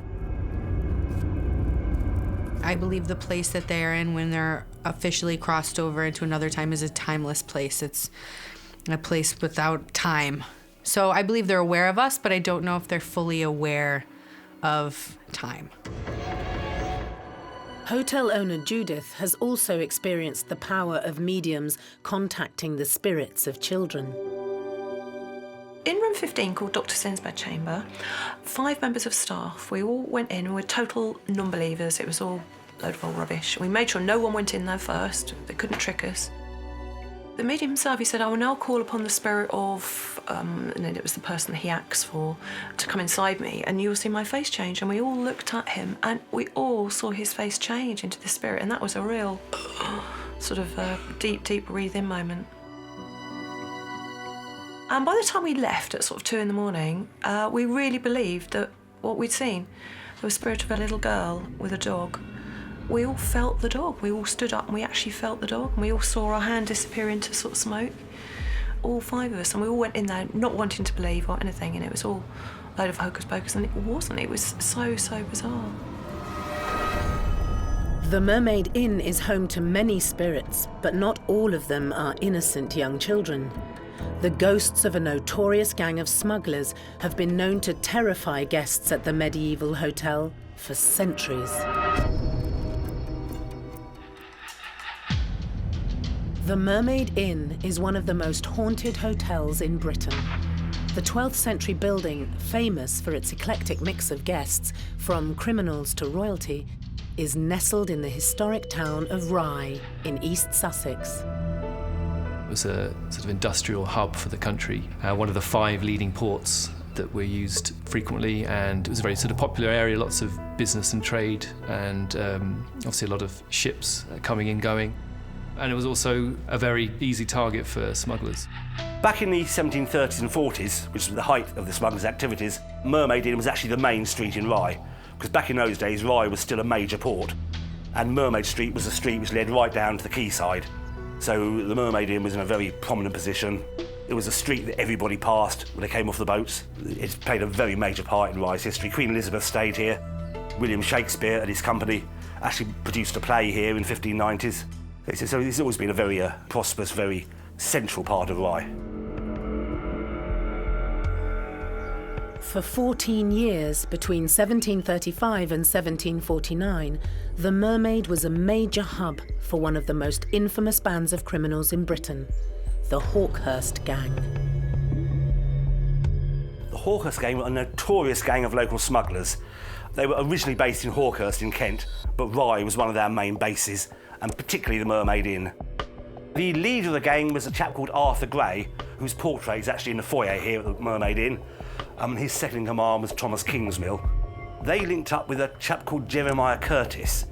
He was rumoured to be the illegitimate son of the mayor of Rye, James Lamb.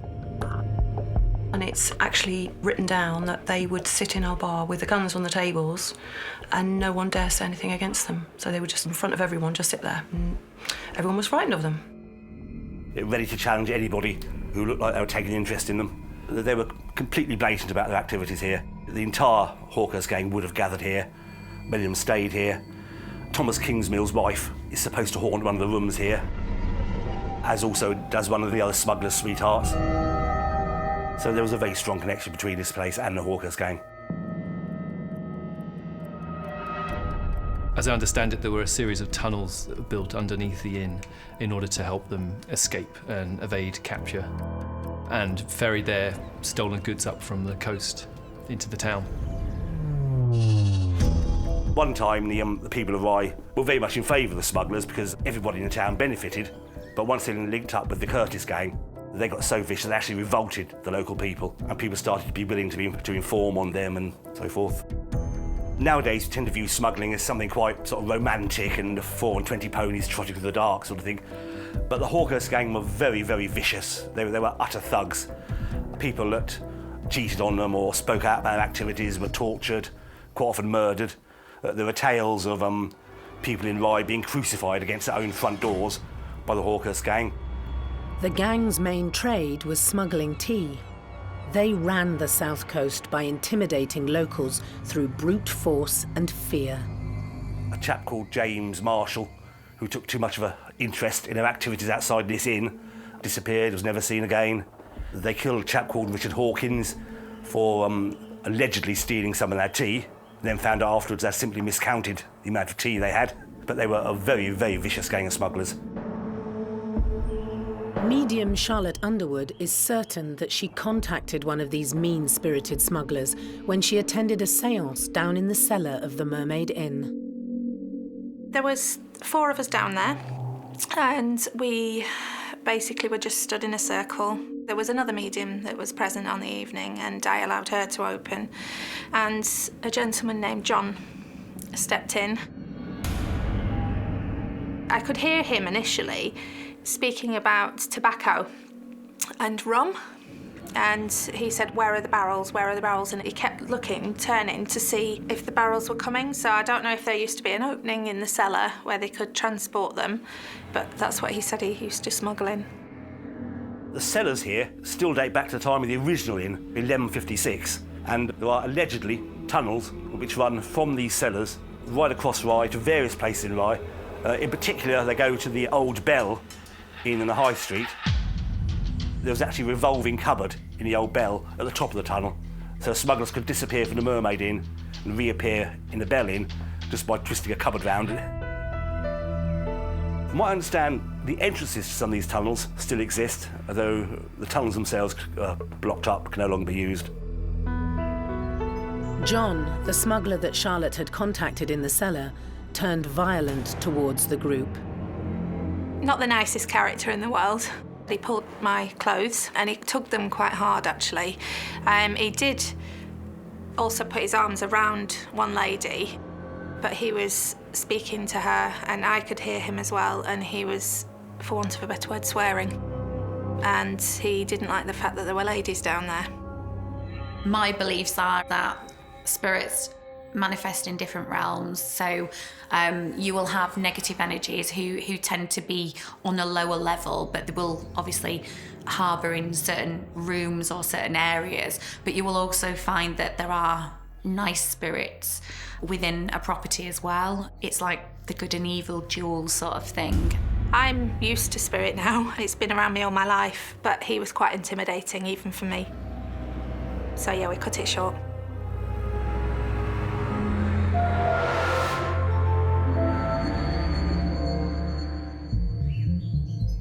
Room 17 of the Mermaid Inn is said to have been the preferred quarters of one of the Hawkhurst gang's leaders, Thomas Kingsmill. We actually stayed in room 17, myself and two other ladies, and we experienced the door being slammed shut for no reason. There was no draft. There's a couple of nasty characters that walk the halls, really. They walk down the corridors, especially in room 17. They can be quite unpleasant.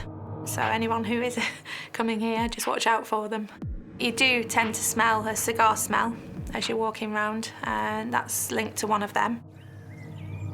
The Mermaid's head porter, Glenn Bailey, remembers his first paranormal encounter in room 17. I was asked to take some champagne, etc., up to a room like we do, and as I took it up there, I put it on the table, which is like right in front of you. And as I was just stood there and make it all nice and tidy, and as I made it nice and tidy, someone just pulled me round sort of thing, and to say, look, don't see what I was doing sort of thing.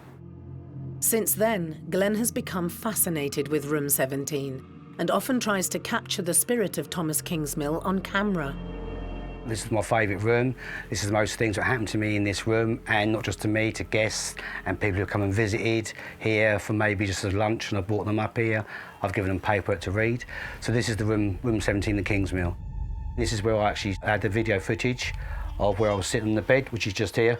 And this is where obviously the chair was, and this is where I saw the person, the figure, or whatever you want to call it, standing right here. I was like egging it on and calling it, and as I turned around and said to him, I can see you, you're standing by the picture. Come on, you by the chair, I can see you. You saw two orbs come up, and then obviously it was coming closer, and I was egging it on, come on. As it got closer to me, you see an orb come up here, and my phone was knocked over down in my hand. An orb is believed to be some sort of form of residual energy left over from the dead or a dead person, but it presents as a spot of light rather than the whole human form. It's quite common that when spirits are present, they draw energy from the environment, but they can also draw energy from an individual. And some people are more susceptible than others. So when these spirits are present, they can often make you physically feel a sensation of sickness, dizziness, or that kind of feeling of the hair standing up on the back of your neck. So they can interact with us physically as well as emotionally, and sometimes on a psychological basis as well.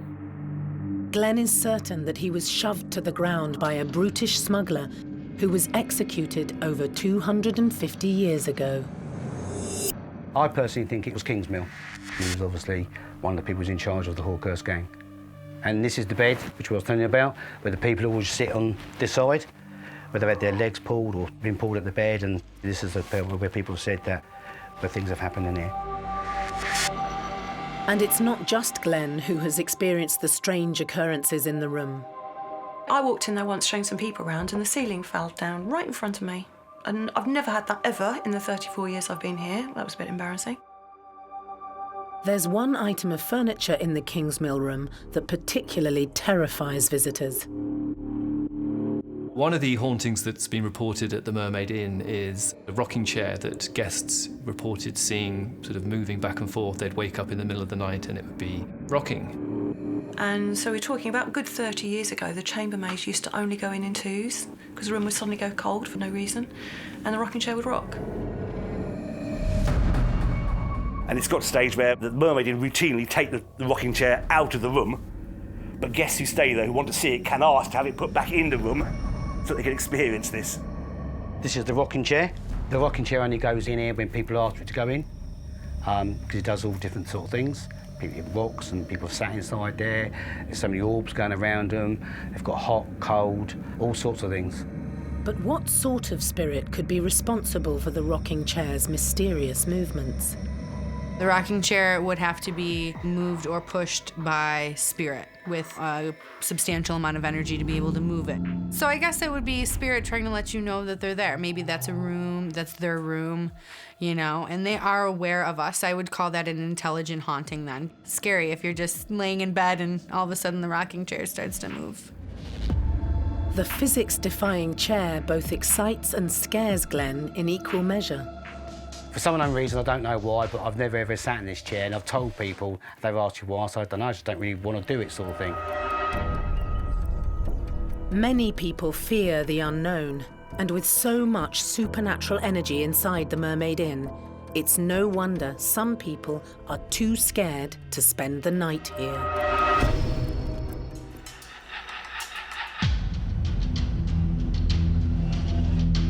The Mermaid Inn is one of the world's most haunted hotels. Ghosts reside in the rooms of Rye's historic medieval building, and the stories of these spirits have become folklore.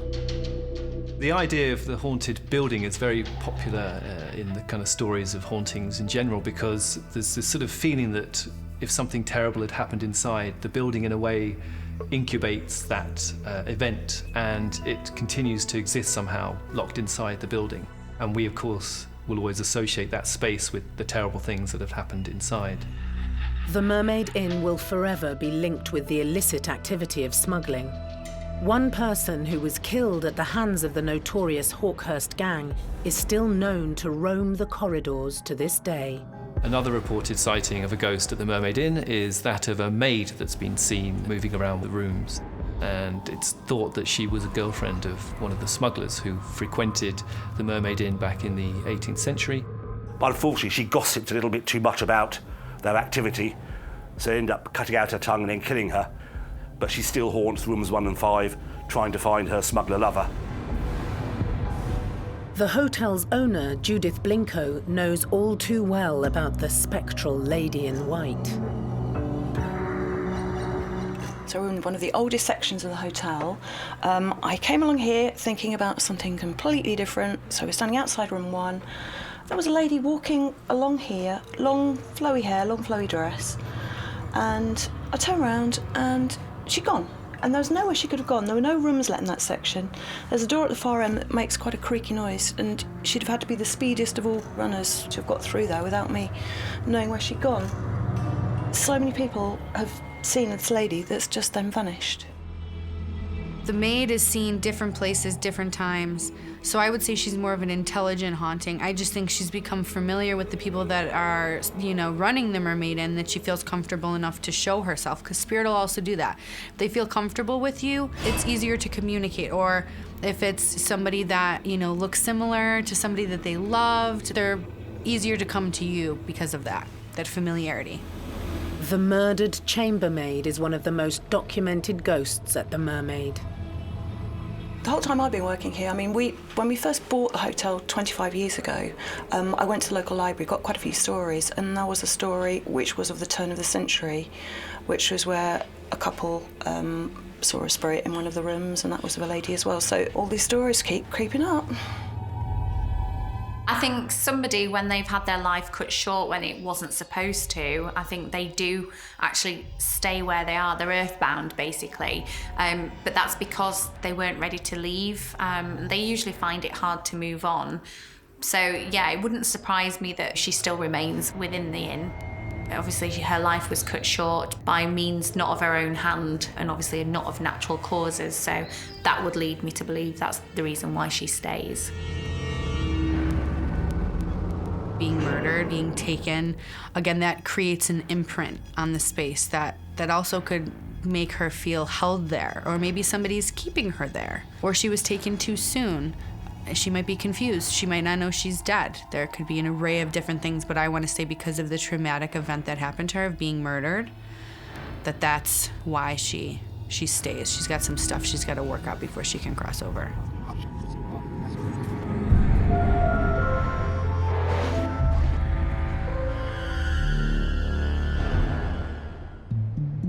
Although the focal point of paranormal activity in the area, the Mermaid Inn is not the only mysterious place in the southeast coast town of Rye. There are supposed to be 72 active ghosts within the centre of Rye. It's a very haunted town, possibly because the town has hardly changed since the 18th century. The port declined rapidly from the middle of the 18th century, and from that point onwards there's no money to build new buildings in the town. And so much of what you see today is Rye in the 18th century, and as a result of that, many of its former residents are still living here, still visiting the place. One such spirit is that of John Butcher Breeds, an infamous murderer from 1742 who is part of the local folklore. He attempted to murder the mayor of Rye. Mistaken identity, he murdered the deputy mayor by mistake. He was caught, but the mayor was actually his judge. He ordered him to be hanged, and then his body was kept in a gibbet cage in the marsh for over 50 years, until all that's left of it was the top of his skull, which is still kept in the attic of the town hall to this day. And he is seen in the churchyard. People walk through the churchyard at night have actually seen John Breeds lurking, ready to strike his fatal blow.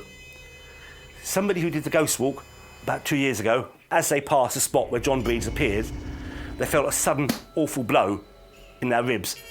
And it frightened them so much, they actually came down to Heritage Centre the next morning and said, "John Breeds punched me." Being attacked by a spirit or an unseen force is not common at all. However, the more you put yourself into a position where you are in the vicinity of spirits, the likelihood of you being physically assaulted or touched is quite high. And myself and my experiences, I have been physically assaulted. Recently, I was punched in the face by a spirit. And this was something I caught on a camera, using an SLS camera. I mapped a figure that was seemingly stood in front of me. I asked it to step forward, and then bang, it felt like a rush of cold air hitting me straight in the face. It knocked me over. He's here, he's here, he's here.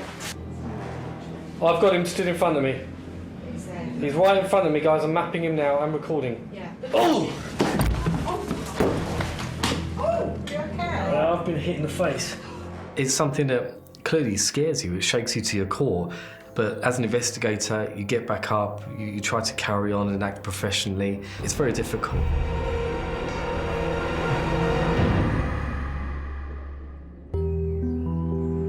Another of the haunted rooms at the Mermaid Inn is room 16, also known as the Elizabethan bedchamber. People who stayed there have reported waking up in the night to find a duel being fought in the room. Two guys, Tudor clothing, with swords, fighting each other. After a few seconds, one of the guys kills the other guy and throws it down a secret passage, which does actually exist, behind Elizabeth's room before they disappear. The passage originally led into the bar and would have come out above the bar area, and people working behind the bar have actually seen all the bottles and glasses jump off the bar, exactly as if a body had been thrown onto them.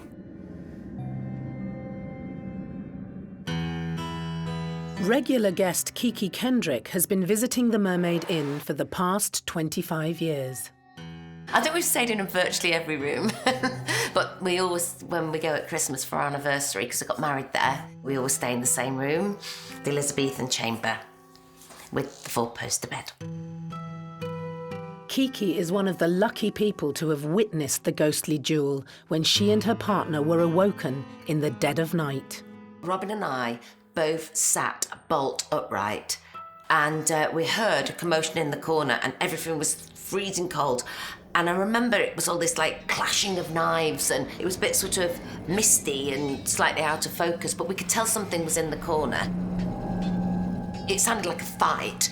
We figured, well, afterwards, the next day when we were talking, that somebody must have had a fight and one killed the other, because then we heard this, ah! As if they'd fallen down, and then it was silent, but deathly silent, and still stony cold.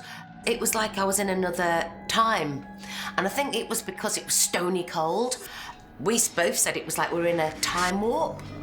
This kind of phenomena is simply amazing. Imagine waking up to see two people sword fighting in a bedroom and then disappearing out of view.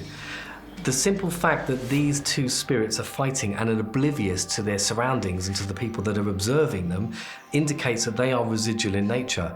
They're not intelligent, they're almost being played back like an echo of the past. Experts believe there is a scientific theory behind the ghostly projections. Stone tape theory was an idea that became popular in the mid-20th century, and it's this notion that materials can withhold events, much like a tape would retain, audio. So as sort of time goes by, these events are played out again, much like you're playing back a tape. Because they are projections of their environment, residual hauntings can regularly be seen.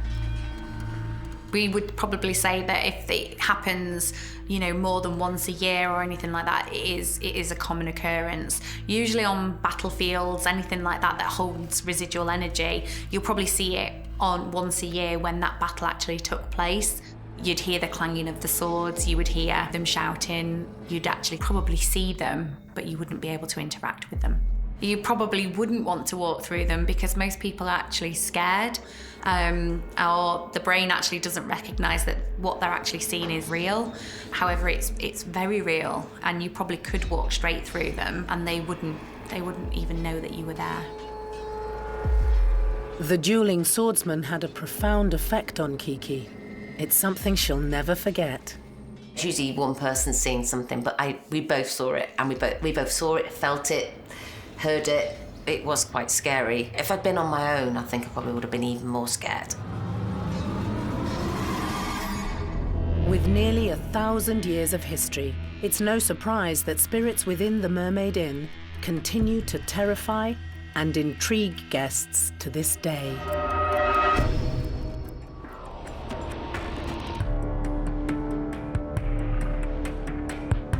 The Mermaid Inn is a 31-room hotel in Rye on the south coast of England that's full of history.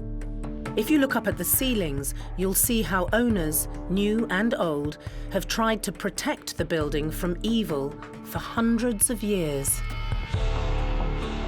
A funny early Victorian custom, this part of England was quite heavily into white witchcraft. So every room downstairs at the Mermaid has got a witch's ball on the ceiling.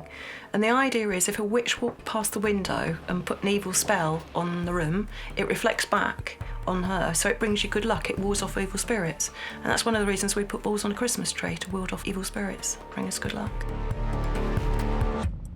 Many people that believe they live in a haunted home often have certain idiosyncrasies or rituals that they do, and it's a way of either protecting themselves or protecting those that are in the property and appeasing the spirits to some extent.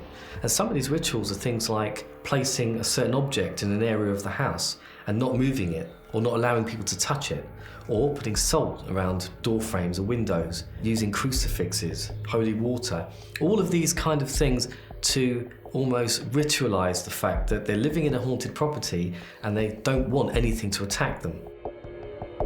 There are other balls of light that have been captured on camera in the hotel, but these ones aren't attached to the ceilings. In the paranormal community, orbs are considered to be a kind of manifestation of some sort of movement of energy, of an entity, of something that we can't see with the naked eye, but can sometimes be captured in photography. So these spirits are drawing energy from the ambient environment and they're trying to show themselves as light forms, and these often appear as balls of light, and they can be picked up on cameras or be seen with the naked eye.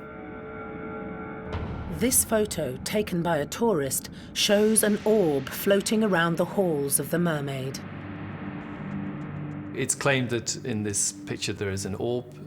You can see the sort of fine bit of light in the centre of the corridor, and then just behind to the back there's also what looks like the outline of a figure. I say that it's an orb because it appears very, very bright. Usually dust and stuff like that will rise up and you'll see a lot of it, not just one. So that's what makes me believe that it's an orb. And then there's a white, sort of wispy figure in the back, far away.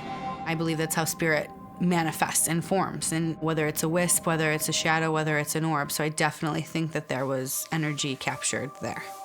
The Mermaid has a huge history. It's come through stages of, years and years and years of harrowing events, such as murders, fights and things like that. So a bit like the stone tape theory again, where energy is housed within the building. However, there are some intelligent beings within the Mermaid that would potentially be the subject of a full-bodied apparition.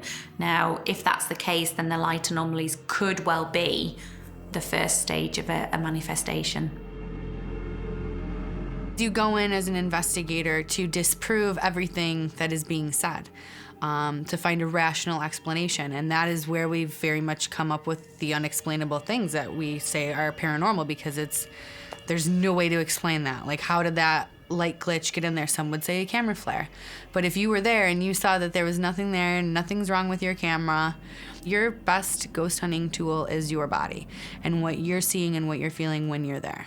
And you'll be able to figure it out from that point. But definitely, you gotta disprove it, and then it becomes supernatural, unexplainable.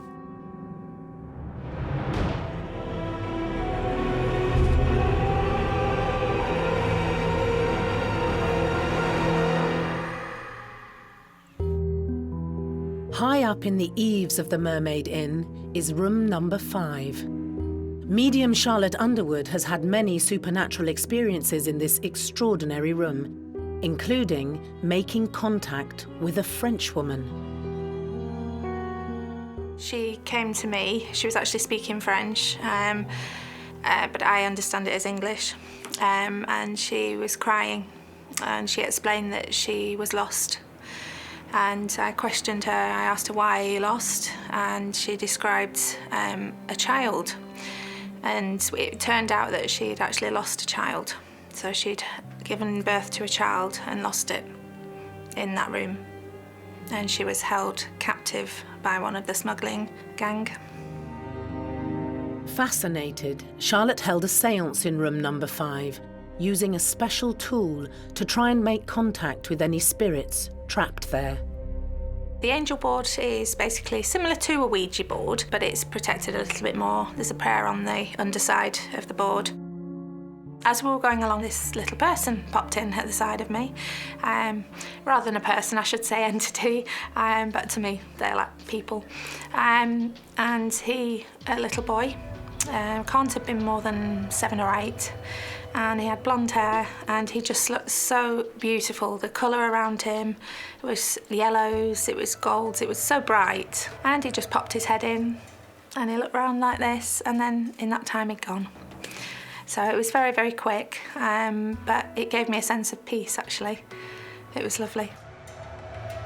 Angel boards, spirit boards, anything like that, you're opening a portal to the other side. What you actually get out of that, regardless of whether it's an angel board or a spirit board, is down to what you invite in. With a spirit board, you usually have a glass that's turned upside down. This could be also classed as glass divination. Now, what usually happens is that the energy flows through the finger of every single person that's there and actually generates enough energy that spirit can communicate with us through the board. It's said that our energies are interacting with the spirit world, and this board itself is opening up a portal to the other side. So there's a way of communicating with these spirits intelligently to some extent. However, spirit boards are often perceived as being very, very dangerous, and they do need to be used with caution. It's not a game, and you do in fact open up a doorway to the other side. Spirit boards, also known as Ouija boards, can be dangerous if used incorrectly. One of the things that people worry about often when they're using spirit boards, either at home or with friends, is that they fear the idea that they might have brought something into the world, a darker force that might be threatening them. People are automatically afraid of it because they don't know what to expect. So fear alone is an energy that is quite forceful, and especially if you've got 4 or 5 people around a spirit board who are quite fearful, it warrants quite a lot of energy. They could potentially have enough collective energy that they can summon something that's quite powerful. People don't properly protect themselves, so you're walking away from a Ouija board, but you just opened up a line of communication. You just opened a door to the other side, and you didn't close that. That's just like you leaving your house door open, and the mice can get in, a squirrel can come in. You don't know who's coming through the front door if you leave it open.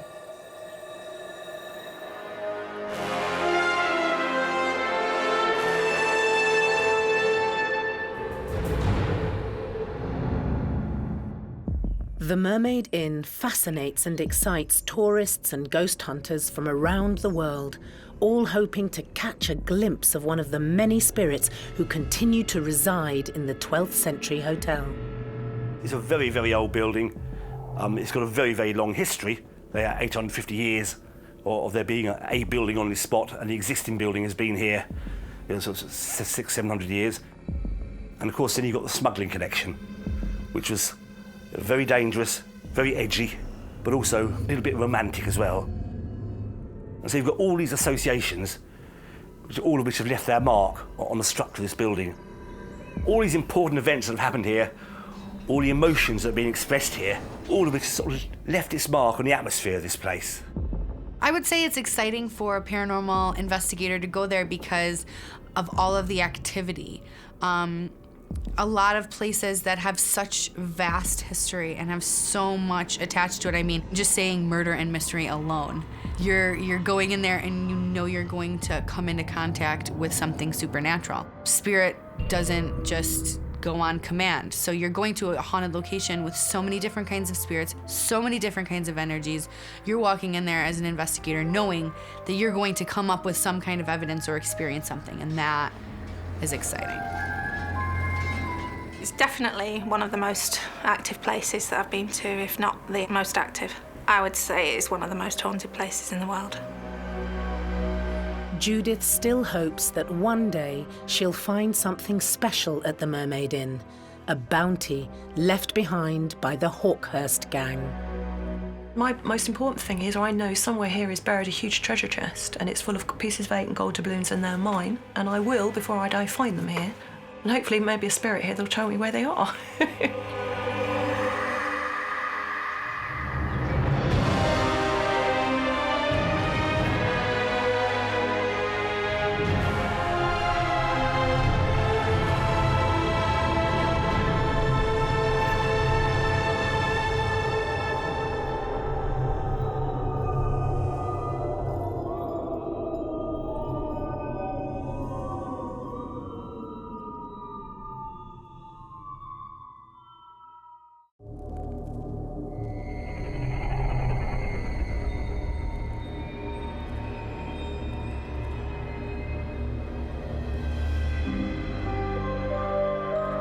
Ghosts appear in many forms. We can see them. What was that? We can hear them. I am not afraid. And sometimes we can even feel them. We've gone around the globe in search of the most terrifying spirits and supernatural beings who continue to live on long after their deaths. On World's Scariest Hauntings, anything can happen. Because you never know who's watching when the lights go out. What the hell was that? In this episode, a medieval castle once home to a bloodthirsty clan. If you've got people being thrown into dungeons, you imagine the actual emotional anxiety that they're going to go through. It would obviously have a massive effect on the energy levels that are absorbed within the fabric of the building. Murder and torture were a daily occurrance in the aptly named Bloody Chapel. The O'Carrolls invited MacMahons back here to be paid, and they held a banquet up in the bloody chapel. But when they got them up there, they poisoned all 29 of them. Many of those unholy characters still haunt this historic stronghold. What happened to me here is something that I'll never forget. It scared me that how much power they can have over you.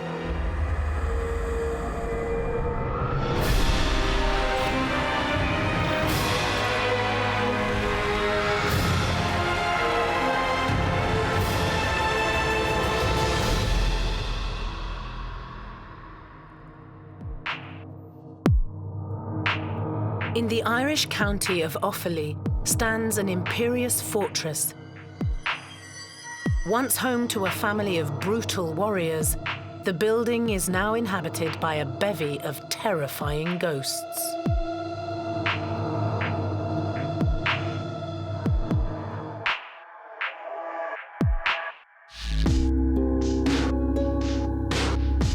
Tales of bloodshed and slaughter, Leap Castle wouldn't look out of place in a Hollywood fantasy world. But the stories of death and torture here are very much real. Sean Ryan has owned this medieval stronghold for over 25 years.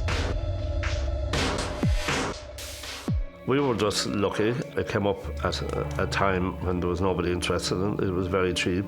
I had loads of energy, and I just fancied having a go at it. And that's how it came about. But we're delighted we did. We loved the place. During his time at Leap, Sean has learned to live with his ghostly lodgers. There are lots of spirits in the house. They don't interfere with us or make life difficult. They let us know they're here. And we live alongside that.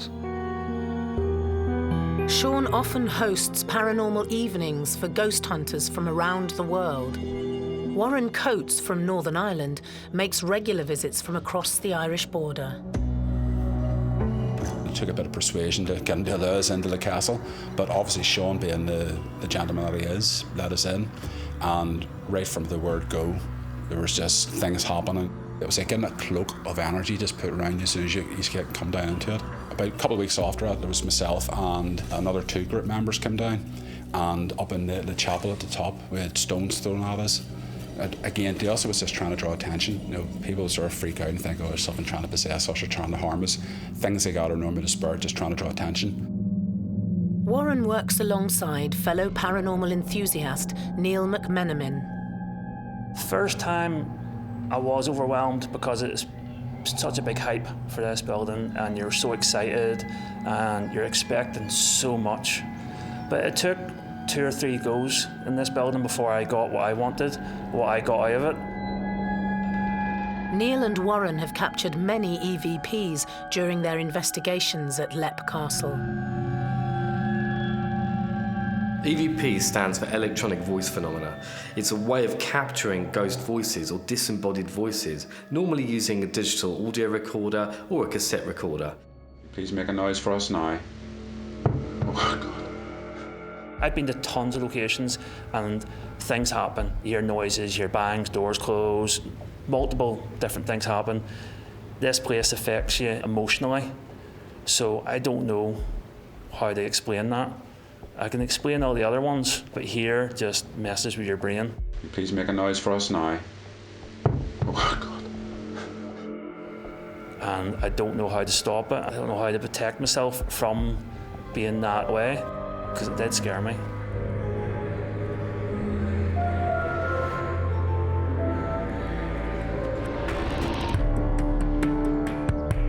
The small stronghold in County Offaly, Ireland, has stood proudly for at least 600 years.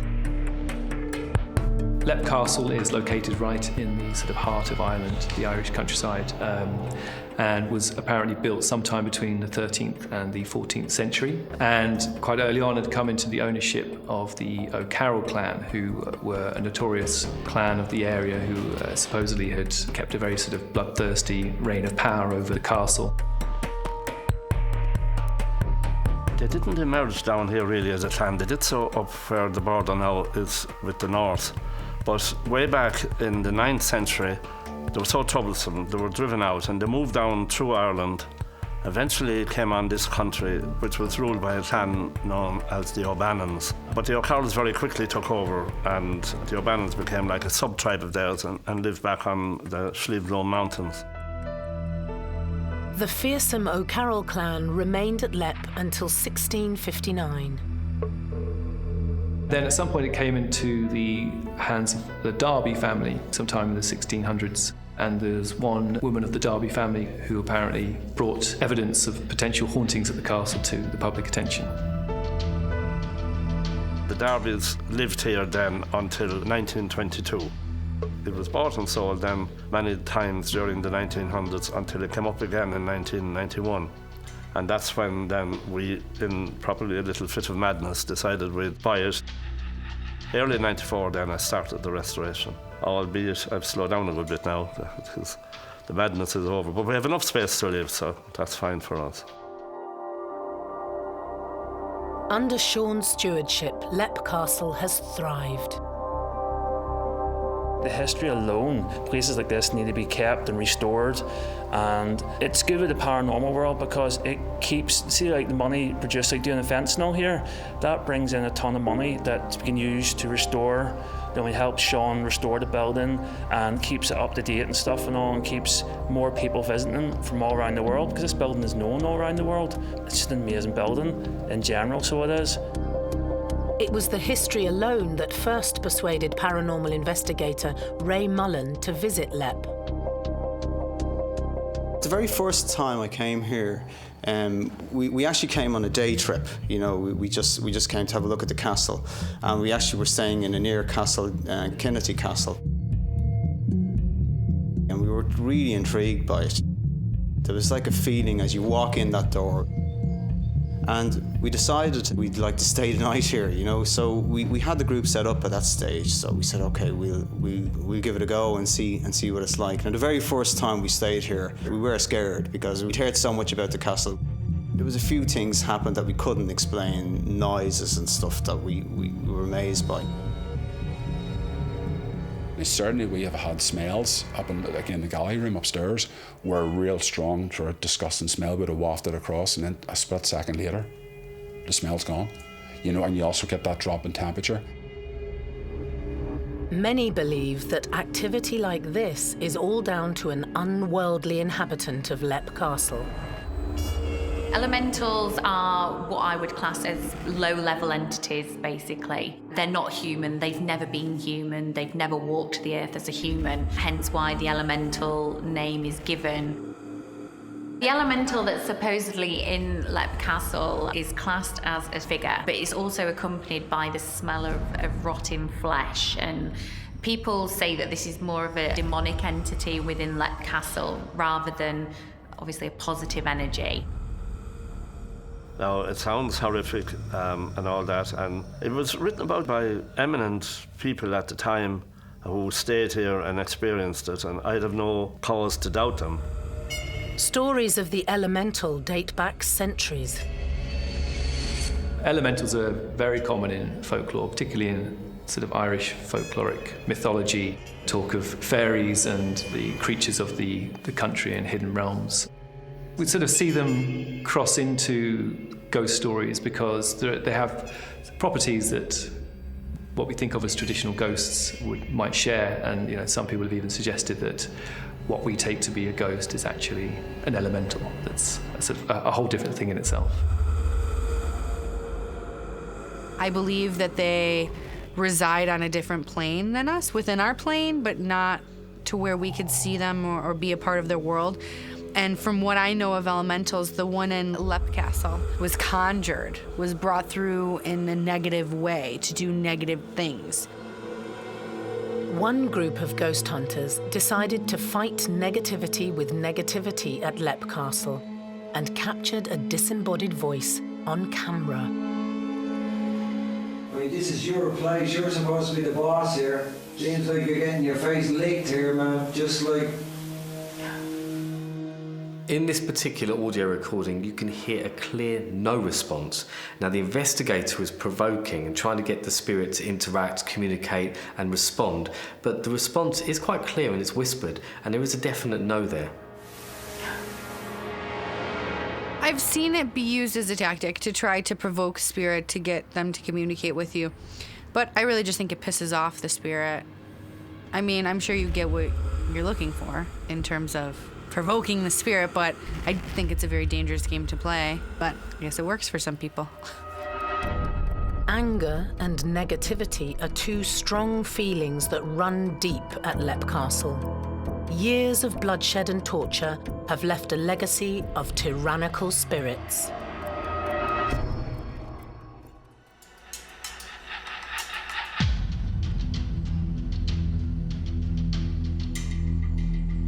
Leap Castle in the rural Irish county of Offaly has dominated the picturesque landscape for 600 years.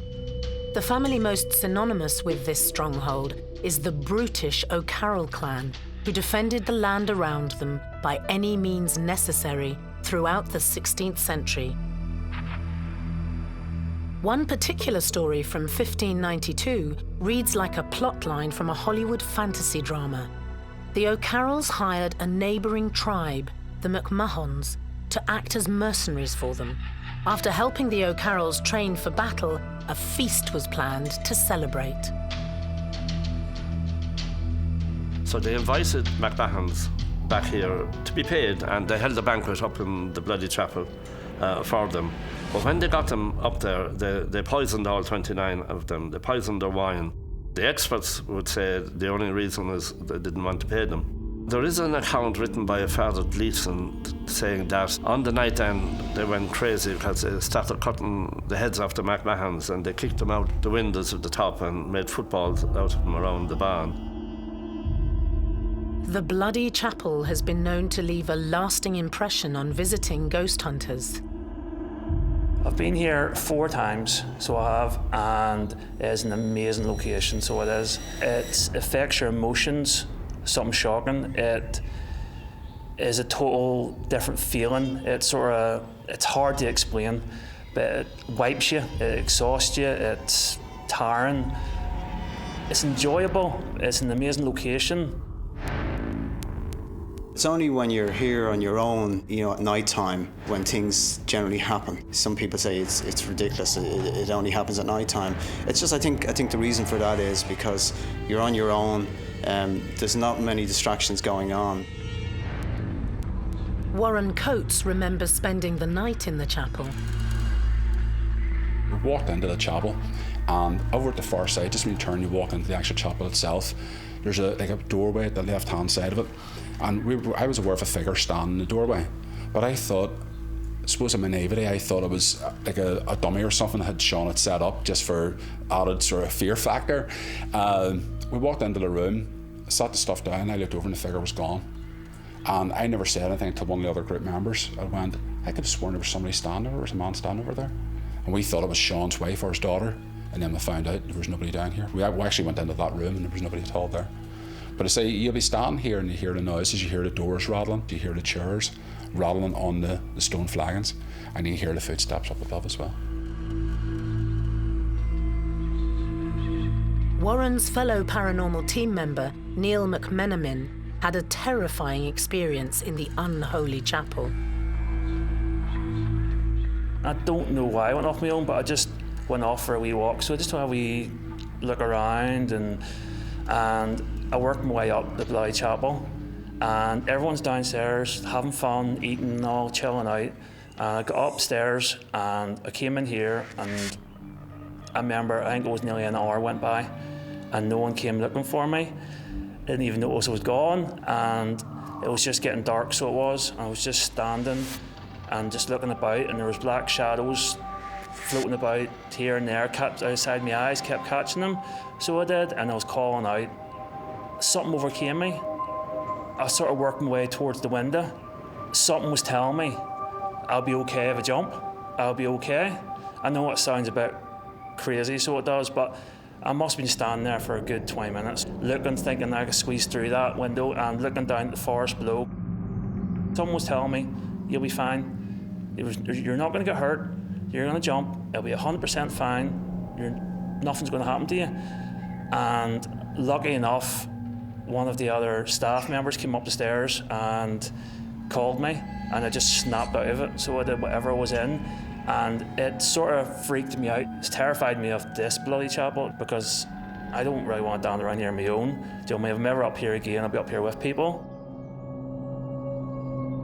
So occasionally we might hear of a ghost sighting or an interaction with a ghost that involves the sensation of having been taken over by the spirit, or, you know, in a way possessed by the apparent spirit. And it's certainly not restricted to Lep Castle. It could be that something in all the history and the sort of the drama and emotion of these stories, and then being at the location, I think can sometimes sort of people can maybe embody something of that through the atmosphere of the building and the history.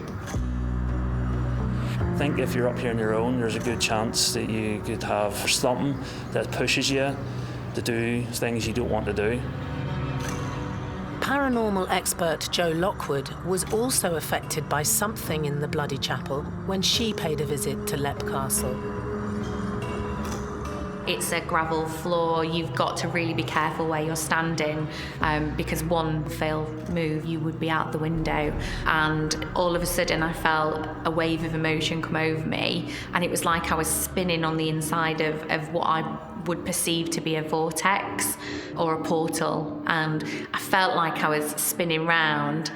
And as I came to, I was stood right near the window, and one of the people who I was with actually said to me, "You need to come away from the window." So that leads me to then think maybe there was something there that was asking me to do something and I wasn't aware of it. It's a strange occurrence. It's not something that I want to repeat again, if I'm honest. Lots of people are susceptible to spirits, and that means that they're able to be taken over by them, especially mediums or those with clairvoyant gifts. So sometimes mediums can channel spirits, but it's very rare for a person that doesn't practice that kind of spirituality to be taken over by a spirit. But when this happens, it's a sometimes scary and very, very dangerous thing. Going into haunted locations, you come into contact with very powerful spirits that can make you feel the way that they're feeling. We're such sad spirits that make you feel the way that they're feeling. And there have been accounts of people being taken over by spirit. It's not a common thing, but I think it's more common to have a spirit project onto you what they're feeling. It makes more sense than being possessed. And being in such a place of such destruction and terror and torment and torture, definitely makes sense that you'd walk in there and you would feel everything that those people felt going through what they did at that building and that location. Neil will never forget the power of the spirit in the Bloody Chapel. Scary how spirits can actually control you and do stuff to you that you don't think. I thought I was no way in hell. I think I'm stronger than them. Do you know what I mean? I never thought they would have as much power on me.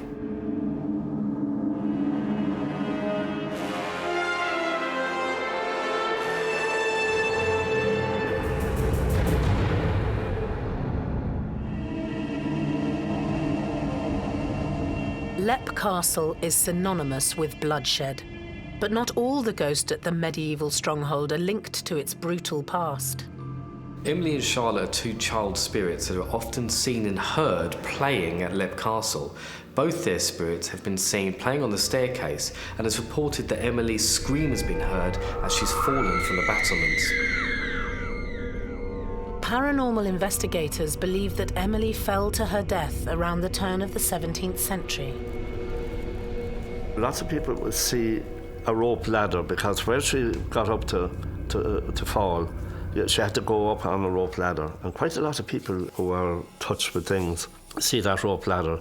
Now, what we experience is we hear a scream. We think it could be the scream of her falling. We're not sure. I mean, we can't be 100% sure. But it's the only thing that raises the goosebumps, you know, when we hear that scream. And it's really short. It cuts off like a knife. Although Emily can be heard falling, it's her companion Charlotte who appears to be suffering an injury. They're always together. And she has a very badly deformed right leg. It's almost completely turned backwards. and she hobbles around after Emily. So it makes sense that their spirits would still remain there, because if my brother, my sister, something bad happened to them and I couldn't find them on the other side and they were where they passed away, I would stay with them, just to be together. Although not much is known about the history of the two children, it's not uncommon to have young spirits inhabiting a haunted building. There are so many reports from paranormal investigators and eyewitnesses of children being seen and heard playing in various locations across the world. It's common for spirits to stick around in their place of death because of the torture and the torment and the traumatic circumstances that these spirits would have died in. There's something uniquely tragic about the idea of a child having lost its life, even a child being murdered, and then this sort of sense of them being left alone to haunt a place and being trapped there. I think that plays on all of our emotions.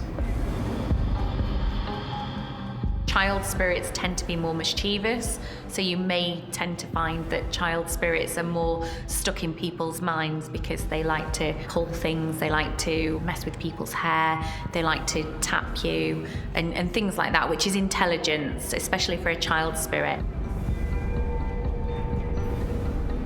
Emily and Charlotte are often seen alongside another spirit known as the governess. We might often hear as well stories of how they're supposedly being looked after by a governess figure or a nanny or some sort of caretaker, and I think that sort of emerges from this idea of the tragic notion that a child is somehow being left behind by their parents, and it's comforting to think that they're actually being looked after by somebody. She's always around when the two girls are around. But she touches off people. It's like somebody passing you and kind of brushing off you. A lot of our visitors now experience that. So even in death, if they're intelligent spirits, she would still be looking after them because that was her job in life. So she would still continue to do that in death. But not all the ghosts at Leap Castle are quite so shy and retiring. Some of them are ready and willing to make themselves heard. Eat.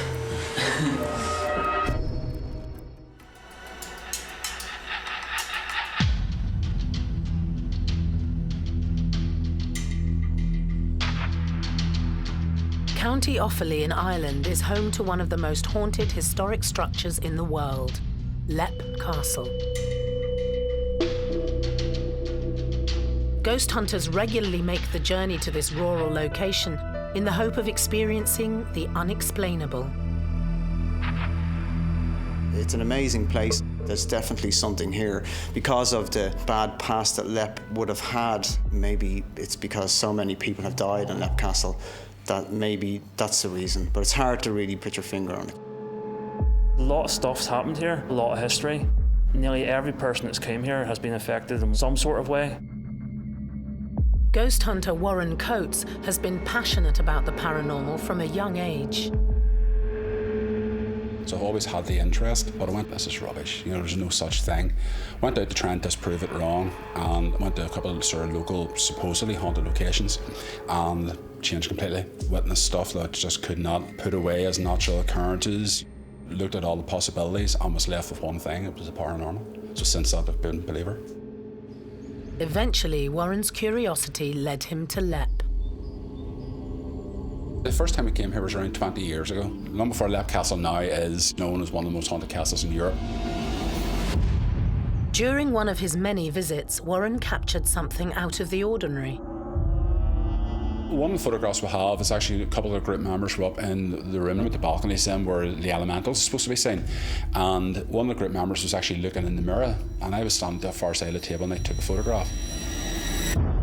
A lot of people say that it looks like a face looking back at them. Could this be the face of one of the many men who lost their lives at Leap Castle? If you've got people being thrown into dungeons who are going to be left there, you imagine the actual emotional anxiety that they're going to go through, it would obviously have a massive effect on the energy levels that are absorbed within the fabric of the building. I would say that it's common for a spirit to stick around where they passed on due to it being so abrupt or so horrific that they don't know they're dead. They feel like they can't move on. It really goes back to the story of the spirit and what happened to them.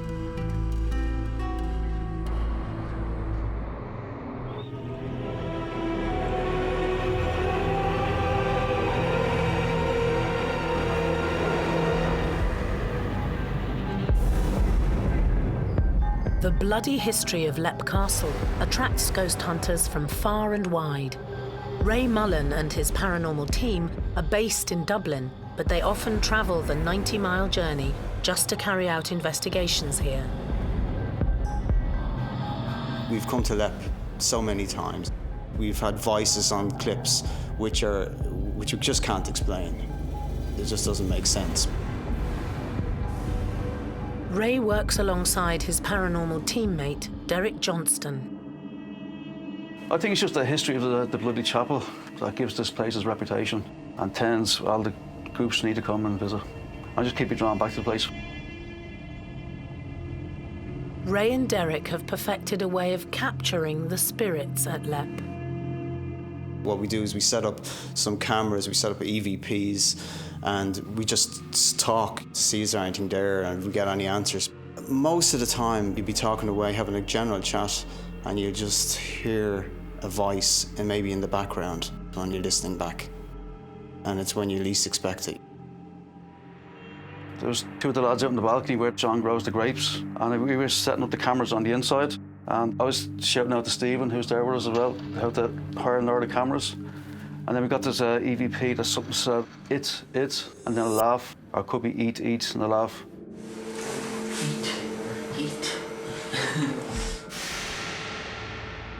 Derek would listen to a lot of footage. He spends so many hours. It takes a lot of dedication. He sits down, he goes through all the tapes, and you'd get a phone call from Derek to say, I've just heard something I really need you to listen to. This particular clip, there was no female there that night. We're just setting up equipment, and it's like you can hear a female voice. It's like as if she's been watching or something, you know, in the background while we're setting up the equipment. Eat.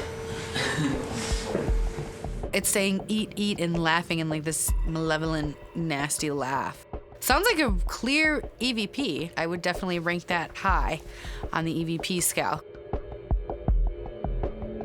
EVPs like this still excite a seasoned investigator like Derek. The hair stand up on your neck, to be honest. Because I'm a skeptic as well, so I don't usually believe in all this stuff, but I can't explain it.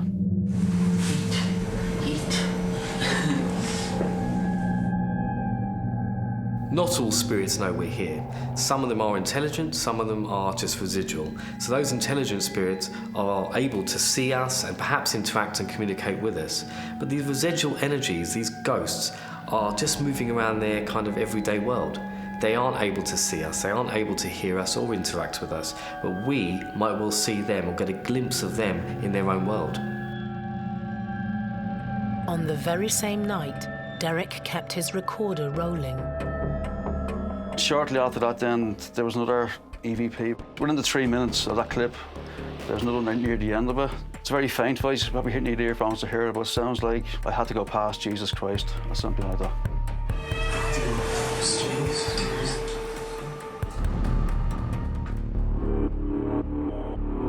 In this audio recording, you can hear what sounds like a male voice, and it says something like, I had to go past Jesus Christ. It's definitely a sentence, it's definitely a male voice that's speaking, just as the door is squeaking open. Sometimes you get something that you're like, what was that? We're gonna have to break that down and, amplify that so I can hear it. And then you have EVPs that are clear as day as this one, that you can hear exactly what they're saying, and I say that's a damn good EVP.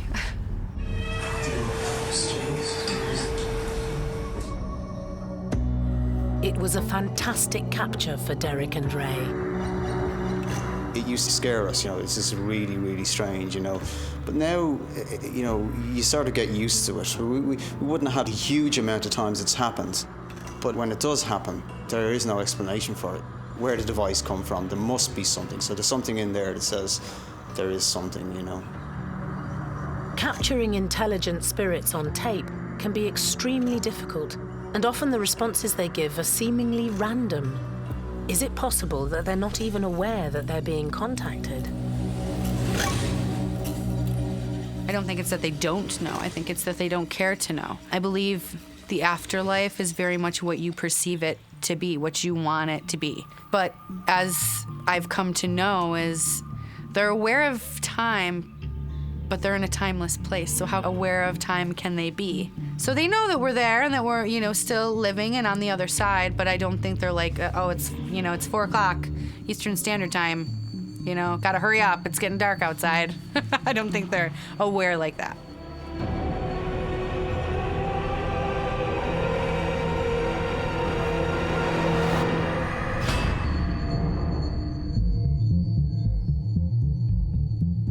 Leap Castle has stood in the Irish countryside for almost 600 years, so it's no surprise that there are numerous stories of paranormal occurrences within. There are reports of an old man seen sat in the fireplace at Leap Castle, but only the top portion of his body is seen. Now, he could well be a residual of energy, a ghost, but the reason why he's only this part of his body is seen is because the floor might be a different level than it was back in the day. So what you're seeing isn't really there, but the building has changed and the structure of the room has changed so much that we're only seeing this portion of his body. When Jo Lockwood visited Leap, she felt the presence of this mysterious man. I was sat in the fireplace because it was really, really cold when we went there. Leap Castle is situated quite far back and it's quite high up. And once I was in there, it was very, very cold because it's all stone. And I was actually drawn to a seat, and I actually asked the gentleman who actually owns the castle, I said, is there a gentleman who sits here? And he said, yeah, you're right. It's hard to pin him down to a time, you know, because we don't know how he's clad or anything. But he doesn't seem to be aware of us. He often sits just here in this corner. He seems to be staring out that window there and doesn't seem to be aware of us at all. There are many theories about why the apparition of the elderly man is not complete.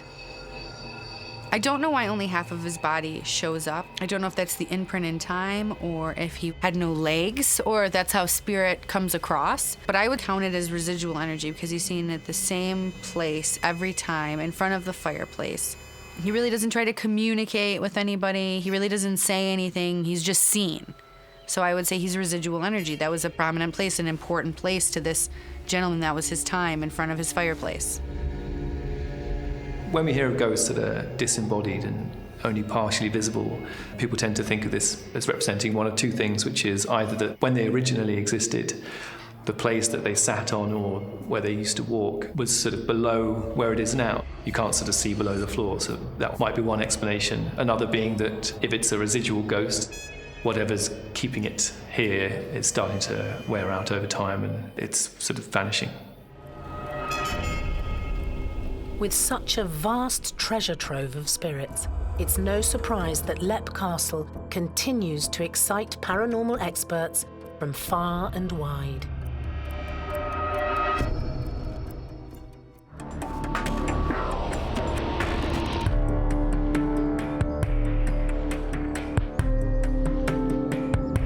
Leap Castle is one of the most haunted locations in Ireland.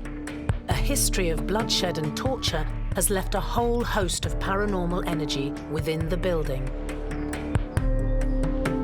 I suppose we kind of want to associate spirits with places like Leap Castle because of their sort of quite dark and mysterious and sort of traumatic history.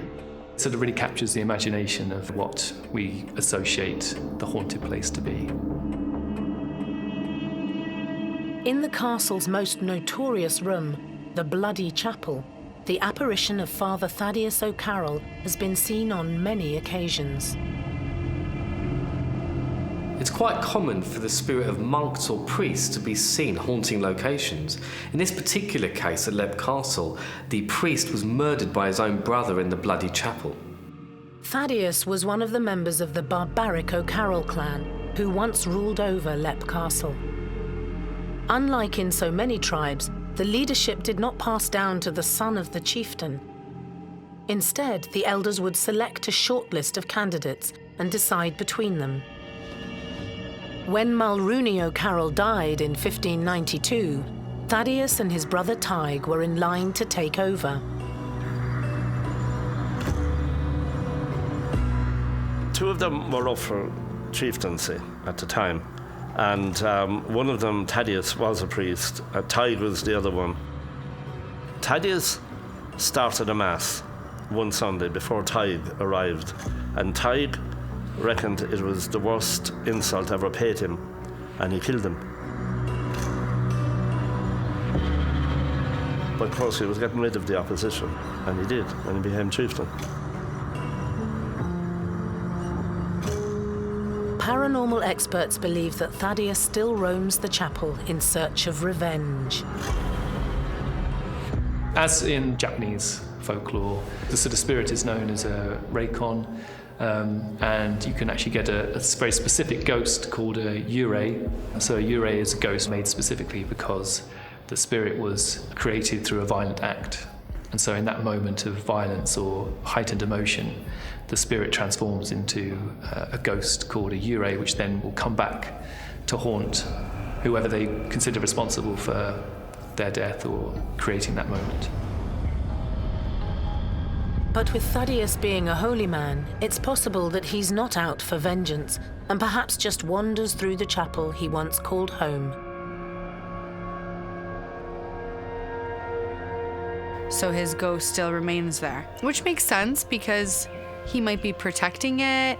He may be trying to warn people to not go there if it's a bad place, if it's a dark place, because there's just a lot of heavy darkness surrounded around that energy. So maybe the priest is sticking around to bring light and love and to maybe keep the darkness at bay, like a protector, like there to protect and oversee and make sure that there is peace brought to the land.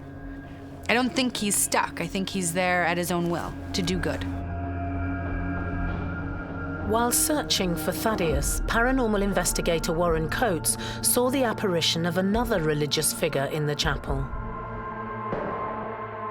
There was one, there's an oldish man. We've seen a couple of caves up there, and it looks like a stereotypical monk that walks about, but he would sort of hide. If you're over at the far side where Liblade is, he sort of hides over in the background, and he would sort of stay there. And then when you walk away, it's as if he's following you throughout the castle, keeping an eye on just what you're doing. We tend to hear a lot of stories about religious ghosts, or particularly in the United Kingdom and Ireland, ghosts of the Christian faith. We frequently hear of monks being sighted near religious locations or places that have been sanctified. And I guess the reason for this is that the association with the ascension to heaven, but only being possible once you've had a proper burial. So for any religious figure to have not been buried properly or to have been murdered, to have been killed unlawfully, would somehow disturb their spirit, and therefore that's why we might see them still hanging around these buildings. Religious ghosts are actually quite common, and it might well be because they've died perhaps in such traumatic circumstances that there is this kind of comparison to their good, fulfilling life and the way they actually perished. So their spirits are trapped in this ether, in this plane. You don't even have to be inside the bloody chapel to experience the ghosts within. Across the valley, and they've rung us to say there's a light in the chapel again, but by the time we get the call and get up, it's gone, So we actually haven't seen it ourselves, but they do see it, and they ring us. I've actually seen those lights firsthand. I went to Let Castle back in June of 2016 and went along with two other paranormal investigators, and it was a little bit strange, to say the least. Light anomalies have been seen in the bloody chapel quite frequently. Now this is common because spirits use energy, including light energy, to try and manifest and show themselves. There was a massacre that took place in the bloody chapel, that these spirit energies are still residing there, and they are trying to form into something and give themselves some kind of body to show themselves, and that light anomaly is quite a common occurrence. We often hear reports when people talk about strange sightings, particularly possible ghosts or apparitions. You commonly hear stories also of strange lights being seen at the same time, or something glowing. It might happen at night time and there's not a light source around. So, the fact that this is something that happens at Lepp Castle apparently would be quite a common occurrence.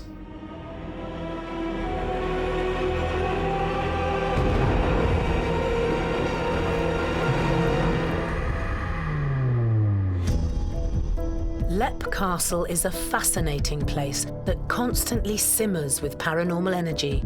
It's no wonder that the people who visit feel so enchanted by the place. What happened to me here is something that I'll never forget, and it's something that I don't really talk about because it's a bit of a touchy subject sort of thing, and it scared me how much spirits can do, how much power they can have over you.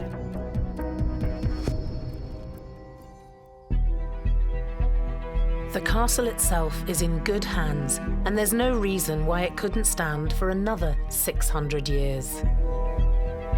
What Sean's done here is amazing. When Sean took us over, it was just a shell, and he's done all the work, and that's why he is so accepted by the spirit energies that live here. But there's a history. If Lepp Castle had been knocked down years ago, there would have been a field here, it would have been somebody's big mansion house built here now, and the history would have been gone. The energies would have still been here, stories would have still been here, and all the folklore would have still been here. But once you lose Plas Teg, it's them gone forever. You can certainly build a replica, but it's not good enough. Even if it wasn't haunted, or even if it was nothing, whatever was going on here, it would still be an amazing building to come and visit, take photographs, bring your kids. It is an amazing building, so it is. It's really important to the haunted world.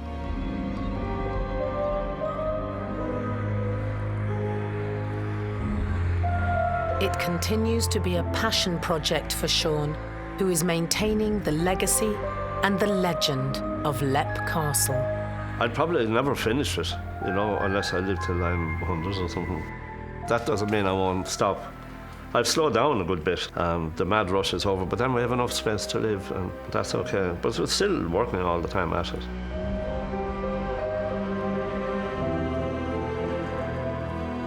Sean has done everything that he possibly could to keep the place going. He keeps the history of it alive. It's like when I come here, I try and imagine what it would have been like to live here maybe 600 years ago, and it would have been quite a different place. It's an amazing castle.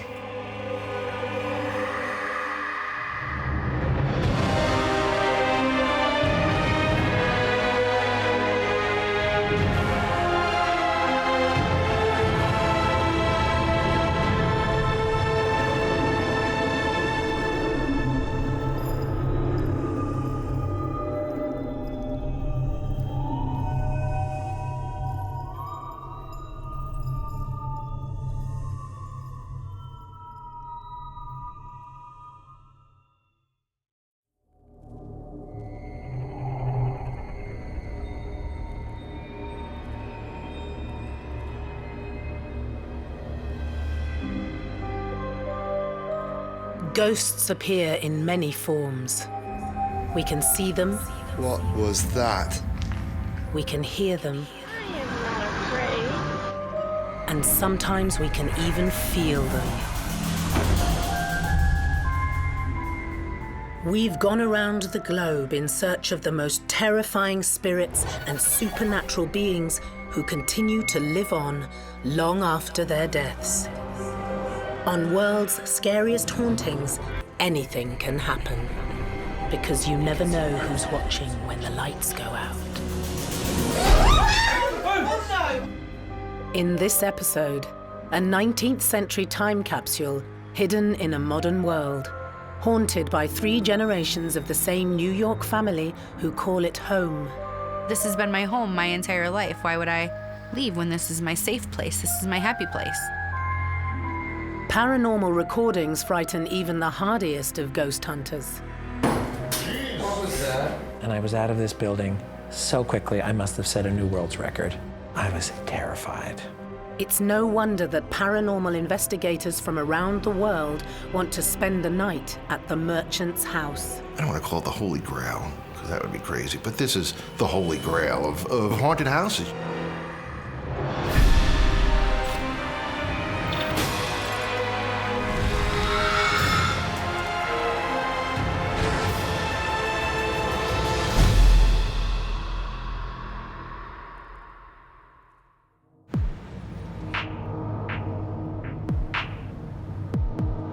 The Merchant's House Museum has stood in Manhattan for over 185 years.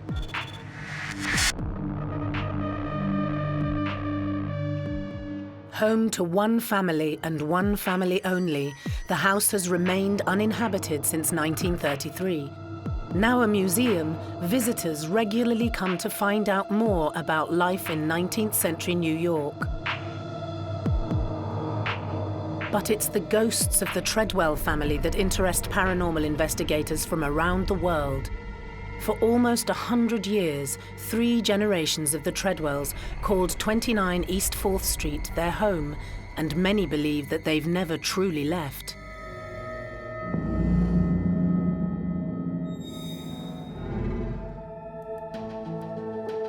Anthony Beloff has been a volunteer at the museum for over 30 years.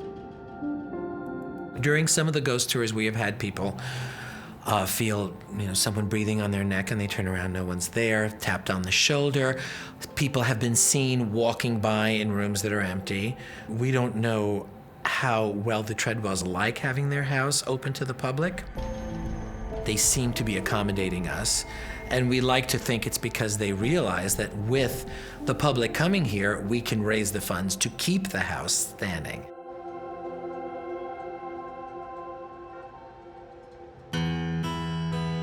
Communications manager Emily Hill Wright believes that stepping foot inside the museum is like going back in time. I certainly think that people's experiences are real here in the house, that people feel touched by history. They walk into these rooms and they really feel what it would have been like to be here in the 19th century, and that can't help but bring up questions of whether the family is still here. If you lived here, you wouldn't want to leave either. The house has changed so little since that time, if Einstein's correct. And time is not linear, but just keeps happening. I like to think that sometimes we just bump into each other. They're still here living their lives, using the objects that are still here in the house, and we're here at a different date, a different time, and sometimes we just overlap and we just bump into each other. Which leads me to wonder, do they see us and think we're ghosts? They might not even see the people that are around, and they just might be still in their same time and place when they left it. So it's very normal to them. But in the cases that I've seen of families staying on the land or in the home, it's more of a, let me protect the house. This is my land. This is where I grew up. It's sentimental to them. One of the apparitions who has been seen is Horace Treadwell, the eldest son of Patriarch Seabury and his wife Eliza. Roberta Belulovich remembers the day of his ghostly appearance. A couple of summers ago, 2 men came into the museum and they were doing the self-guided tour. And they went downstairs where the tours start, and in fact, the first room people visit is this one. And 5 or 10 minutes after they came in, one of them came up the stairs and he said, "I saw Horace in the family room." And I said, "How did you know it was Horace?" And he showed me the book, and at that time we had family pictures in the book. And he said it was him, and I said, "What was he doing? Did he say anything? Was he doing anything?" And he said he was dressed all in black. He was carrying a top hat, and he was leaning on the mantelpiece. And the young man felt he must have been in mourning. He looked very unhappy, he said. Horace's sad disposition is in keeping with the history of the house. He experienced almost all the family members dying, so yeah, certainly at the very least his parents. How he would have felt about that is hard to know. Very frequently in the 19th century, wakes and even sometimes funerals were held in the house itself, in the front parlor, generally speaking. So that might have been the day of a funeral for all we know, or afterwards, after they had gone to the cemetery and come back.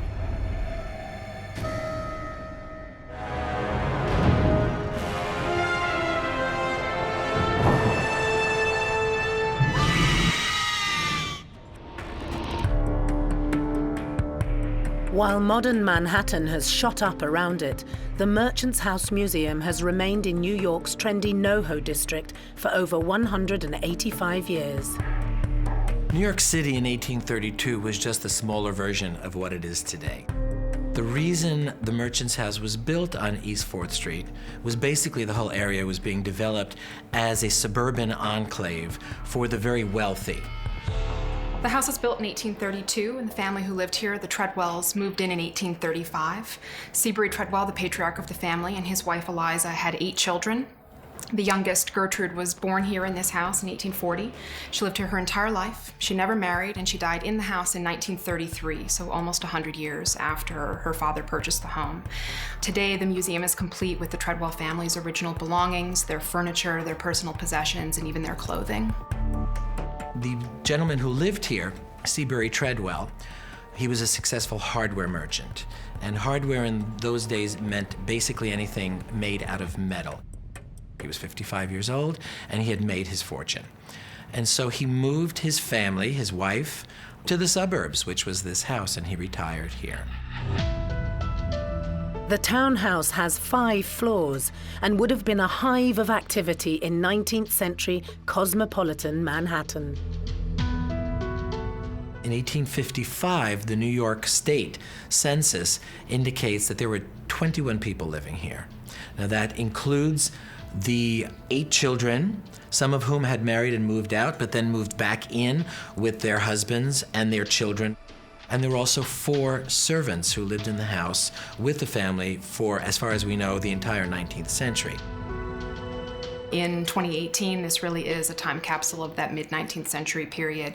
The Treadwells made very few structural changes to the house, and so today the museum really gives visitors an unparalleled look at what life was really like in the mid-19th century. The last remaining Treadwell, Gertrude, passed away in 1933. Rescued from demolition by a cousin of the family, the house opened as a museum in 1936. Reports of paranormal activity have been rife ever since. I've been a volunteer since the early 80s, and I had the pleasure at the time of working with Joe Roberto, who was the architect who saved the building from collapse in the 1970s. Joe and I had a very special relationship. He sensed the kindred spirit in me, at least with regard to the paranormal. And he began alluding to certain things which had been reported as having taken place in the museum over the years. And he would tell me, Anthony, there's stories about the house. And he shared some of them with me. The staff themselves have had some unexplainable encounters over the years. There have been a few things that have happened while I have been here that I don't have an answer for. We do a raffle every Christmas, and one of the raffle prizes a few years ago was a crystal dish. We had it in the very center of our conference table up in the offices, waiting for the prize winner to come and collect her prize. On Friday, when we left for the weekend, it was right in the very center of the table, and when we came in on Monday, the dish was shattered in pieces on the floor. During the weekends, the offices are locked and closed, so members of the public cannot get into the offices. The staff isn't up on that office floor, so we really have no explanation for that.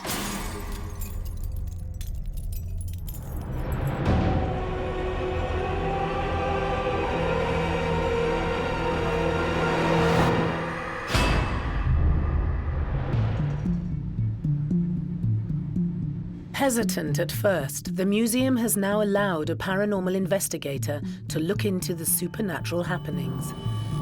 Ghost hunter Dan Sturges has exclusive access to the Merchant's House, and during the past 12 years, he's carried out over 75 investigations. As a paranormal investigator, the Merchant's House is on everybody's radar. So I heard about it when I moved to the city 30 years ago. As an investigator, it's a place that you want to come. It's sort of on everybody's bucket list. Dan's favorite ghost hunting tool is a voice recorder, and over the years he's captured many ghostly EVPs. EVP is short for electronic voice phenomenon, and it's essentially when you've captured communication with a ghost or a spirit, supposedly through an electronic device that would record that. But it's a brilliant way of evidencing that spirits are there because you can have direct communication with them.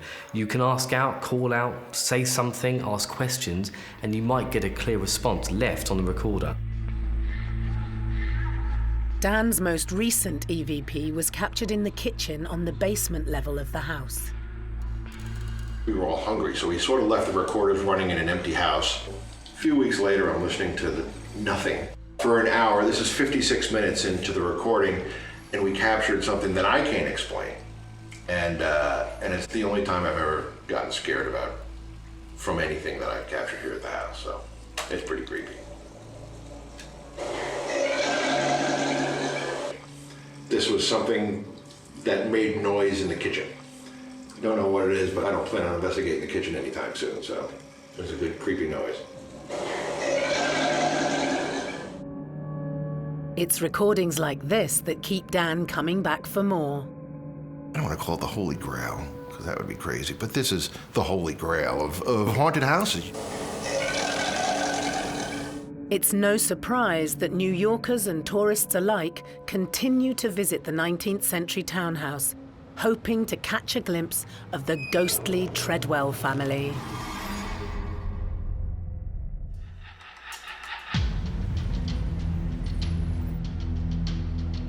29 East 4th Street in New York City, now known as the Merchant's House Museum, was built in 1832.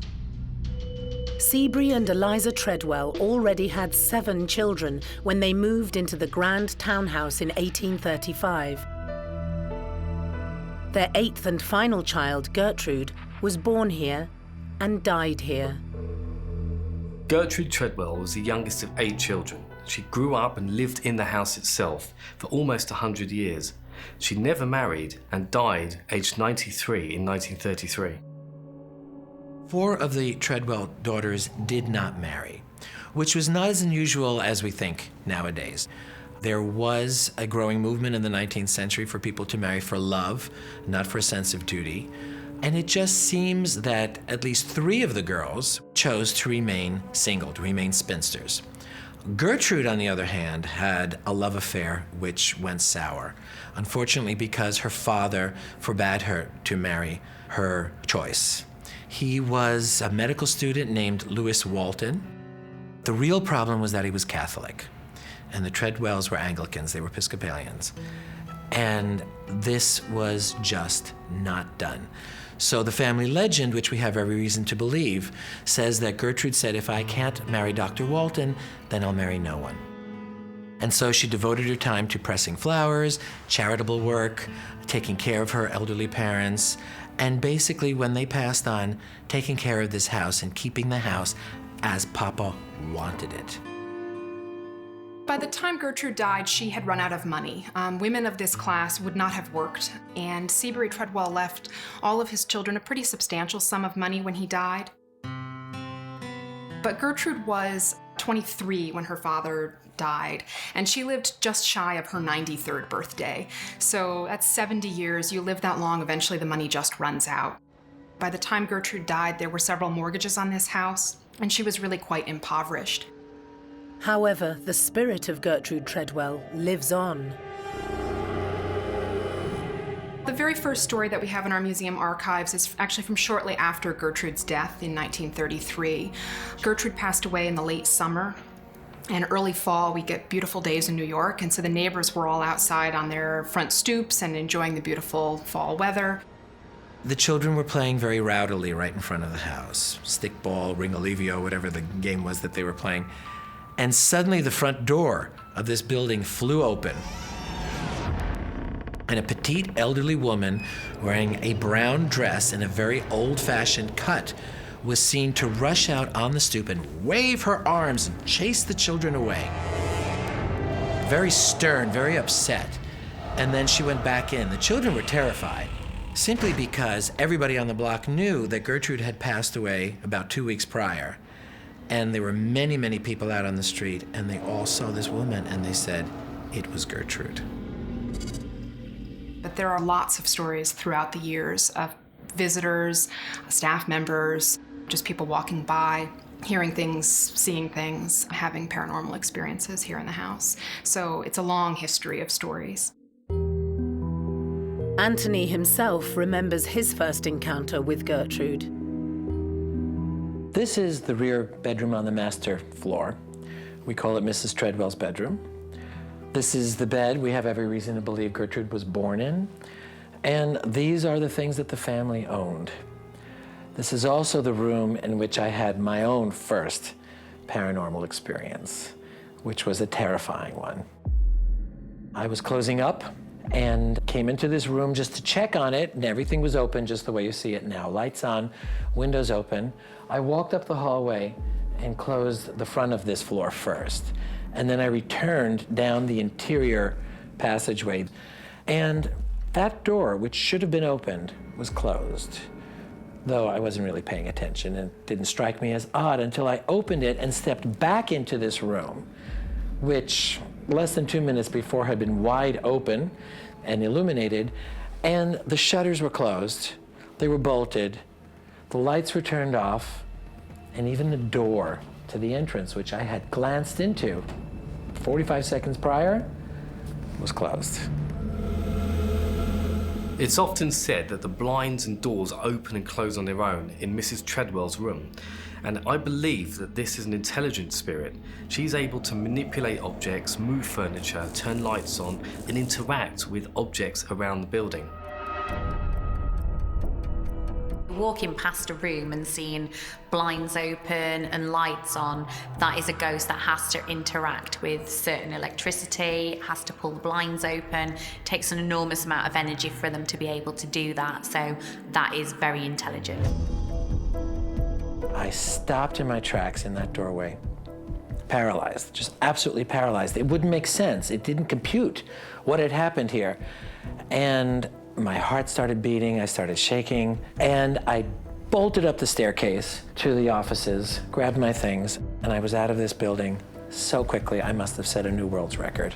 I did not come into work the next day. I was terrified.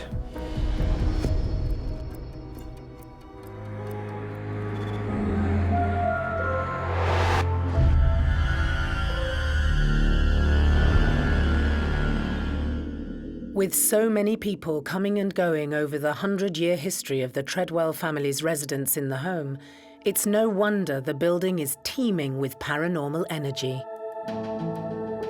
Orbs are the early manifestation of a spirit apparition. They are classed as energy balls. Basically, what happens when a spirit manifests itself, it needs energy to be able to manifest. And what happens is the orbs start to manifest as small lights of energy and then materialize into full-blown apparitions. So there have been reports of orbs pictured throughout the house, and I believe that that's because of all of the energy. The family is very predominant in the home. They've owned the home, they have passed away in the home, so that right there in itself would have a lot of energy. I would say a lot of residual energy. And a lot of the energy in the house is powerful enough to make you jump. The last time that I was truly terrified when something happened in the house was during one of our paranormal investigations with Dan Sturgis. I had been taking things pretty much in stride and become quite used to the unexplainable things that seem to happen on an occasional basis here at the museum, but this one was disturbing. We were conducting an investigation and we were here in Mr. Treadwell's bedroom. It was night, it was dark, and there were about 5 of us in the room, the usual team and a guest psychic joining us that night. And she verbalized that she got the impression that someone wanted the lights turned off, that the lights were disturbing someone. She said, "Is that it? Do you want the lights turned off?" And suddenly this door right behind me slammed. Does somebody want these lights turned off?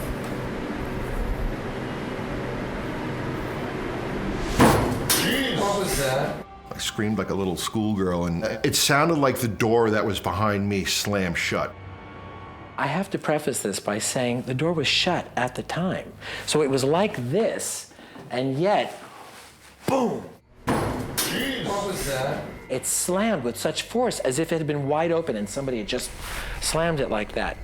Now, I was standing there by that window and I saw the whole thing. And I even saw the door vibrate slightly. Dan Sturgis was standing right here next to the door and he jumped. And we were all really disturbed by this. We opened up the door, there's nothing inside the closet to make that noise. What was that? It was a noise that came out of nowhere. And everybody jumped, we were able to play it back, it came off on all the recorders, so it was an actual physical noise. A lot of time with EVP, you'll catch them only on one recorder rather than all the recorders that are running. But this came across on all the recorders. What was that? The sort of ghost that is thought to be sort of banging on doors would be considered a poltergeist or an intelligent spirit. A poltergeist is thought to be a spirit that is somehow trapped and unable to ascend to the next realm, whatever that might be. A ghost that would move objects around or interact with the sort of material world that we're familiar with. And I pulled out my cell phone to call my sister and tell her what had just happened. And as I held the phone in my hand, I watched the battery level go, and suddenly the phone died right in my hand. That made it even scarier because now this strange, scary thing had happened and suddenly I couldn't even call for help. The Merchant's house is a treasure trove of paranormal activity. The Treadwell family seem reluctant to leave their home and will make themselves known however and whenever they want to.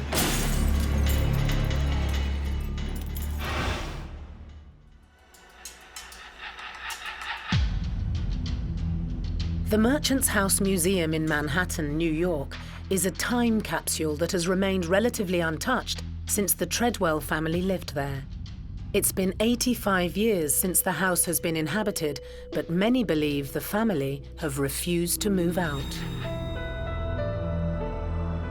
In this instance, I think people have linked the Treadwell family to the actual location because they were the first owners of the property, and right up until the death of the youngest child, they had remained in the building. So there's this sense that maybe they still remain there and that they do so because they still feel like they own it. One of the apparitions that has been seen on many occasions is known as the Woman in White. Many believe her to be Seabury and Eliza Treadwell's eldest daughter, Elizabeth. Elizabeth Treadwell is known to still roam the halls of the Merchant House where she grew up and lived, and I believe that this is because she and her family have lived there their entire lives and she's protective over it. Museum board member Anthony Belov recalls the day he saw the Woman in White while preparing for an event at the Merchant's House. The guest speaker and I were seated here on the main landing discussing what we were going to do. You know, I'll say this, you'll say that, I'll introduce you, that sort of thing. I was seated right on this step, just like this, and she was seated here. And while we were talking, I noticed there was motion and a bit of a rustle up at the top of the staircase. And I was able to look past her, right up to where the staircase bends around again, and there was a woman standing there, leaning on the staircase, on the handrail, and looking down. In fact, I felt our eyes had actually connected. She was wearing a period dress. She looked absolutely solid. I could see her face very clearly. It was a beautiful face, almost heart-shaped. It must have been close to a minute.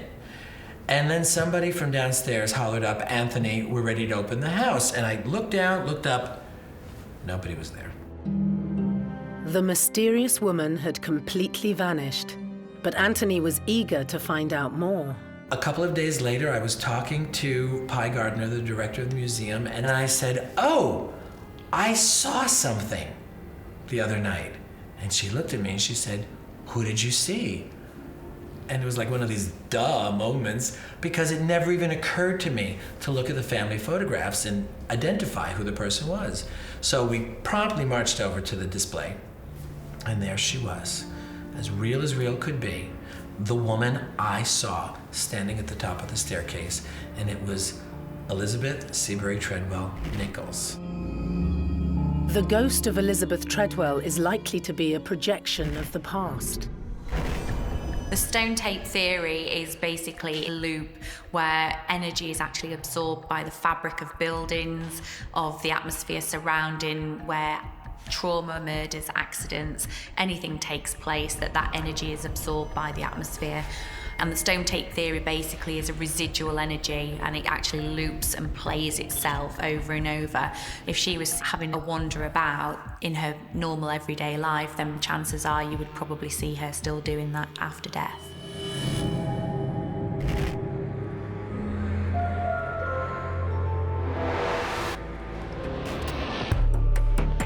Paranormal investigator Dan Sturges has been collecting recordings in the merchant's house for the past 12 years.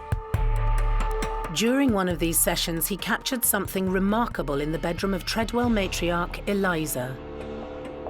You'll hear my friend Holly was somebody that had never been on an investigation before. We were in Eliza's room. And Anthony, you'll hear Anthony in the background ask Mrs. Treadwell if she thinks Holly is pretty. You'll hear Mrs. Treadwell give an answer. Mrs. Treadwell, is it all right if I use your mirror? Do you think Holly's a pretty girl? Pleasant to know. When she's actually asked, is she a nice girl, you actually hear pleasant enough. Now, that is intelligence straight away because she's answered a question. Great capture. And it's an answer to a question. That's a direct answer to a question. Significant, you know. Sent that out to my friends who ran it through a battery test and said that voice wasn't anybody else in the room, didn't match anybody's voice print in the room, and it came from inside the room, it didn't come from outside, according to them. I think of the EVP recordings that I've heard, this is certainly one of the clearest, if not the clearest, I've come across. Pleasant to know. I mean, it's quite interesting that the phrase pleasant enough was used. That feels like something that would be a kind of response of the age when they would have been alive. Most electronic voice phenomena cannot be heard by the human ear and are only discovered when painstakingly re-listening to reels of tape. We record absolutely everything on our investigations, and we trawl through hours and hours of recordings. Now, the reason why we do this is because spirits communicate on a level between around about 0.19 of a decibel up to around about 0.21 of a decibel. Our hearing is around about 22 decibels. So in order for us to hear that, we need to train our hearing. But the voice recorders tend to pick up on these frequencies, and you're able to hear them speak as clear as day. It blows my mind. It's the scariest part of an investigation because it's usually about a week later I'm listening to the audio. And it can get extremely tedious because we might have 6 recorders running for 6 hours. That's 36 hours of audio I've got to listen to, and it's all the same conversation. That's the scariest part for me because I'm usually in my apartment by myself with the lights off and laying in my bed listening with my headphones. And when you do get a voice, you snap right out of the little meditation you're in while you're doing this and, rewind, and then you go into investigator mode and start putting it through the filters and sending it out to all your colleagues all over the world to get their impression of it. Spirit's very subtle, but they use it to communicate. And if there's a lot of EVPs going on that are being caught in the house, it's because spirit would like to communicate. There's something that the spirits would like to say.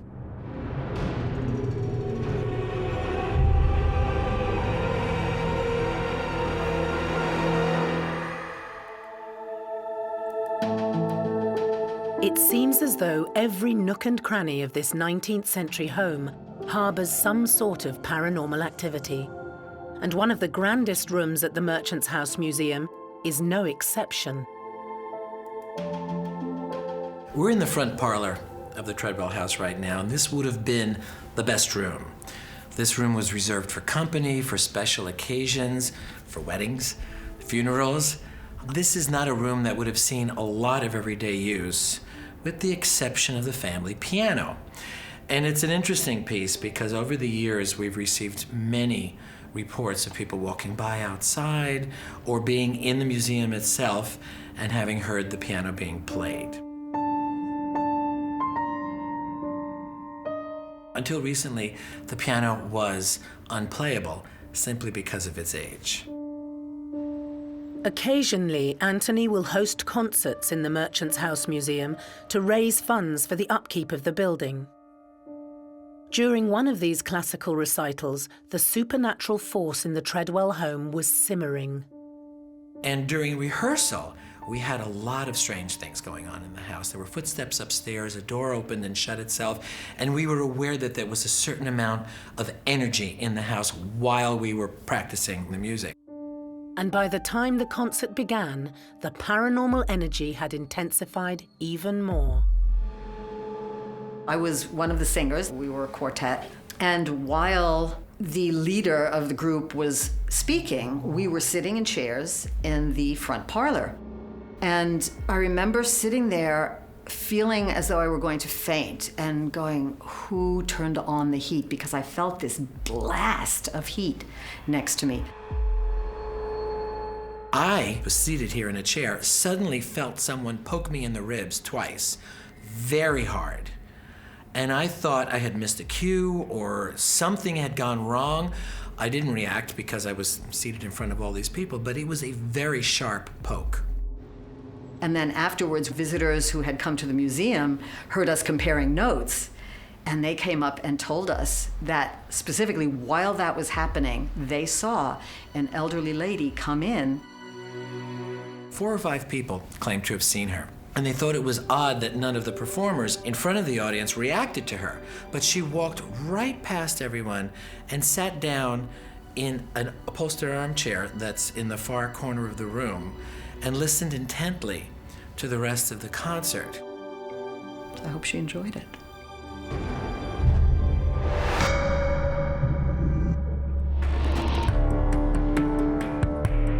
The paranormal energy at the Merchant's House Museum appears to manifest as 2 different types of spirit.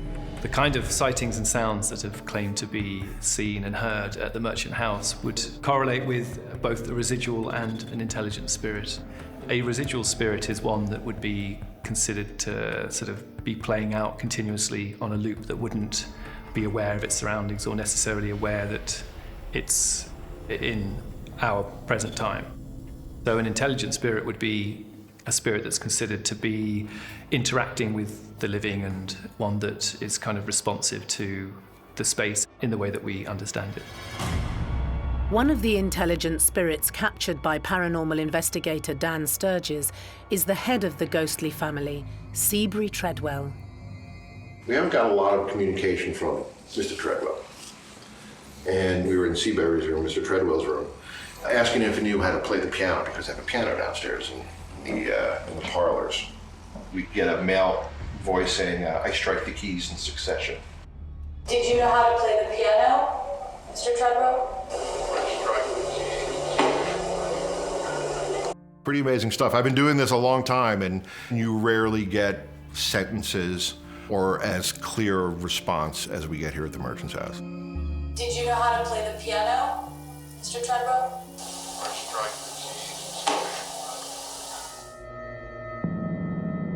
In recent years, the museum has come under threat from property developers in this desirable Manhattan area. So how do we ensure that the Merchant's House and the spirits within continue to live on in the years to come?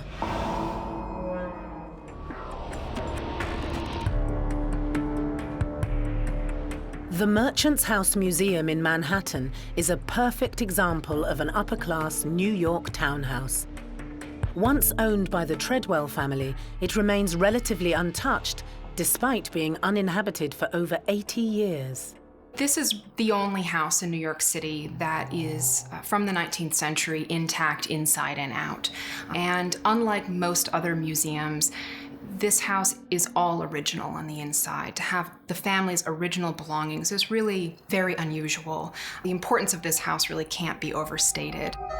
But it's the paranormal activity inside the 4 walls that fascinates ghost hunter Dan Sturges. He has been exclusively studying the Treadwell home for over a decade. There is a photograph in Eliza's room that was taken by a doctor from Toronto that was sent to the house and then sent to me. The original digital file was sent down to us. And there is a face in the mirror. Now, through my outside work, I work with some government agencies, and there are some guys in these agencies that are into doing this, and I can send them digital pictures. So I sent this picture to my friends, and they put it through all their processes, and they said it's not a reflection, it's not light coming off the glass. They thought it was something behind the glass. I can't explain that one. And that's the one I keep on my phone when people think I'm silly for doing this. I pull that out and go, take a look at this, and it blows people's minds. The photograph taken in Mrs. Treadwell's bedroom at the Merchant House shows a mirror reflecting an image back. Now, the paranormal investigator that took this photograph has captured something that looks like an anomaly. It looks like a person stood there reflecting back, but it's difficult to see any features. It's difficult to ascertain who that spirit could be.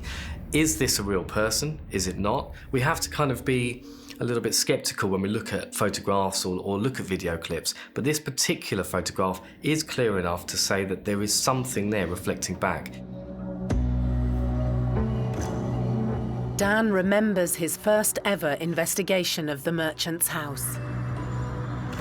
One of the stipulations about me coming in to do an investigation was we had to have a 19th century seance. Now, I was not, at the time, I was not into psychics and mediums. That was not my bag. And you know, living in New York City, there were more psychos than psychics out there. And I hadn't met anybody that I trusted. So they really put me under the gun to put together a 19th century seance. And what I didn't know is that a 19th century seance is pretty much the same as a 21st century seance.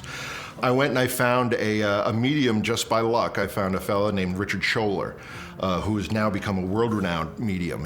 And just all the stars aligned, and Richard was getting names, first and last names, dates of when people had worked here. There was a name that kept coming up and still comes up when we bring a medium into the house, is Annie McNulty, and she gave us the dates. It was a servant that worked here. We know that the entire time the Treadwells lived here, they had 4 female servants, usually Irish immigrants, who lived and worked here at the house. The servants' quarters at the very top of this house are perhaps the oldest intact site of Irish habitation in New York City, because we know that there have been servants here from the 1830s.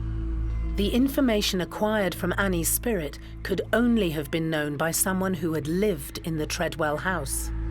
She talked about S-shaped settees that were in the house that nobody had known about, except for the museum director. She worked in the house for a few years. She lived up in the servants' quarters on the top floor. And a lot of the mediums will bring up her singing. So I think she might have been one of the nannies, possibly, to the kids, and would sing them to sleep. As well as Annie, the voice of a child has been captured up on the top floor of the merchant's house.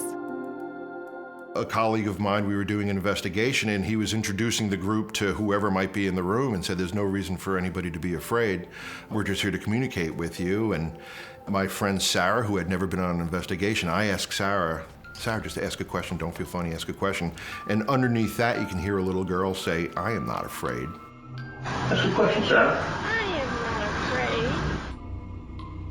The EVP captured at the Merchant House is an excellent example of a grade A EVP. The investigator is clearly stating there's nothing to be afraid of when there is a clear response from a little girl saying, I'm not afraid. Ask a question, Sarah. Now, it's quite longed out, but it's very clear, and phonetically you can make out exactly what this is saying. But it's an example of a spirit that's intelligently interacting with the investigator. And it sounds like a child. It may well be a spirit of the Treadwell family. Ask a question, Sarah.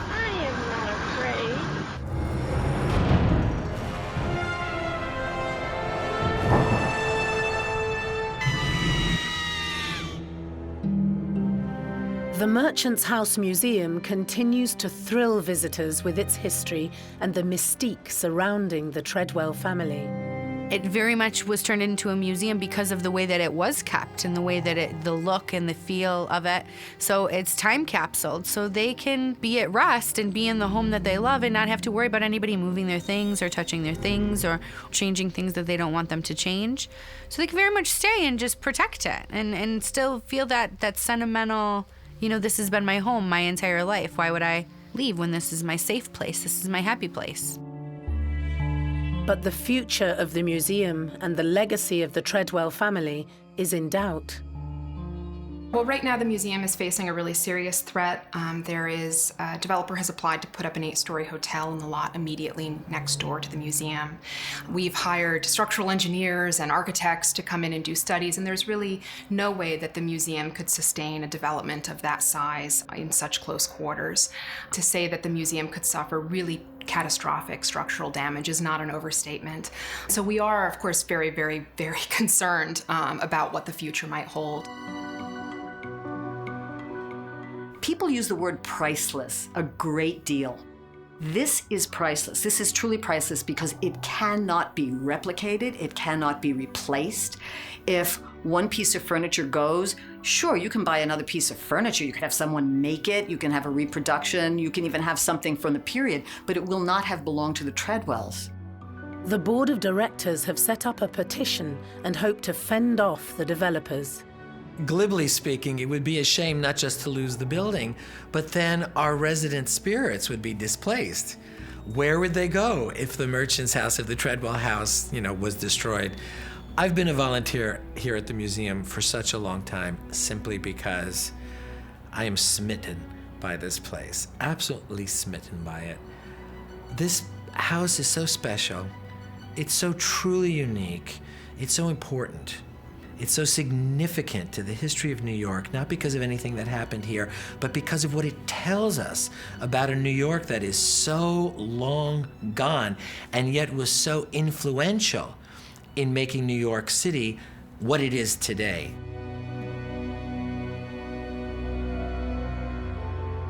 For now, the spirits are safe inside the museum, and the stories of the Treadwell family and the ghosts they have become will continue to excite both visitors and staff of the merchant's house. So many things have happened to me in this house over the years that I'm sort of not reacting anymore. I more often than not say hello, good evening, that sort of thing. Oh, thank you for sharing your presence with me. And I rarely am caught off guard these days. I rarely jump. It still happens occasionally when I really don't expect something, but I get more, I guess I could say I get more excited or more happy that the family is interacting with me than anything else.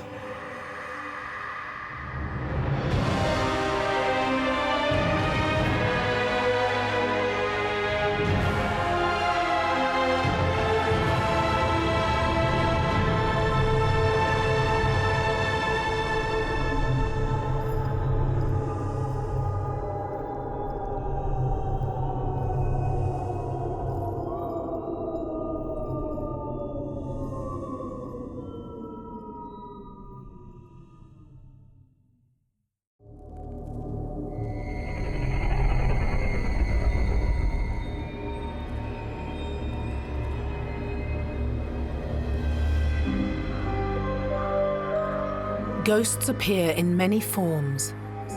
We can see them. What was that? We can hear them. I am not afraid. And sometimes we can even feel them.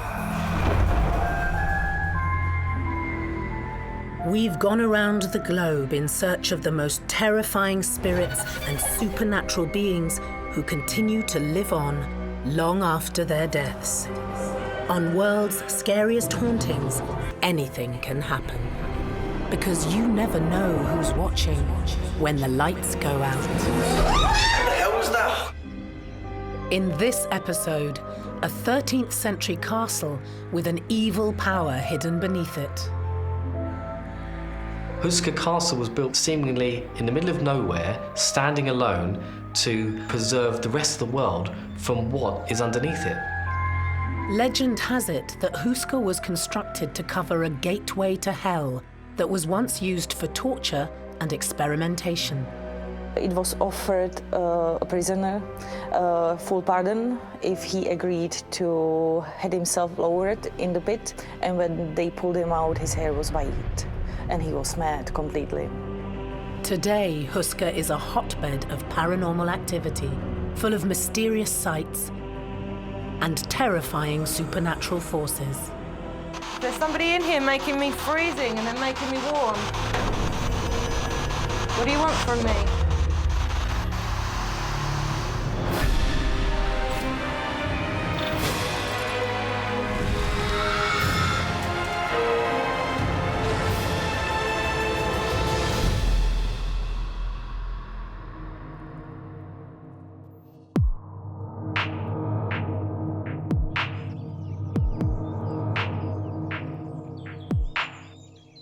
30 miles north of Prague, in the countryside of the Czech Republic, sits one of the most mysterious castles in the world. This medieval fortress wasn't built to keep people from getting in. It was built to keep something from getting out.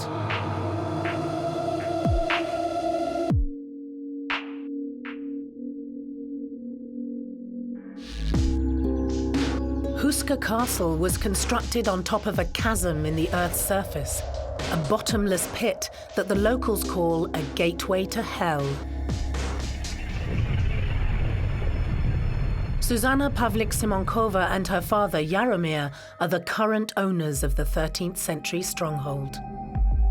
My great-grandfather bought Houska in 1924, and we have been the owners, with a short break, almost 50 years, nearly 100 years.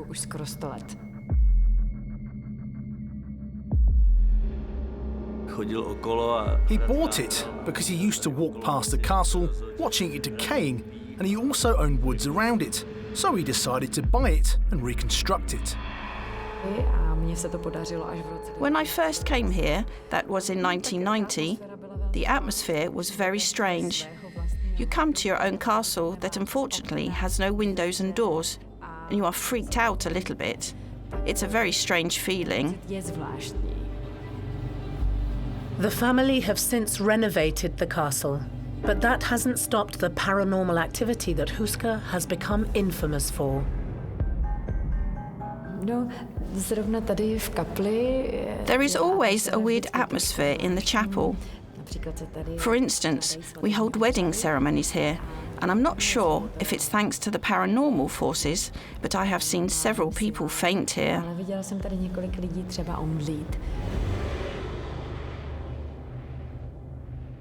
Zuzka got married here at the castle.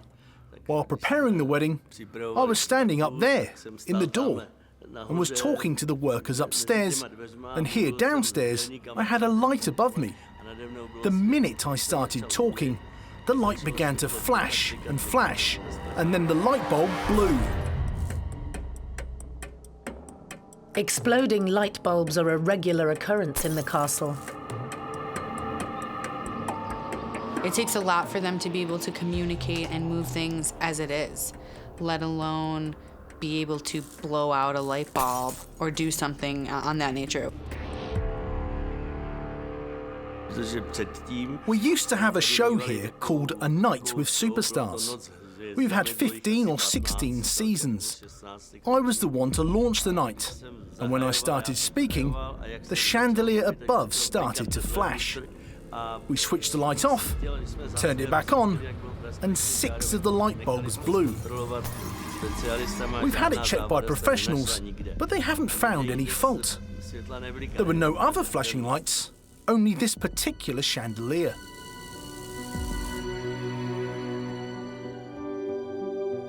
If somebody walks into a room and a light bulb blows, we could argue that that's just energy at that time. That person may give off a certain electromagnetic field, or if it's paranormal, a spirit could use that light bulb and actually shatter that light bulb. I've only seen it probably on one occasion, and nobody was stood anywhere near it, and it was a lamp, and it actually shattered. They can take the energy and draw it up from whatever they can use the energy from, whether it's from the portal or the hole or whatever the hole represents or where they're coming from. They could definitely use that energy to manifest it and blow out light bulbs.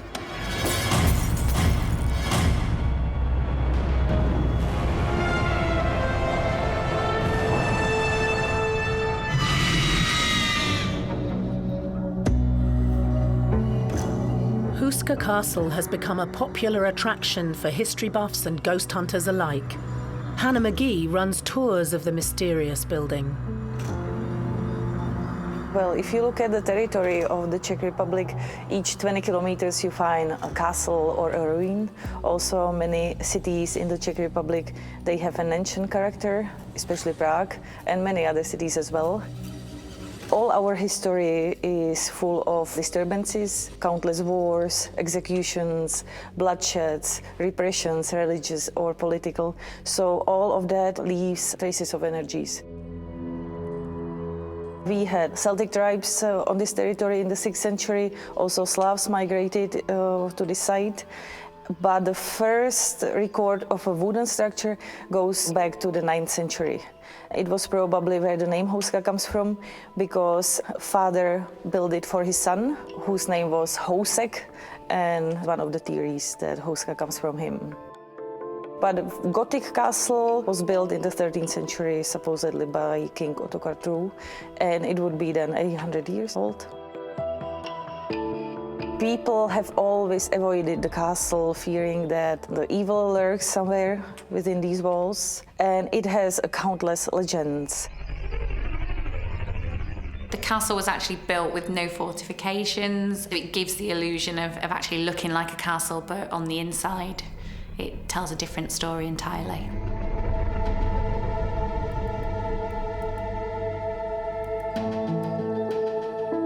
The current warden of Houska is Miroslav Konopasek. It does not seem to be at first glance, but what you are looking at now is the oldest castle in a far and wide area.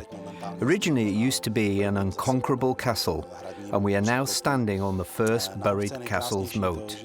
The most beautiful thing about Houska is the fact that no one can tell where the castle came from, how long it has been standing here, and what its purpose is. The castle was named as the most mysterious discovery in our country. Location is very unusual because the castle was built on the side of very deep forest, and the site was not suitable for hunting, and there wasn't a trade route nearby, so it's very unusual. And historians do not understand why. When it was built, everyone wondered why the walls were not defending from the enemy that was coming from the outside, but was built towards the courtyard as if they wanted to keep some evil powers inside from getting out.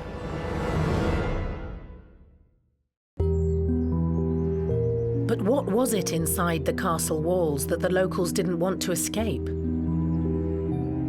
Victoria Burton has been running paranormal tours in the area for almost 5 years.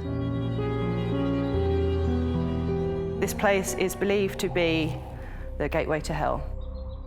A long time ago, some 700 or so years, no one's really sure, a hole was discovered in the ground. Big, empty, deep, and they believed that this would probably be, because there was no bottom, on its way to hell.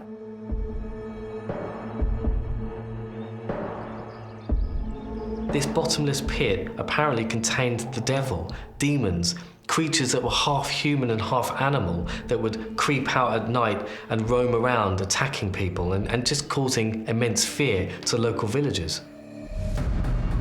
These big creatures and winged beasts were coming out and terrifying people. We figured that this would be demons.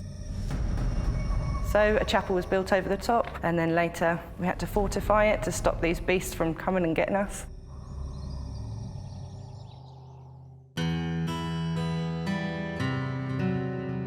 The idea of a hole to hell or a portal or a gateway to the underworld is very common in ancient mythology. We see it in ancient Greek stories, ancient Egyptian stories. There is a cave in modern-day Turkey where a shrine was built to the god Pluto, who was the sort of god of the underworld, and the cave emitted strange, noxious smells that people thought it was actually an entryway to the underworld. So they built this shrine to the god Pluto at the mouth of the cave, and it was part of a ritual of your entry to the underworld. To this day, the chapel in Houska Castle remains on top of the mysterious chasm. Here in the chapel, as you can see, there's no big hole in here. That's because it's underneath. It would be irresponsible if we are to believe everything to be true about this castle to have this open. It would be the end of days. This is covered over in the chapel's sacred place, put on top, of course, to try and keep all the evil down underneath here. But not all the spirits have been trapped. Stories of dark figures and eerie voices at Houska Castle still terrify visitors from around the world.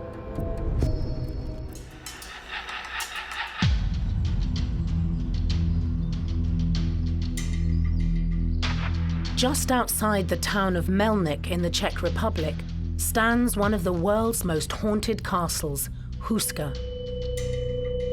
The chapel in the foundations of the mysterious stronghold covers what many believe to be a gateway to hell. Before Houska was built in the 13th century, the seemingly bottomless pit was used for torturous experiments. Houska would be considered one of many in a long line of places that are thought to be gateways to hell, but it's particularly interesting because it has a history that many of the others don't have, which is these stories of people being lowered into the pit and apparently coming back claiming to have seen monstrous, like Lovecraftian entities that were sort of half human, half beast. A prisoner was offered a full pardon if he agreed to have himself lowered in the pit, and later on if he reported what was happening there. So he agreed and he was dropped down on a rope. It was a silence, and silence was followed by a scream, and when they pulled him out, his hair was white and he was mad completely. Supposedly they repeated this experiment a few more times later on, and they always got the same result. Hall to Hell later on was sealed by a plate of stone, heavy plate of stone. It was during the construction of the Gothic-style castle to seal it, and the chapel was built over it to keep the negative powers down there. While our crew were filming at Houska, they left trap cams running overnight in an underground chamber, right next door to the chapel that conceals the Hall to Hell. These were triggered on numerous occasions. A strange mist was caught on one of the cameras. And another managed to capture a spectacular light show, courtesy of some mysterious orbs. Genuine spirit orbs are said to be the first manifestation of a spirit entity. So these spirits are drawing energy from the ambient environment and they're trying to show themselves. And these often appear as balls of light, and they can be picked up on cameras or be seen with the naked eye. You can quite clearly see an orb. We usually collect orbs on images and things like that. Sometimes you're not aware of them, sometimes you're quite aware of them. I think that the more and more people use cameras these days, they use infrared technology and specialist cameras for ghost hunting, the likelihood is higher that you are going to get something, but it's still a rare phenomenon to catch on video.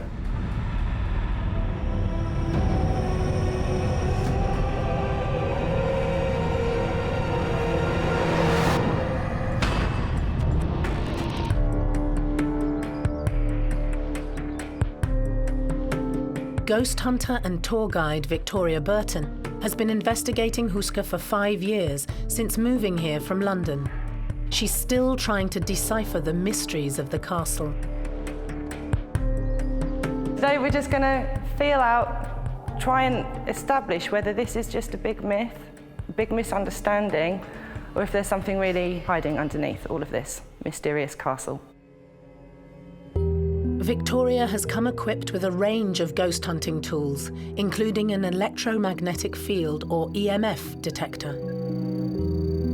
Paranormal investigators use EMF detectors to try and communicate with spirits, but you can do that by visually seeing these lights changing colour and flashing, and also listening to the alarms that these devices give off.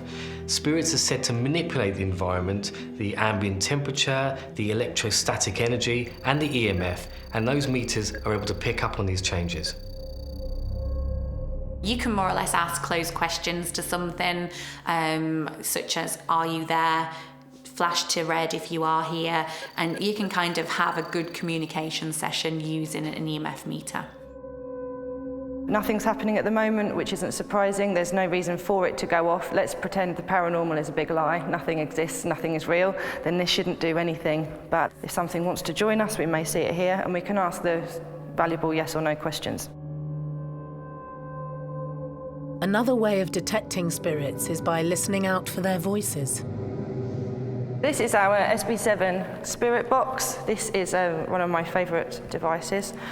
It scans radio frequencies very quickly, and the idea is that it will provide a signal for the other side to be able to send us their voice back through. What we're listening for are voices that cut through all of that stand alone and come through more than once. If we have a voice that comes through twice and it's the same, then I would say the chances are quite high we were talking not to the radio. When it comes to communication, there is no language barrier in the spirit world.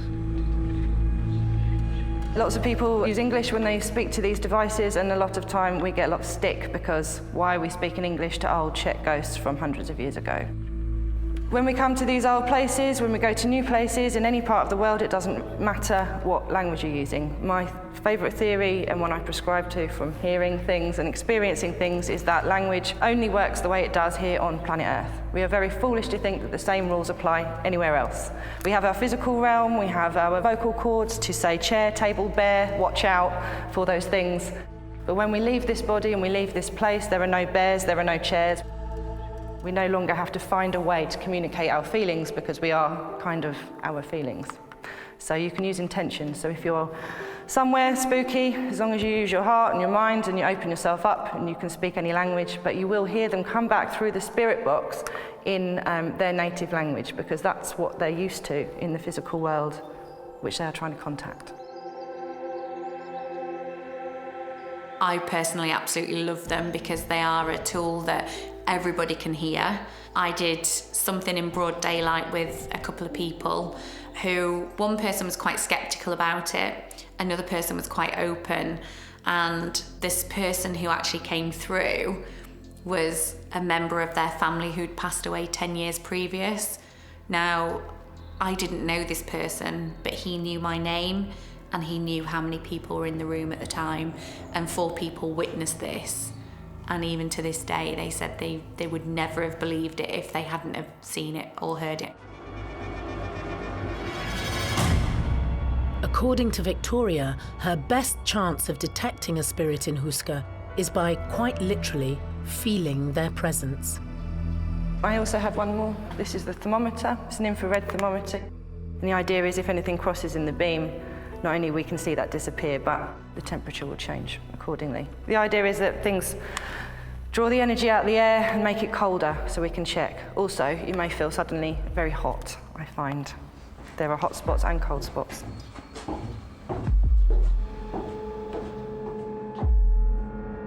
Nothing is coming up on my meters in here. The only interesting thing is that the temperature is 6.66. Yeah, let's keep heading down. Victoria enters the chamber next to the chapel that was built on top of Houska's infamous Hold to Hell, the same room where our trap cameras picked up some incredible paranormal activity.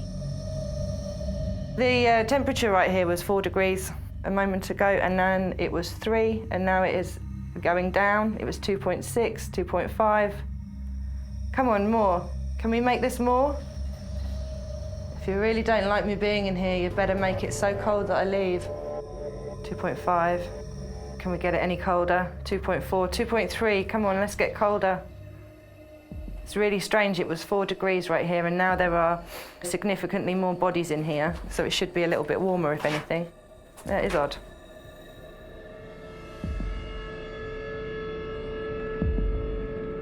The drop in temperature inside the chamber may be due to one of Houska's most cited ghosts, a shadow person known as the Guardian.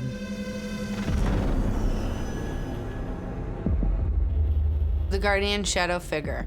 It makes sense in terms of the hole or the portal or the vortex, or however you would like to classify the gaping hole underneath Houska. But it makes sense because people state that he was guarding something, he was protecting something. That could be the hole, that could be from something coming in or going out, that could be from people going in, that there could be an array of things, but he's obviously there for a reason. And he makes that known to people, that he doesn't even have to say anything, and his presence alone makes them feel like he's guarding or protecting something, because he probably is. Can we bring this back up to warm? If there's anybody in here, changing the temperature. Do you need help? Chceš pomoc? Suddenly, Victoria begins to feel hot. It's like a feeling that I'm not choosing, if that makes sense. And this is all very exhilarating, but it's like an excitement feeling that's not mine. I don't know, maybe it's something in here and I'm not cold. I'm not cold at all. Right now, I'm not cold at all. It feels like it's in my body. 3.6, 3.5. Are you on me? Okay, I'm going to use the spirit box because I'm hot. I'm actually starting to sweat a little bit. Down in the underground and most places where I go where they're haunted, if I suddenly get warm, then there's a good chance there's someone around. It's a good sign. If there's somebody in here making me freezing and then making me warm, what do you want from me?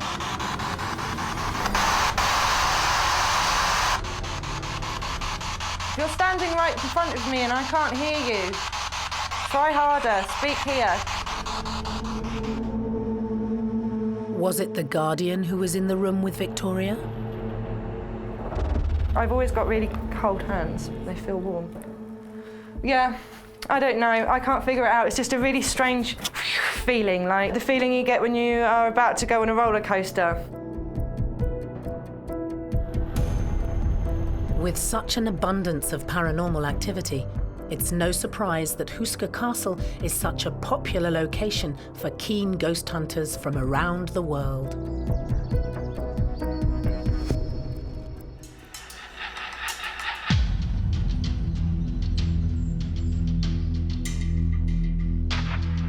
Houska Castle in the Czech Republic has become a tourist hotspot for paranormal enthusiasts.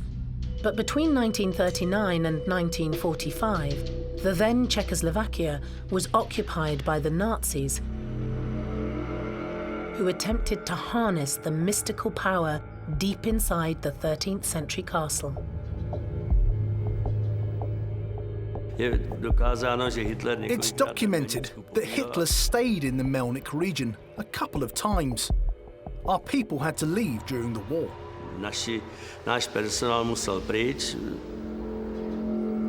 During World War II, Nazi SS group occupied the castle, and no one really knows what they were doing in here because this castle had no strategic importance for them. When Germany was bombed, a lot of important books were brought from Germany to Houska, and when Nazis left, they found a lot of books on occult and Kabbalah. One of the theories is that Nazis wanted to change course of the war when they were losing at the end by doing some rituals. But also one of the theories is that they were breeding pure Aryan race in here at the castle. They had suitable women, and this is what they were doing here. We had lots of various visits regarding this issue. For instance, a group of ufologists.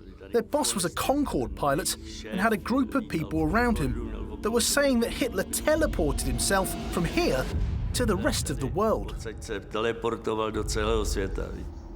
It may seem far-fetched, but when it comes to the mysterious Houska Castle, nothing surprises Jaromír.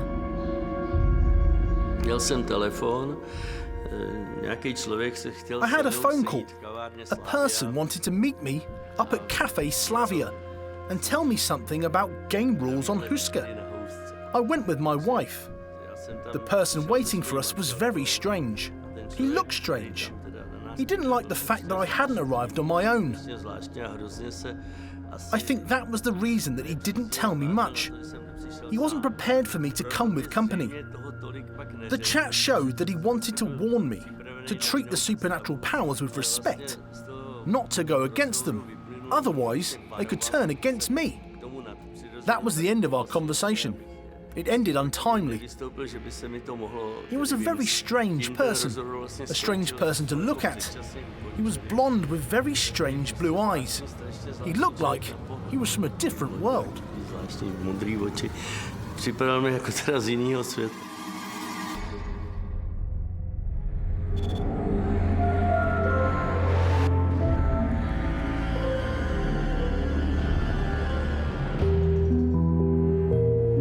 not all the activity at Houska takes place down in the castle's underbelly. Owner Jaromir has heard many stories about a terrifying spirit in the hunting room.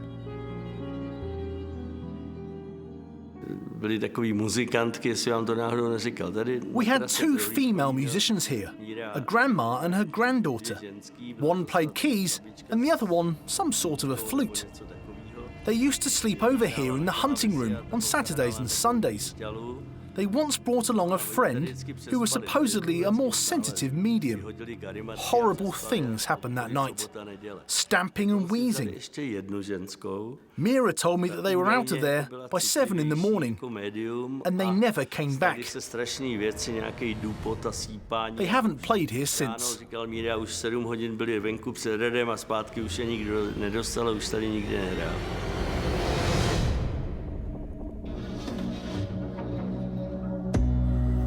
Paranormal enthusiast Andrea Trinity remembers the night that she spent at Houska.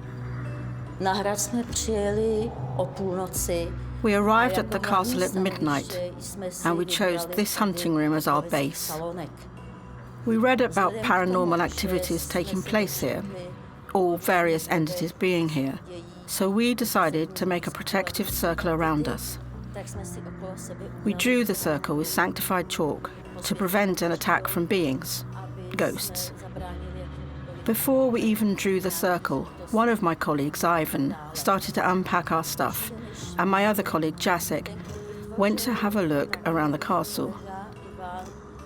We went up this staircase, and we found a large room above our base, the hunting room. The room had a very negative feeling. Our hearts were beating fast. We couldn't breathe. We then came back to our base. When we drew the protective circle, we lit a candle and waited for what was going to happen. When the candle was lit, nothing happened. Totally quiet.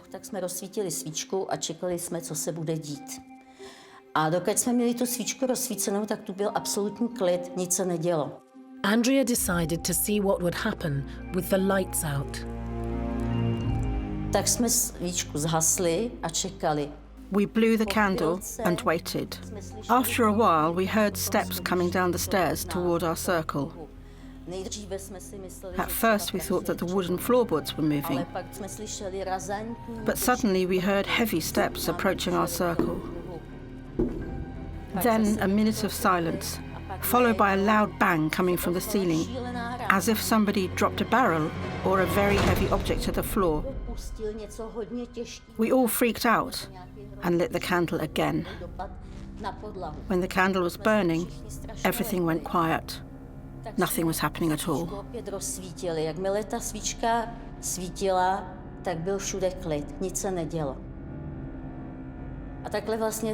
This was happening all night long. When we had the candle burning, everything went quiet. We blew it out, and paranormal activities started to take place. We cannot say why this was happening. Somebody wanted us to step outside the circle to hurt us, or just wanted us to leave. We don't know. We cannot explain this. At dawn, we heard steps in this place, where the niche is. When the sun came up, I saw a black figure walk past from behind this wardrobe.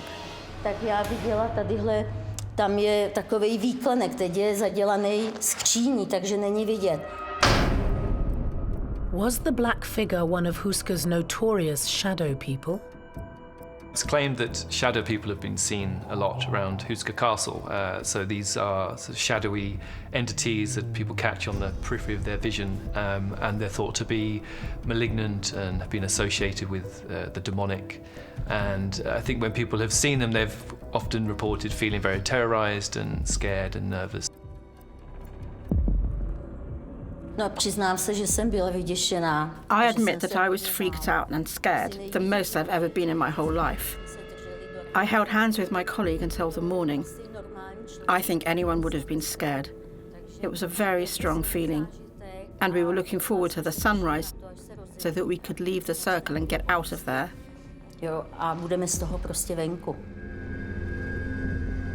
After surviving the night, Andrea woke up terrified and is still mystified to this day. A když se úplně rozednilo, tak jsme prošli tady celý hrad. We searched the entire castle at sunrise. Mrs. Rampuchova kindly lent us the keys to the castle so we could walk around. We went through the whole castle to explore what it could have been that caused the bangs. Maybe a loose shutter, open door, draft. What could cause this? We couldn't find anything like it. I have unrepeatable memories of Houska Castle that I will remember for the rest of my life. Na ten hrad na Housku mám neopakovatelné zážitky, kterou si budu pamatovat do konce života.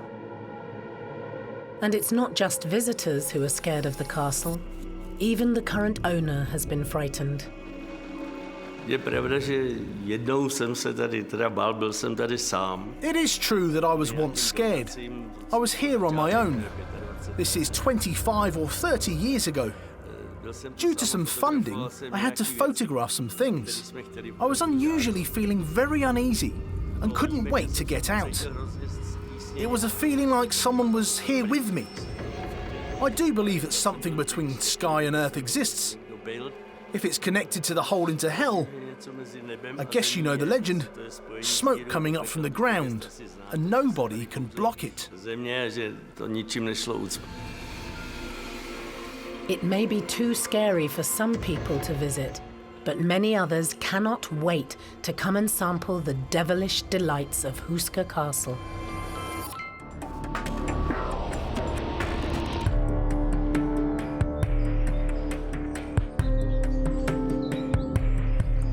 "30 miles north of Prague in the Czech Republic is a fortress built to protect people from the evil within.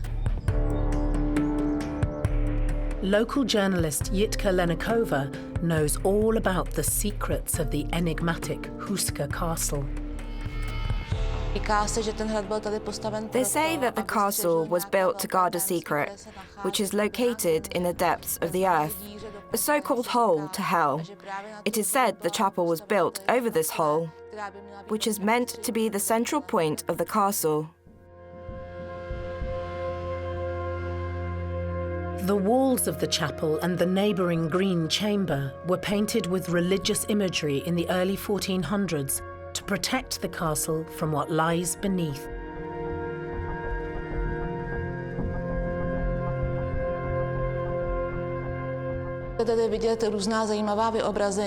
You can see here various interesting illustrations.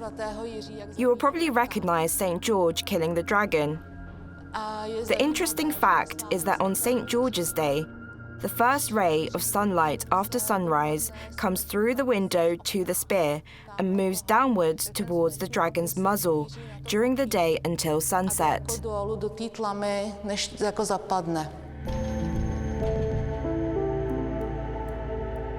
It's quite common to use religious artifacts in the case of warding off evil spirits. So we see this in practice of exorcism, where priests usually use relics of saints or things that have been associated with a saint.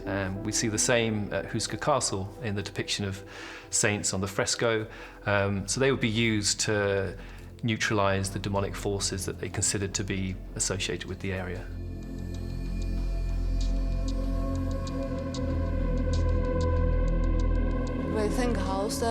This is St. Michael, who weighs the souls, comparing their guilt or their sins.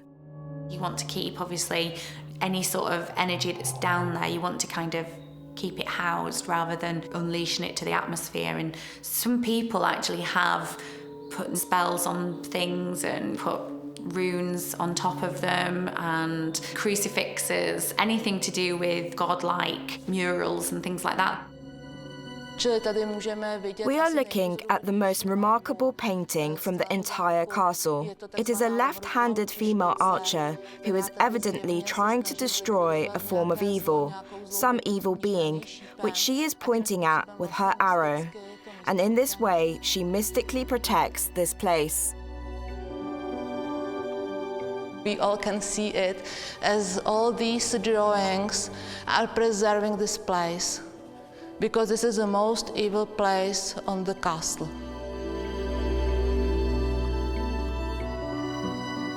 When you're going into any haunted location or space, especially dating back to the early, 1400s, your religion and the things that you believe strongly in are what protect you. So whether it's a painting, whether it's an amulet, whether it's a symbol, whether it's a stone, whether it's an herb, your intent, if you feel protected by it, that will protect you. So that makes total sense on why they would build a holy place above a place that they believed was full of darkness. When ghost hunter Andrea Trinity visited Houska, she noticed that it wasn't just the humans that were scared by the 13th century castle. When we arrived, there were 2 German shepherd dogs in here. They greeted us and played with us. When they came closer, suddenly they bristled up, got scared, and ran away from us to hide, as if we were soaked up with something strange. They felt it and ran away. Animals are very sensitive to things like that. It was not normal. Something strange.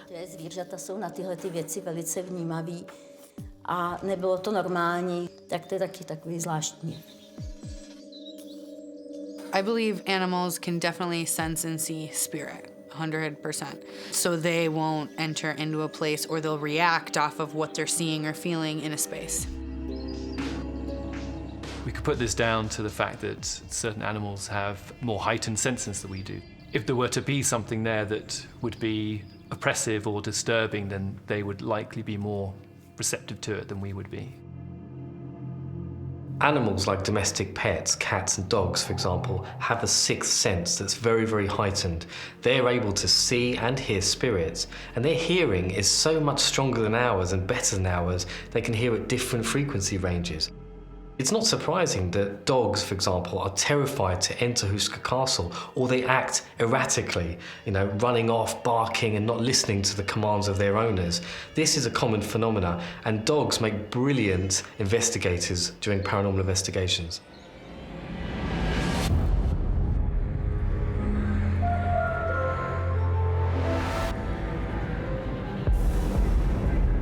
The paranormal energy at Houska is palpable. Castle owner Jaromir has learned to live alongside it.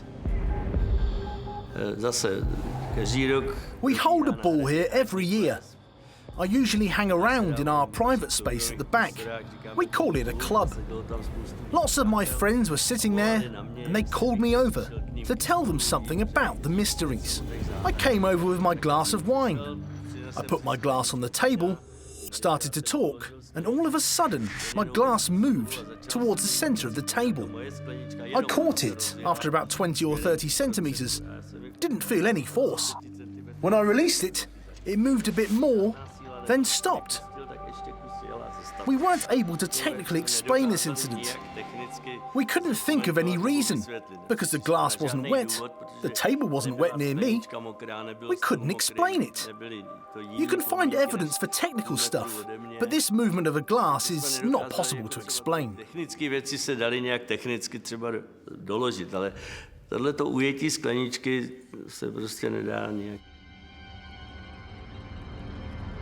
There are reports at Houska Castle of glasses levitating or moving. Now, the spirits responsible for this type of phenomena are either poltergeists or intelligent spirits that are able to physically interact with those objects. People would consider a poltergeist to be a spirit that can interact with our real material world. So there'd be a sense that they're autonomous and are aware of themselves and aware that we are there too. Commonly, poltergeists are considered to be malicious spirits or malignant entities.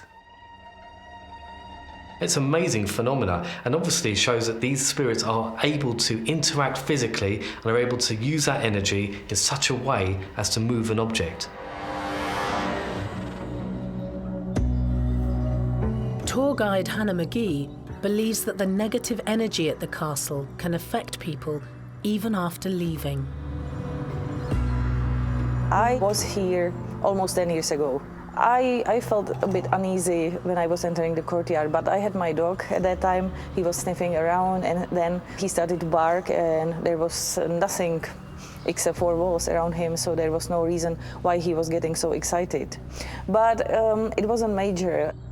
When we returned back to Prague, I parked my car in the city center, and when I returned back 4 hours later, the car was gone. It was found by police later on, trashed, stripped off all the valuables. But it is said that some people, after they left Houska, they were followed by bad luck. So I don't know if it was coincidence or just bad luck.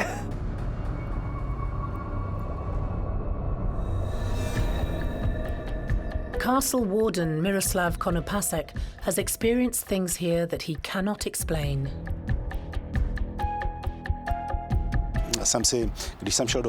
When I entered the castle, there was always something behind my back. It was an unpleasant feeling. So I went to the castle one night on my own, and whatever it was, I seriously told it off. Nothing has happened since then. It looks like we respect each other.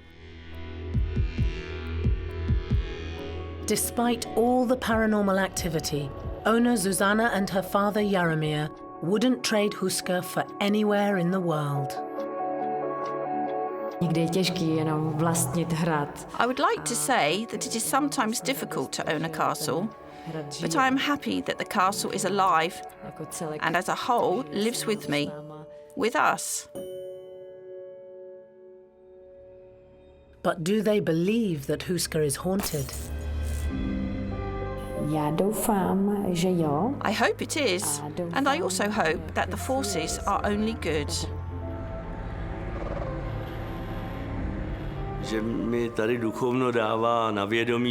The spirits make it clear that they're here. They give me signals. I'm polite to them, and they're polite to me. Nobody has punished us so far, and I hope that we'll be able to live with them in future. I hope everything will be all right. Snad tady budeme moct do budoucna s nimi dál být a snad to bude v pořádku.